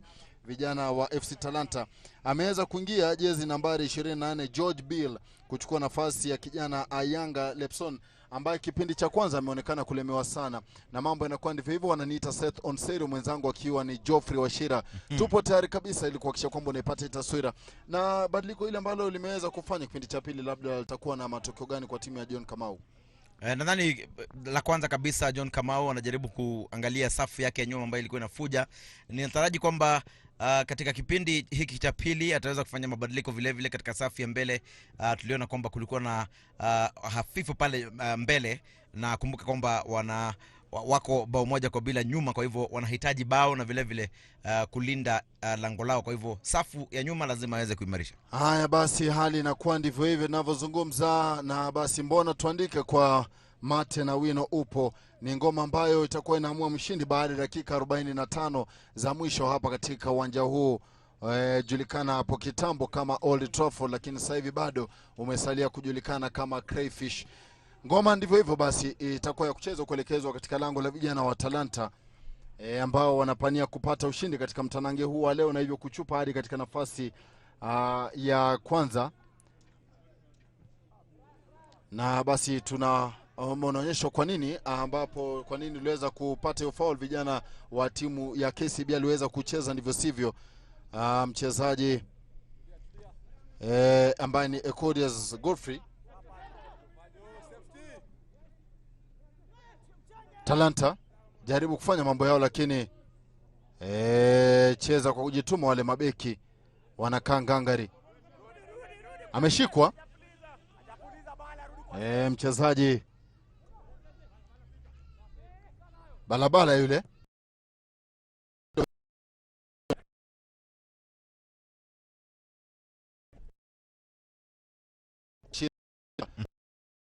Ungeambia vijana wako wawe hiyo kwa sababu wakati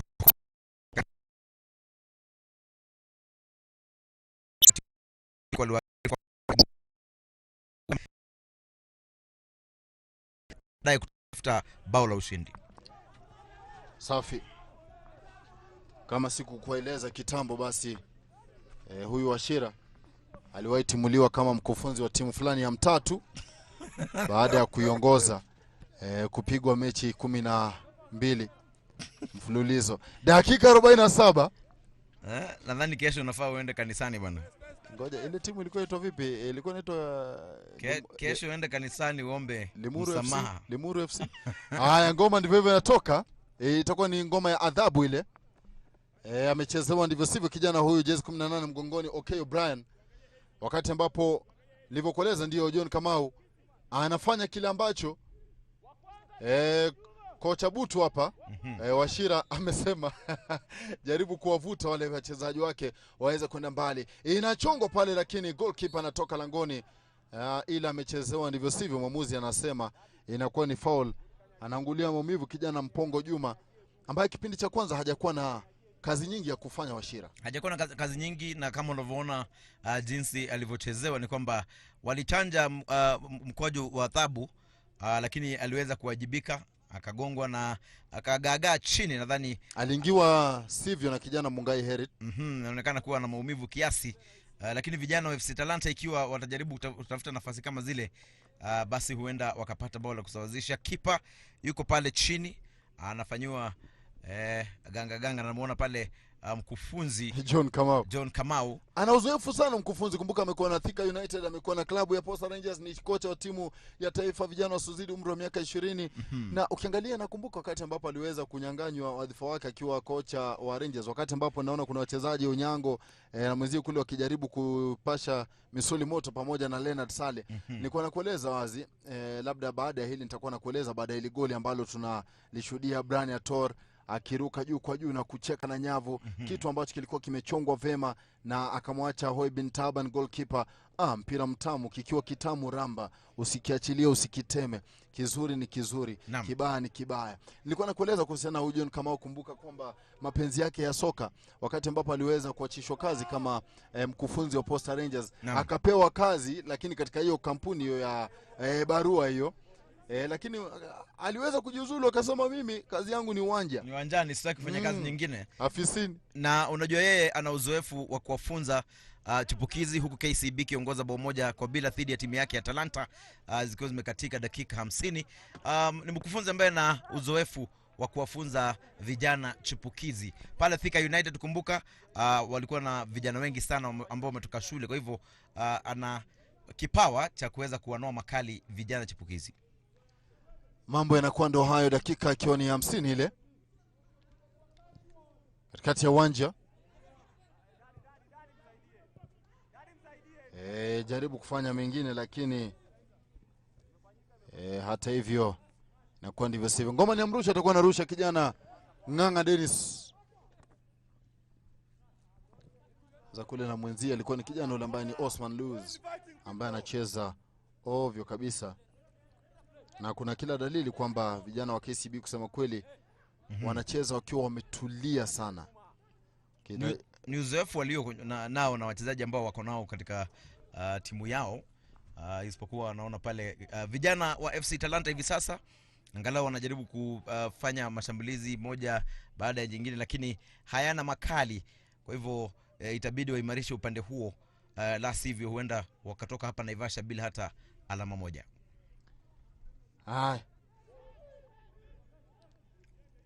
Mambo yanakuwa ndo hayo, dakika ikiwa ni 51, ngoma refu inachongwa ile.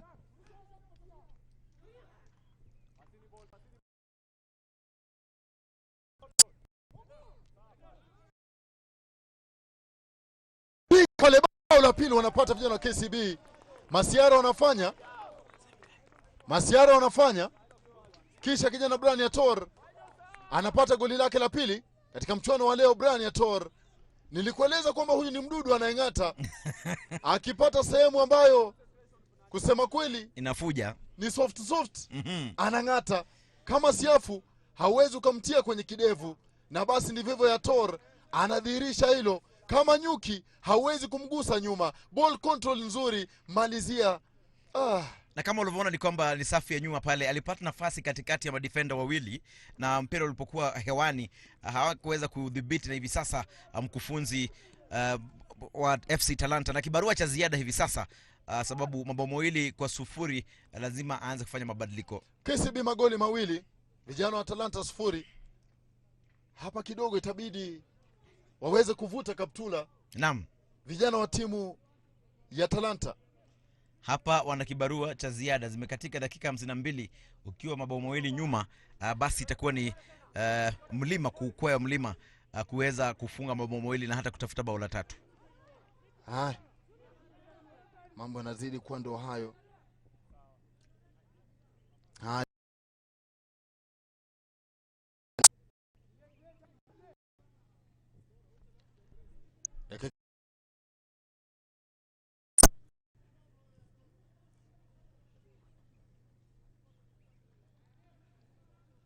Ngoma inakuwa ni ya mrusho ile kuelekezwa katika lango la vijana wa timu. Nasema Talanta si ndumba. Hapa kama wanawaza kunaendaje. Na ukiangalia klabu ya Talanta ni miongoni mwa klabu ambazo zina ufadhili, pesa zipo. Naam. Lakini nashangaa ukiangalia hata msimu jana, kumbuka Musotino ameweza kutimuliwa pamoja na yule msaidizi wake. Naam. Hivi nafikiri kuna mengi ambayo yanastahili kuangaziwa sana, kwa sababu ni klabu ambayo inastahili kuwa na wachezaji bora, haistahili kung'ang'ana inavyong'ang'ana hii. Nadhani licha kwamba wana mdhamini, kumbuka ni timu inayodhaminiwa na Wizara ya Michezo. Bila shaka labda hakuna shinikizo kutoka kwa wale wasimamizi, na unapata kwamba wasipoandikisha ushindi labda hakuna shinikizo kutoka kwa wasimamizi. Tena katika lango la vijana wa Talanta, chezo kule na goalkeeper wakati huu na kisha believe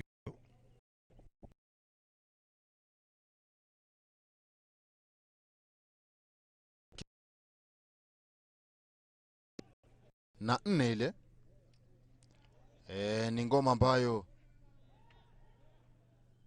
ichonga vizuri, na angejaribu kudaka basi angeingia nayo nyavuni. Goalkeeper amefanya vizuri kwa kupangua ule mpira. Utamu ulioje. Kona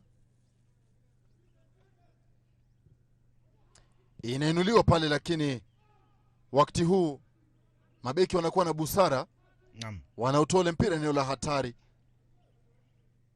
Na nilivyokujuza mara nyingine hili ambalo nalirejelea mwenzangu Washira. Naam. KCB hawana shinikizo, wametulia tuli.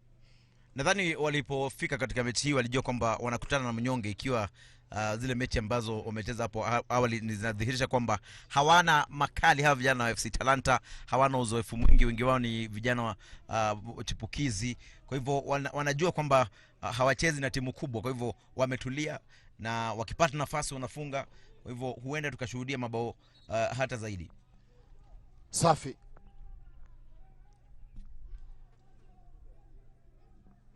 Inakuwa ni ngoma ambayo itakuwa inachongwa kuelekezwa lango la vijana wa timu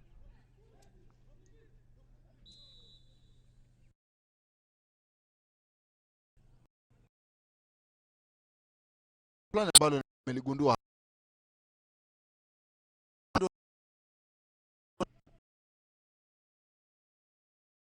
Wengi wao wana uzoefu na makali ya kupiga mpira hii mifu.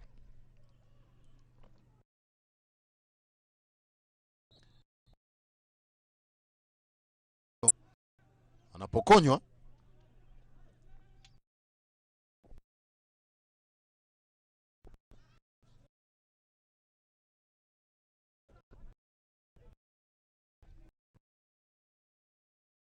jaribu kutafuta nguvu mpya ambaye anatoka langoni. Kina Mpongo Juma na udaka ule mpira taratibu, anasema bwana, hiki chakula changu siwezi kuruhusu nipokonywe. Inageuzwa ya kwanza ya pili.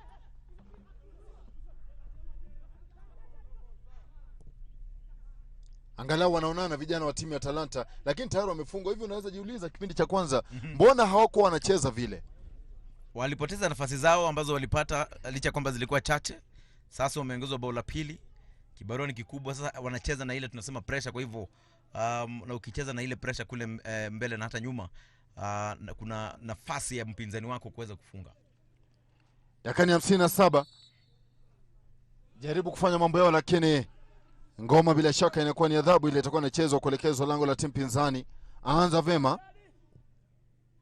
vijana wa Talanta, lakini kidogo mambo yanazidi kuwa mazito, yale yanazidi kuwa, kwa sababu walikuwa wameotea. Ukiangalia John Kamau baada ya wao kufungwa goli la pili, Naam, alichoka, sababu ni masiara ambayo ukiwa beki hustahili kuyafanya. kwanza kabisa anajua vijana wake jinsi walivyocheza kipindi cha kwanza. Hakuna aliyekuwa na makali ya kufunga, kwa hivyo unapoongezwa la pili inakuwa ni kibarua kikubwa hivi sasa. Foul la mwamuzi anasema kwamba amepata mpira vema kijana. Alikuwa yule Fernandez Tera, alikuwa yule kijana samani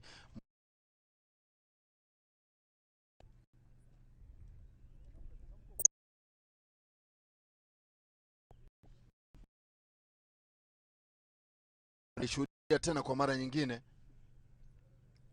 Alikuwa anajaribu kufuata ule mpira, lakini kaupata kule. Kiatu kiliuzwa pale, lakini alipata mpira. Alipata mpira, nadhani hata refa alikuwa kwa hivyo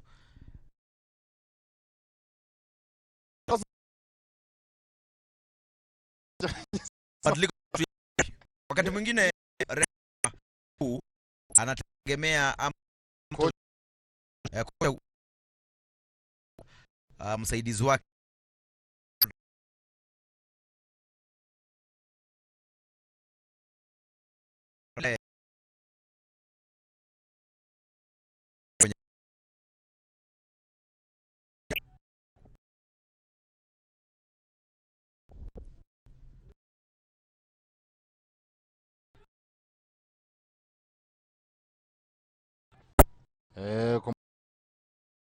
Kutumia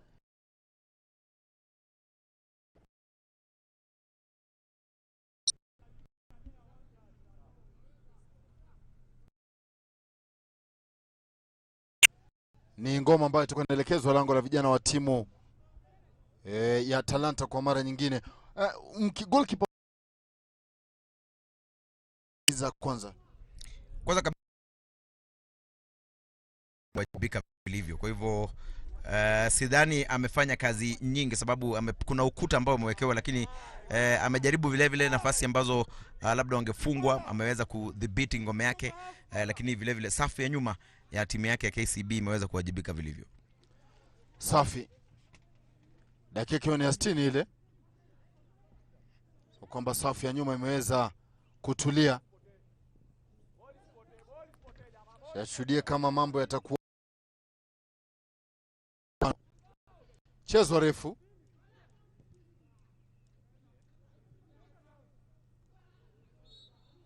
Mambo yanakuwa ndivyo sivyo kidogo. Yupo chini mchezaji moja angulia maumivu sio? Ni kijana ya Tor Brian, mfungaji wa mabao yote mawili. Kijana mwepesi sana ukimwangalia. Na hiyo ndio kawaida ya washambulizi wengi, lazima ukuwe mwepesi. Ukiwatoka wala madefender umetoka. Lazima ukuwe mjanja.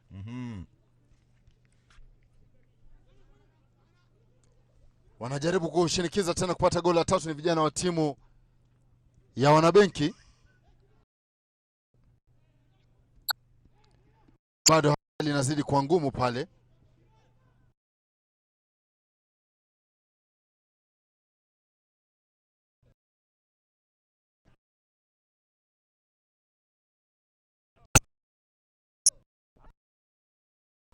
Bili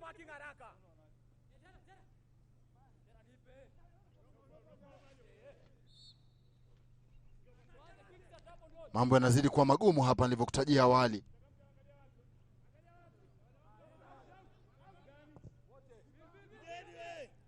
Wakati ambapo timu zote zinajaribu kufanya mambo pale, kuna masiara ya mbali ambayo wanafanya na wale mabeki, na nilivyokutajia mabeki itabidi waweze kujitunza na mambo yaweze kuendea vema. La sivyo basi wakifungwa moja uende akawaribikia. Cross na minyo inakosa kulenga, ndipo tena Coach Leonard Sale nafikiri amefurahia kwa kile ambacho amekiona kufikia sasa. Nadhani hivi sasa anaweza kuketi chini, vijana wake wamefanya kazi ya ziada. FC Talanta haonyeshi dalili ya kuanza kufanya mashambulizi makali kwenye ngome yake. Muda unazidi kuyoyoma, zimekatika dakika 63 hivi sasa. Wanaongoza mabao mawili kwa sufuri. Na safu zake zote tatu nadhani zinafanya kazi ya ziada, kwa hivyo hana wasiwasi kufikia sasa.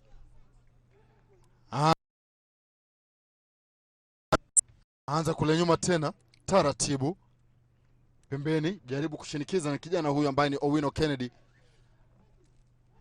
Funga magoli 10 msimu jana. Tisha kwanza ya pili, lakini hali inazidi kuwa ndivyo sivyo hapa.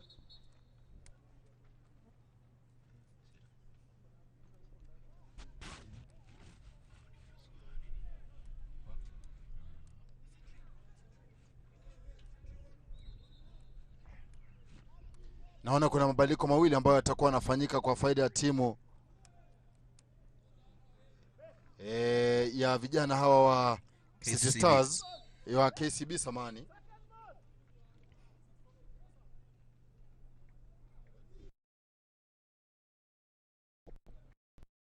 Jaribu kufanya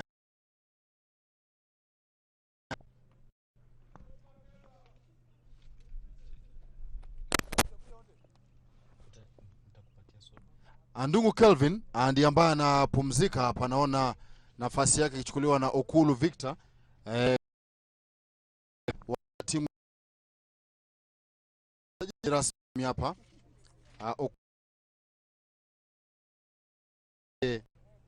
Ndungo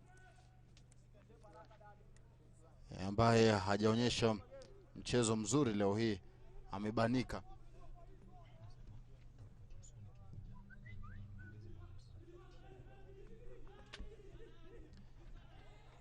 Tuliza moja, mpira unabatuliwa mrefu.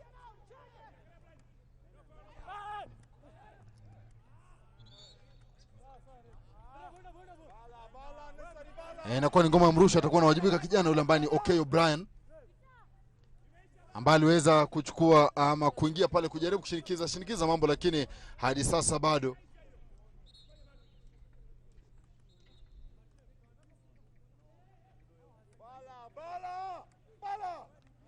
Foul mahali patamu pale.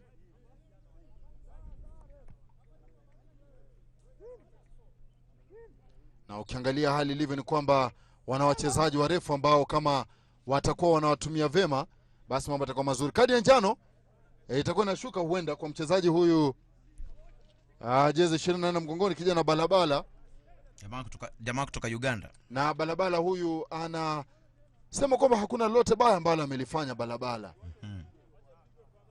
Na amepewa kadi, ameonyeshwa kadi ya njano. Nafikiri kwa sababu ya kile kidomodomo na ngebe kabisa. Foul. Lakini mwamuzi ngoja pale namna gani mabadiliko afanywe, la itakuwa inachongwa. Inainuliwa pale, lakini wanakataa mabeki wa timu ya wanabenki.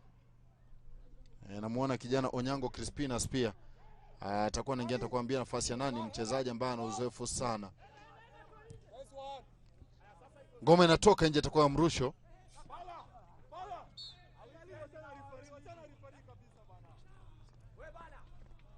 Na anatoka kijana mfungaji wa magoli mawili ya Tor Brian.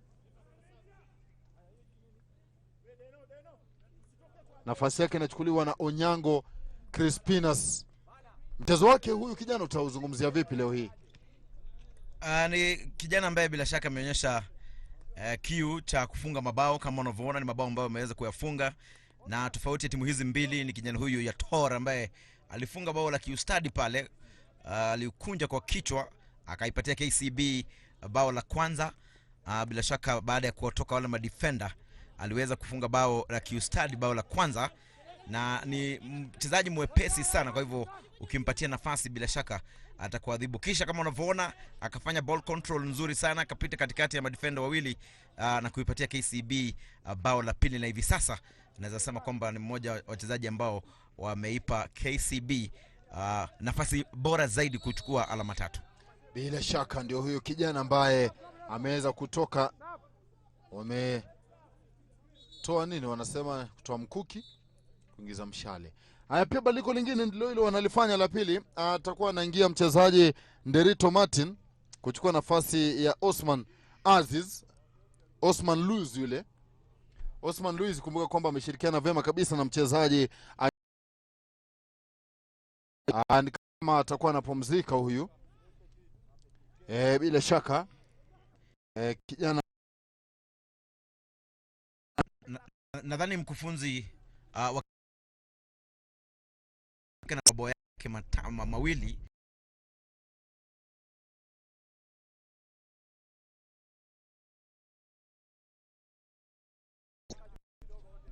mambo yanazidi kuwa moto.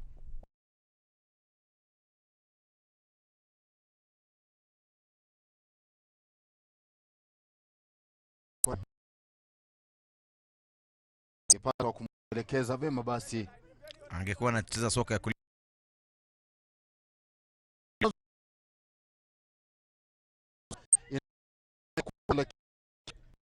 ya mambo yanakuwa ndivyo sivyo.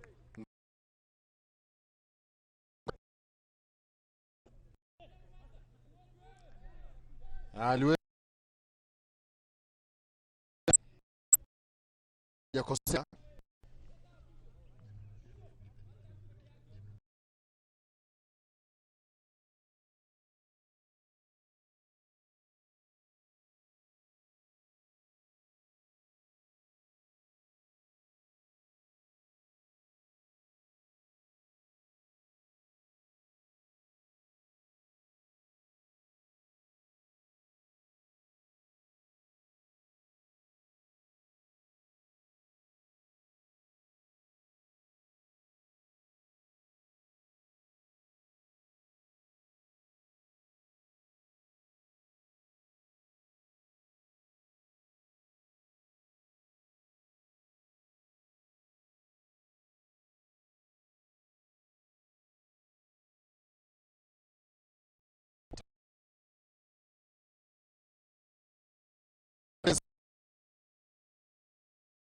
Alikuja na kuingia mzima mzima.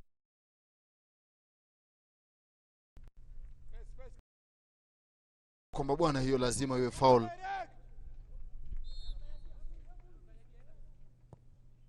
Piga pale kitu, lakini goalkeeper na nusuru. Wanarejea tena ya kwanza ya pili. Hatari namna gani, mambo yanakuwa ndivyo sivyo. Anzisha tena pembeni ile. Inakuwa ni counter. Vijana wa timu ya KCB jaribu mambo yao, lakini anawajibika pembeni vema kabisa. Alikuwa kijana huyu ambaye ni Mungai Herit. Sema bwana, hapa kunipite itabidi wewe umekula kama Washira. Wewe umekula kashiba. Like Wasira. Dakika 71 ile, geuzwa moja vema, lakini hana wa kumsaidia. Alikuwa mchezaji yule ambaye ni Owino Kennedy. KCB magoli mawili, Talanta 0 dakika 70. Chini ya dakika 20. John, kama ana uwezo wa kujikwamua? Itabidi afanye kazi ya ziada. Nimeona baadhi ya wachezaji wake wakinyosha misuli pembeni. Huenda mabadiliko ambayo anapanga kuyafanya yakazaa matunda, lakini ni kibarua kikubwa sana sababu nafasi vile vile wanazipata ni chache, kwa hivyo ana kibarua cha ziada kama huu. Cross na minywa. Hatari kule, lakini wanakataa vijana wa Talanta. Laiti wangalikuwa wamecheza hivyo kabla ya kufungwa kwa wale magoli mawili, mambo yangekuwa tofauti.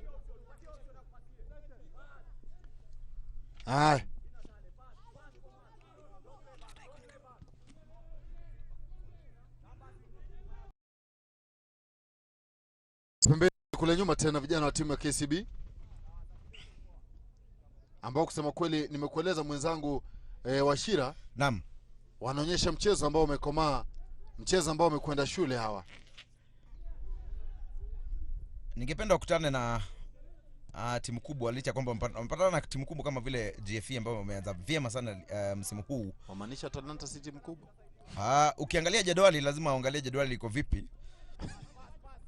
Vijana wa GFE wameanza vyema sana, wamekutana na KCB na KCB wakaweza kuwachapa. Kwa hivyo labda ni timu ambazo baada ya mwisho wa msimu huu watakuwa wanarejea kule ligi ya KPL, ikiwa watazidi kucheza jinsi wanavyocheza hivi sasa.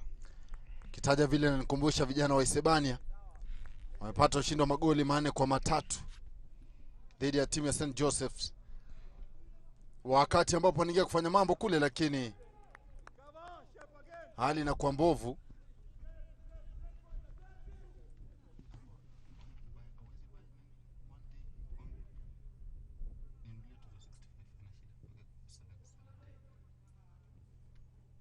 Dakika 73.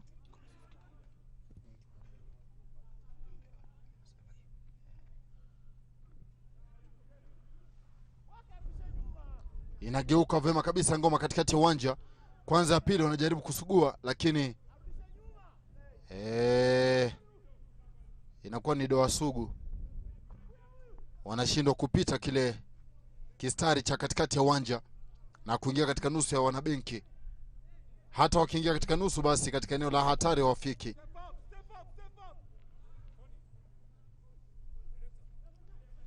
Jaribu kufanya mambo yao tena dakika 74 ile.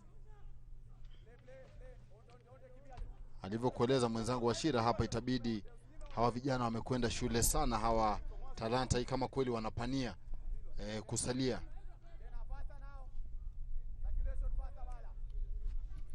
Ni vijana wanaodhaminiwa na Wizara ya Mawasiliano,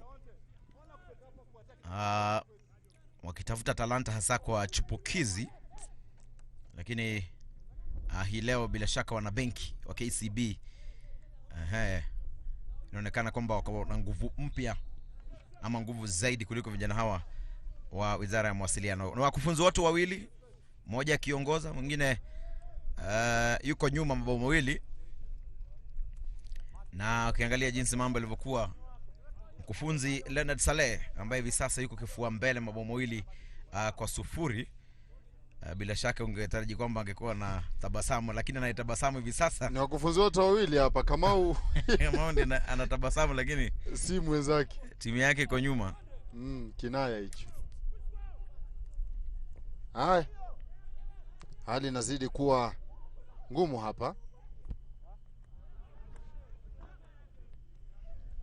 Hali inazidi kuwa noma hapa kwa vijana wa timu ya Talanta.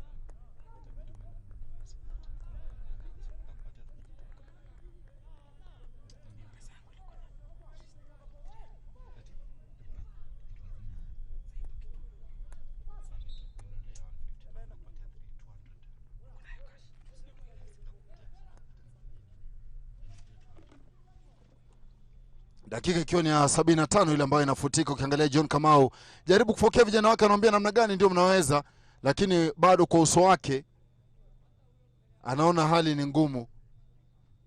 Sale naye ametulia, anajua fika kwamba tayari kashavuna kama chungu. Kanzu iliweza kumkubali mtu, alafu ndio kashikwa pale kwa mbali, lakini ukiwa beki unajua kupigwa kanzu ni kama dharau jamani. Hai,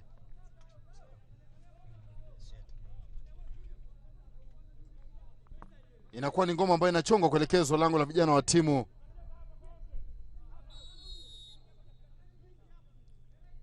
ya Talanta.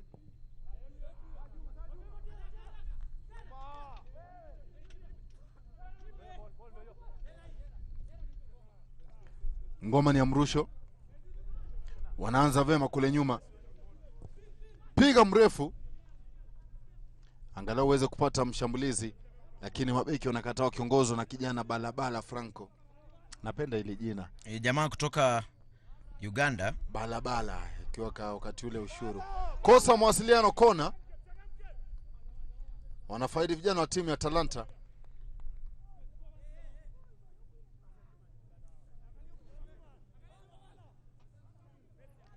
Na kona hii ni kuambia wamepata mipira mingi sana, kama wangekuwa wanaitumia labda mambo yangekuwa tofauti kabisa, lakini bado hawajaitumia kabisa hii mipira mifu.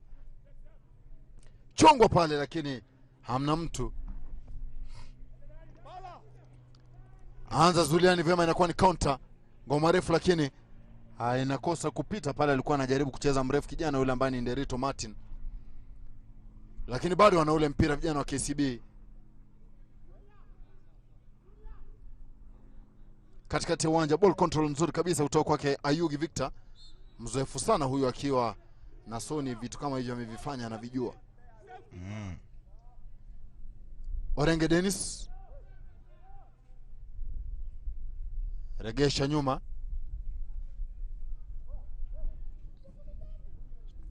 KCB hawana shinikizo hadi sasa hali ilivyo. Pasi tamu inakubali. Foul. Mwazi anasema itakuwa inachezwa kuelekezwa lango la vijana wa timu ya KCB.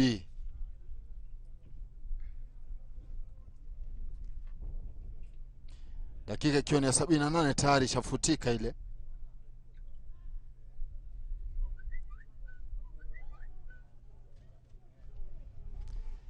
Jaribu kusukuma kwa mbali, lakini mambo ni mazito hapa. Anavyocheza wenyewe. Chenga ya kwanza inakunja mtu, ya pili namna gani, ya tatu hatari ile, lakini inakosa jicho. Kisha ngoma inarejeshwa kwa goalkeeper kijana Mageto Peter, ambaye tayari amevua mara mbili, sio? Amepata kazi ya ziada leo. Nadhani kati ya goalkeeper watu wawili yeye ndiye alikuwa na kibarua cha ziada. Nadhani hivi sasa KCB wadilo wakati kupoteza wakati. Unajua wako kifua mbele mabao 2-0. John Kamau inakaa mawazo yamemwishia, hana raha kabisa, sababu nadhani yale yote ambayo amwambia vijana wake wafanye hayakuzalisha matunda. Wangekuwa wamefunga bao moja, angalau hivi sasa ungekuwa unapigania alama moja, lakini hivi sasa wako mabao 2-0 zikiwa zimekatika dakika 79 ikielekea dakika ya 80. Kwa hivyo leo nadhani kutoka hapa Naivasha sidhani atapata alama 3, ikiwa jinsi vijana wa FC Talanta wanavyocheza. Na kumbuka timu ya KCB-Talanta ambayo wengi wachezaji waliweza kutimuliwa. Na utazungumziaje sajili ambazo walifanya? Ni sajili ambazo kusema kweli hazitoshi mboga. Inaonekana hazitoshi mboga, na kumbuka wengi hawajacheza pamoja. Cross na minyo hatari katika lango la vijana wa timu ya KCB, lakini mwamuzi anasema vipi kwamba tayari kuna mchezaji alikuwa ameotea kule moja, kwa hivyo bao la 3 linakosa. Kisha nitakuwa na kurejesha kwa hiyo kauli yako mwenzangu Washira kuhusiana na usajili, lakini ilikuwa ni bila hapo nzuri sana ile. Ilikuwa nzuri, nadhani walikuwa wanatafuta bao lao la 3 hivi sasa. Lakini kama ulivyokuwa nikizungumzia vijana, na kama unavyoona dakika 80 KCB mabao mawili, KCB-Talanta 0, uwanja ukiwa ni wa Crayfish hapa mjini Naivasha. Mambo yanakuwa ndio hayo tunavyozungumza tena. Jaribu kufanya vitu kwa njia ambayo imekwenda skuli, cheza kwa mbali lakini hakuna mwelekeo. Na ndio nilikuwa nakuuliza hapa, labda mwenyewe unalizungumziaje, labda unazungumziaje sajili ambazo walifanya vijana wa timu ya KCB-Talanta? Ukizungumza na mkufunzi John Kamau anasema kwamba wale wachezaji ambao waliweza kuwasajili hawakuwa na muda wa kutosha. Naona kwamba kuna badiliko, anatoka Kamau na anaingia jezi nambari 27 wa timu kijana Okumu Joseph wa timu kuchukua nafasi ya Nicholas Kamau kabisa. Anasema kwamba vijana ambao aliweza kuwasajili alifanya sajili zake kama amechelewa, kwa hivyo hawakupata nafasi ya kucheza pamoja. Vitu vinazidi kwa ndivyo hivyo tunavyozungumza, dakika zikiyoyoma, jaribu kufanya mambo yao, lakini bado hadi sasa ni kungangana tu. Ngoma inatoka nje. Kama wanajaribu kuhimiza wenzake, wachezaji wake waweze kufanya mambo, lakini bado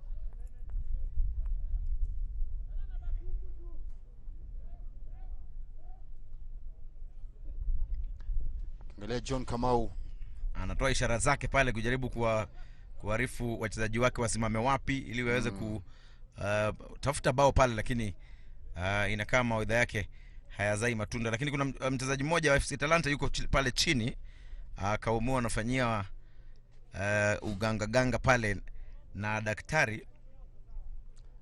Ndio hivyo inamaanisha anavyosukuma. Unajua kuna wakati ambapo mambo yanaharibika tu. Tukijaribu kufanya mambo yako bado hayagongi, ndipo safi. Kona itakuwa inachonga kuelekezwa lango la vijana wa timu ya KCB.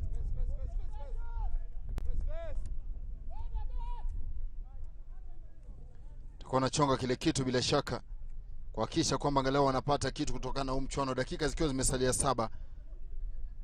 Inuliwa juu kwa juu, lakini goalkeeper tena kwa mara nyingine Juma anatoka na upango ule mpira. Kusema kweli mipira ya juu anaidhibiti sana mipira ya juu, na bila shaka amewazuia sana vijana wa Talanta kuweza kufunga. Kama unavyoona kuna mmoja wao amegagaa chini, nadhani itabidi atafutiwe ama daktari aweze kuingia ndani kumpa ile first aid. Kama anaonekana kuwa na mawazo sana hapa. Mambo yanamuendea segemnege hapa. Hali imekuaje? Ligi ya NSL imekuwa kali kwake. Lakini unajua siku zote wanasema mara nyingi kuna kule kujipanga kwa njia mbovu. Sale tayari anajua kwamba tayari ana alama 3 kibindoni. Lakini nilikuwa nazungumzia yule John Kamau ambaye labda mwelekezi wangu labda kama atarejesha kuangalia John Kamau hadi sasa anakuna kichwa, anashangaa labda kila ambacho kilitendeka. Sale hana wasiwasi. Sale anajua ni mechi ngapi ya 3, ana alama 10. Lakini muangalie John Kamau tunavyomzungumza. John Kamau alikuwa na nafasi ya kujenga kikosi chake, lakini hakusajili wale wachezaji ambao walikuwa wanapaswa. Hata ukimwangalia ule uso wake ametamauka. Nadhani labda anaweza sema kwamba labda hakupewa hela za kutosha kuweza kuwasajili wachezaji walio na uzoefu, walio na makali. Lakini wale wachezaji ambao unapewa nafasi ya kuwasajili, ikiwa wewe ni mkufunzi wa hiba kubwa, kuna uwezekano utaweza kununua makali yao.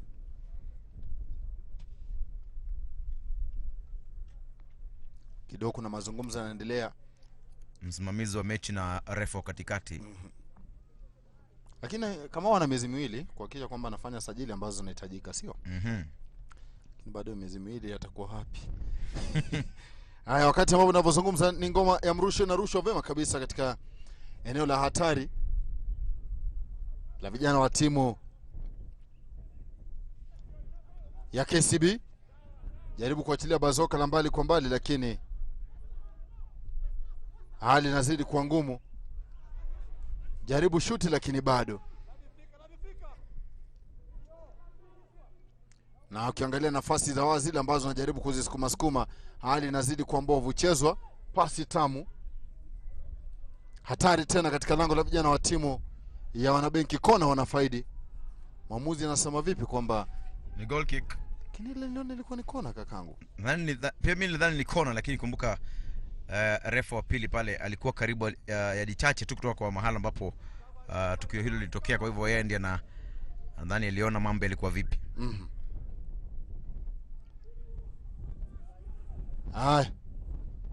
Cheza mambo lakini yanazidi kuwa magumu kule.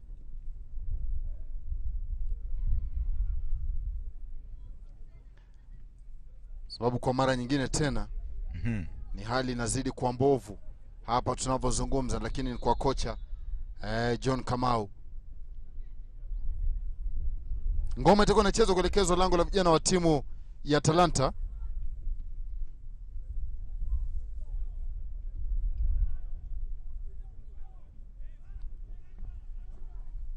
Kuelekeza lango la Talanta ndio ambapo ngoma itakuwa inaelekezwa sasa hivi, zikiwa zimetimba 86 chini ya dakika 5 hapa Washira. Ni dakika 5 ambazo sidhani tutashuhudia mengi, sababu mechi inaonekana katulia. FC Talanta wanajaribu kufanya mashambulizi moja baada nyingine, lakini ni mashambulizi yasiyokuwa na makali yote. Goalkeeper fanya vema kabisa bila shaka kudaka ule mpira, kijana Mageto yule. Jaribu kufanyiza hao tena pembeni, lakini anazidi kuwa magumu sasa hivi.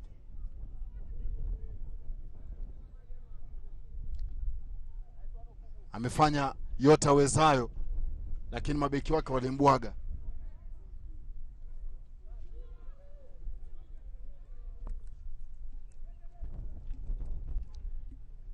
Dakika 87 katikati ya uwanja. Pasi nzuri kwake Dennis Nganga. Cheza na nguvu mpya, ilikuwa ni hukumu yule, lakini kiatu kinauzwa.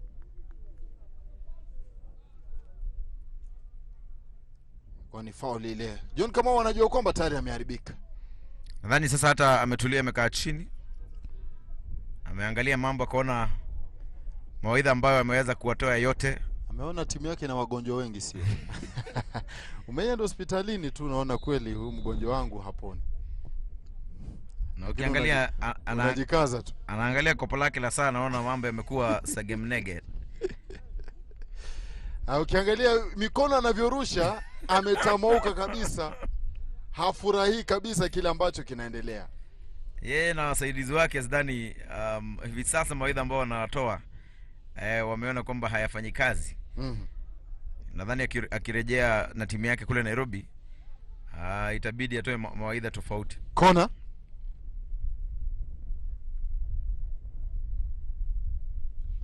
tachongo kuelekezwa lango la vijana wa timu ya Talanta. Inanuliwa namna gani? Goalkeeper anatoka Mageto, anapangua. Alikuwa ameotea kwa mara ya pili. Chezwa kwa gula kulia vema kabisa ile ngoma.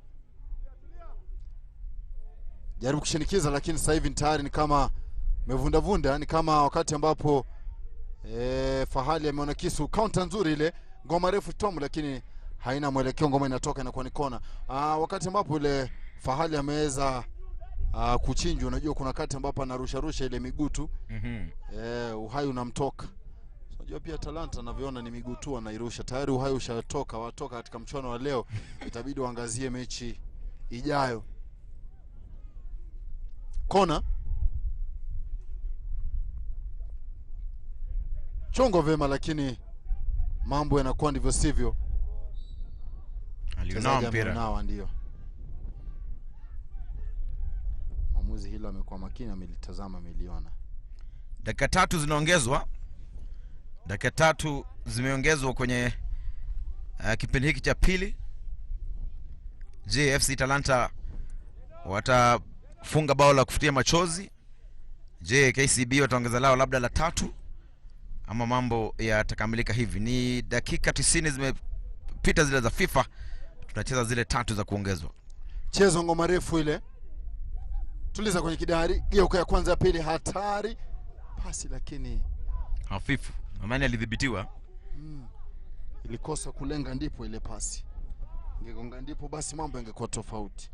Jaribu kushinikiza tena. Fanya mambo yao lakini hayana mwelekeo. Kati ambapo tunaelekea kufuta sekunde 60 za kwanza. Naam.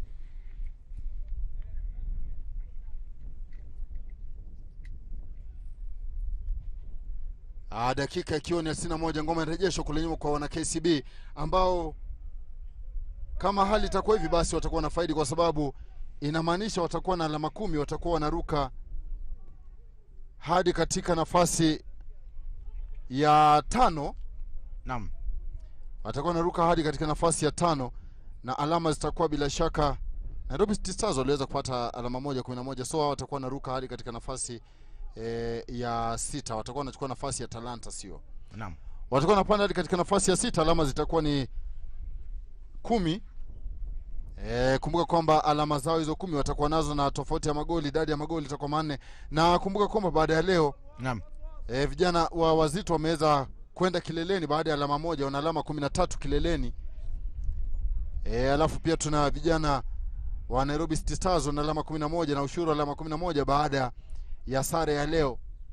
Kwa hivyo ni ligi ambayo ina ushindani mkali sana kufikia sasa, sababu kuna timu nyingi sana ambazo zina alama 12, alama 13, alama 11 na alama 10. Na Polisi watakuwa katika nafasi ya 12 baada ya kupata alama 1 leo, sio? Haya basi, tuna chini ya sekunde zile kama 20 hivi kuweza kukamilisha mchuano wa leo. KCB waweze kuvuna wakati ambapo ni ngoma inachongwa kuelekezwa katika lango lao.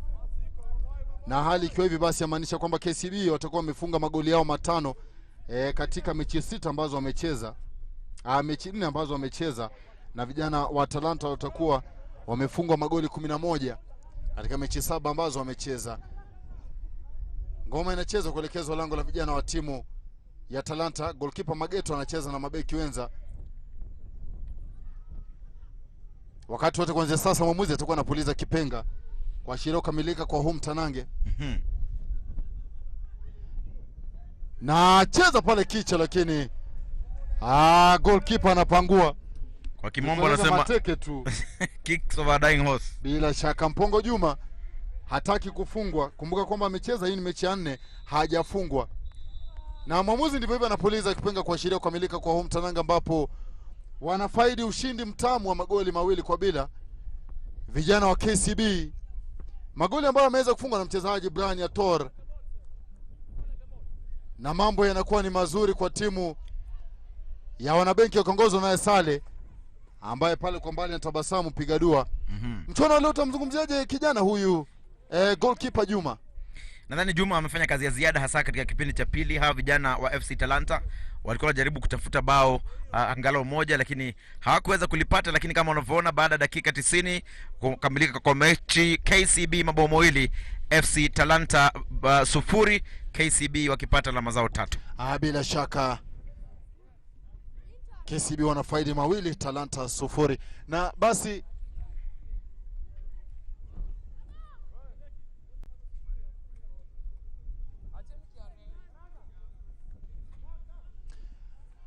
hali imekuwa hivi. Goli la kwanza ambalo alifunga kijana Brian Yator, chongwa vizuri kabisa kile kichwa kamwacha wewe bin Taban Mageto.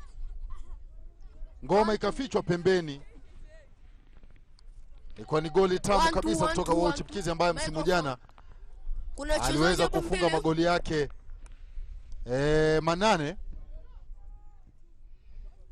Kisha goli lake la pili baada ya mabeki wale kukosa kuwasiliana kuwajibika ipasavyo, basi akamalizia na hali ikawa freshi, na basi na kupeleka moja kwa moja hadi kwake Nick Mudimba. All right, there we have it. And of course, it's been a very tough match for Talanta. They're going down 2-0 against Bankers KCB. Remember, Bankers KCB are the only side to have they haven't lost any match in this tournament so far. And of course, they subjected the Surface Park GFE by a solitary goal in Eldoret. And of course, in a field, I'll be talking to Mr. John Kamau, the coach of Talanta, who will actually be making sure and maybe things go right the next match. And of course, remember the first match of the day we had was Zito drawing with the Shuru. Later on, we had Police drawing with the counterpart City Stars. Right now, we've also seen Talanta going down against Bankers KCB. Remember, they're the only unbeaten side in this match. Right now, I'll be looking for the coach, Mr. Of course, John Kamau, who will be telling me more about what he really expected in this match, and of course, what happened in this situation now. All right, Mr. John Kamau.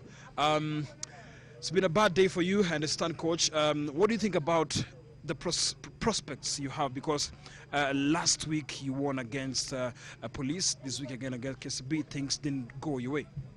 I think from the word go, we started the game on a low note, but I think these are some of the things that you expect, and especially when you just travel. So it's an issue of whereby we are going to motivate the boys, see what we can do best, then improve on the coming game. So what next for you?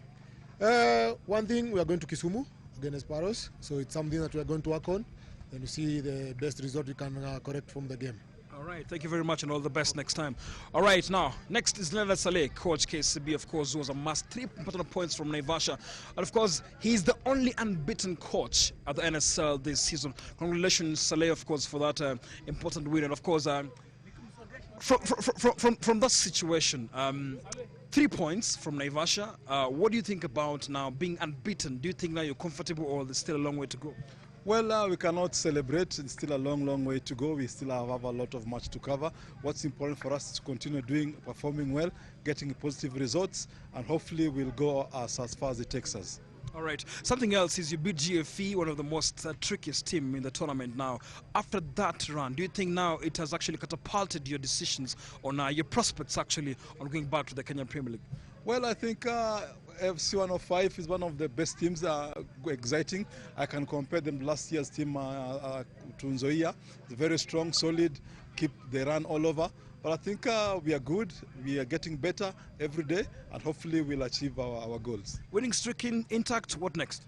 Well, maintain what we are doing good. All right, congratulations, Saleh, of course, in your next match. Now, that's all, of course, from Naivasha. It's very chilly, actually. We maybe negative, but again, Nairobians are not used to such weather. Now, I'll of course, take you back straight to studio in Nairobi. Thank you, Nick Mudimba from Naivasha. Very chilly weather there, and also full-time KCB leading 2-0 against Talanta. What do you make of full-time score of this game, Steve?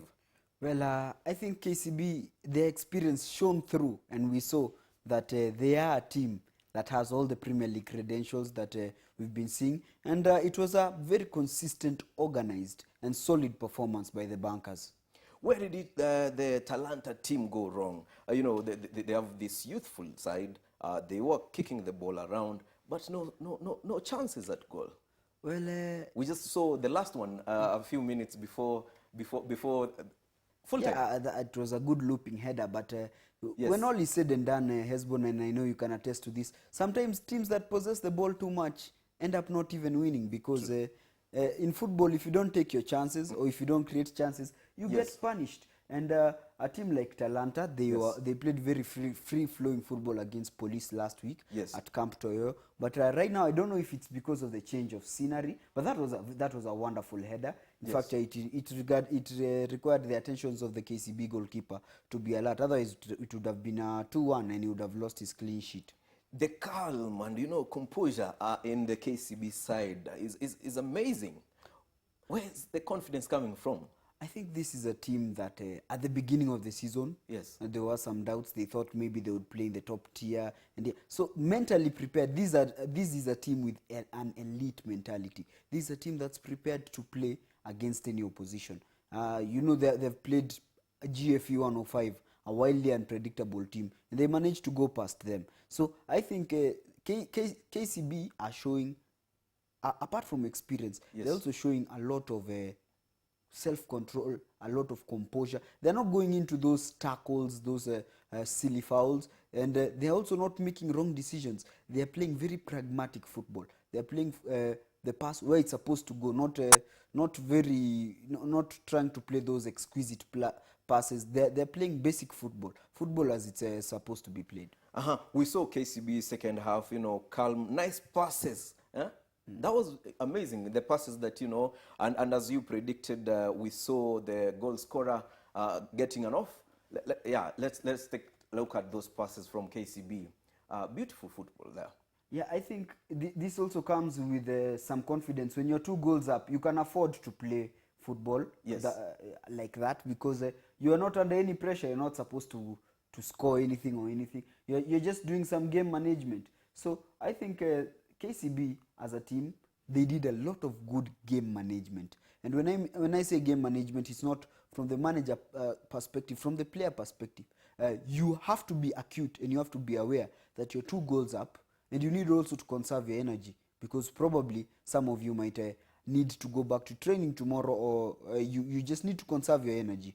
So you play football in a manner that is comfortable for you, and you can still maintain your defensive shape. Viewer, remember it's 2-0 KCB winning against Talanta, and remember you can continue interaction on our social media platforms, telling us on what did you make of the match that just ended.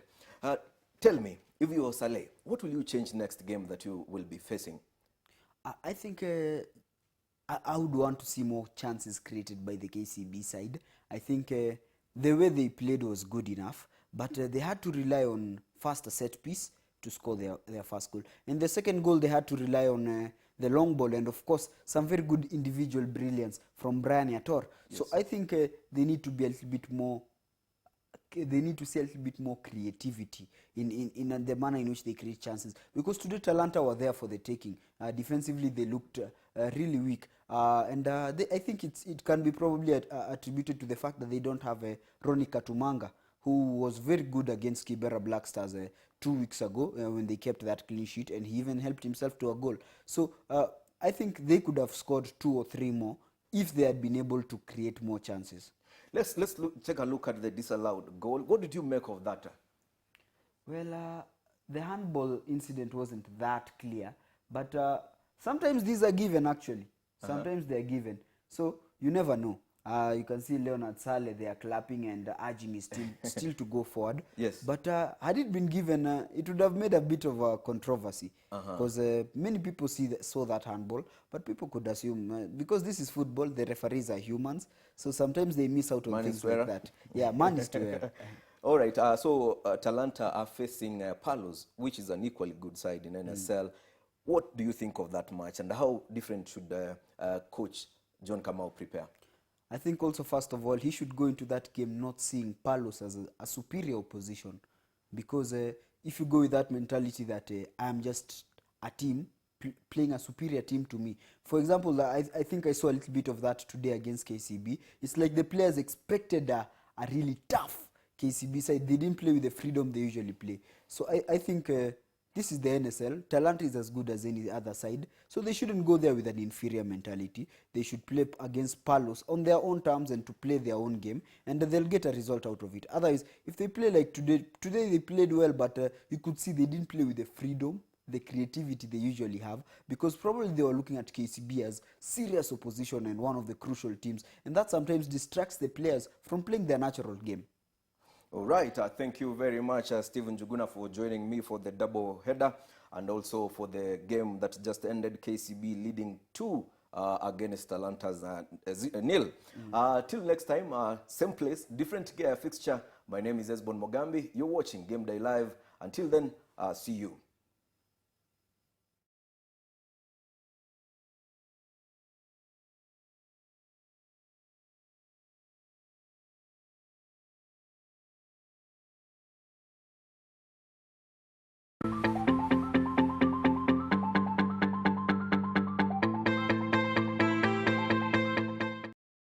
When it's Time for much awaited football banter. From an Arsenal perspective, if you're a fan, feel free to share your views with me. Get all the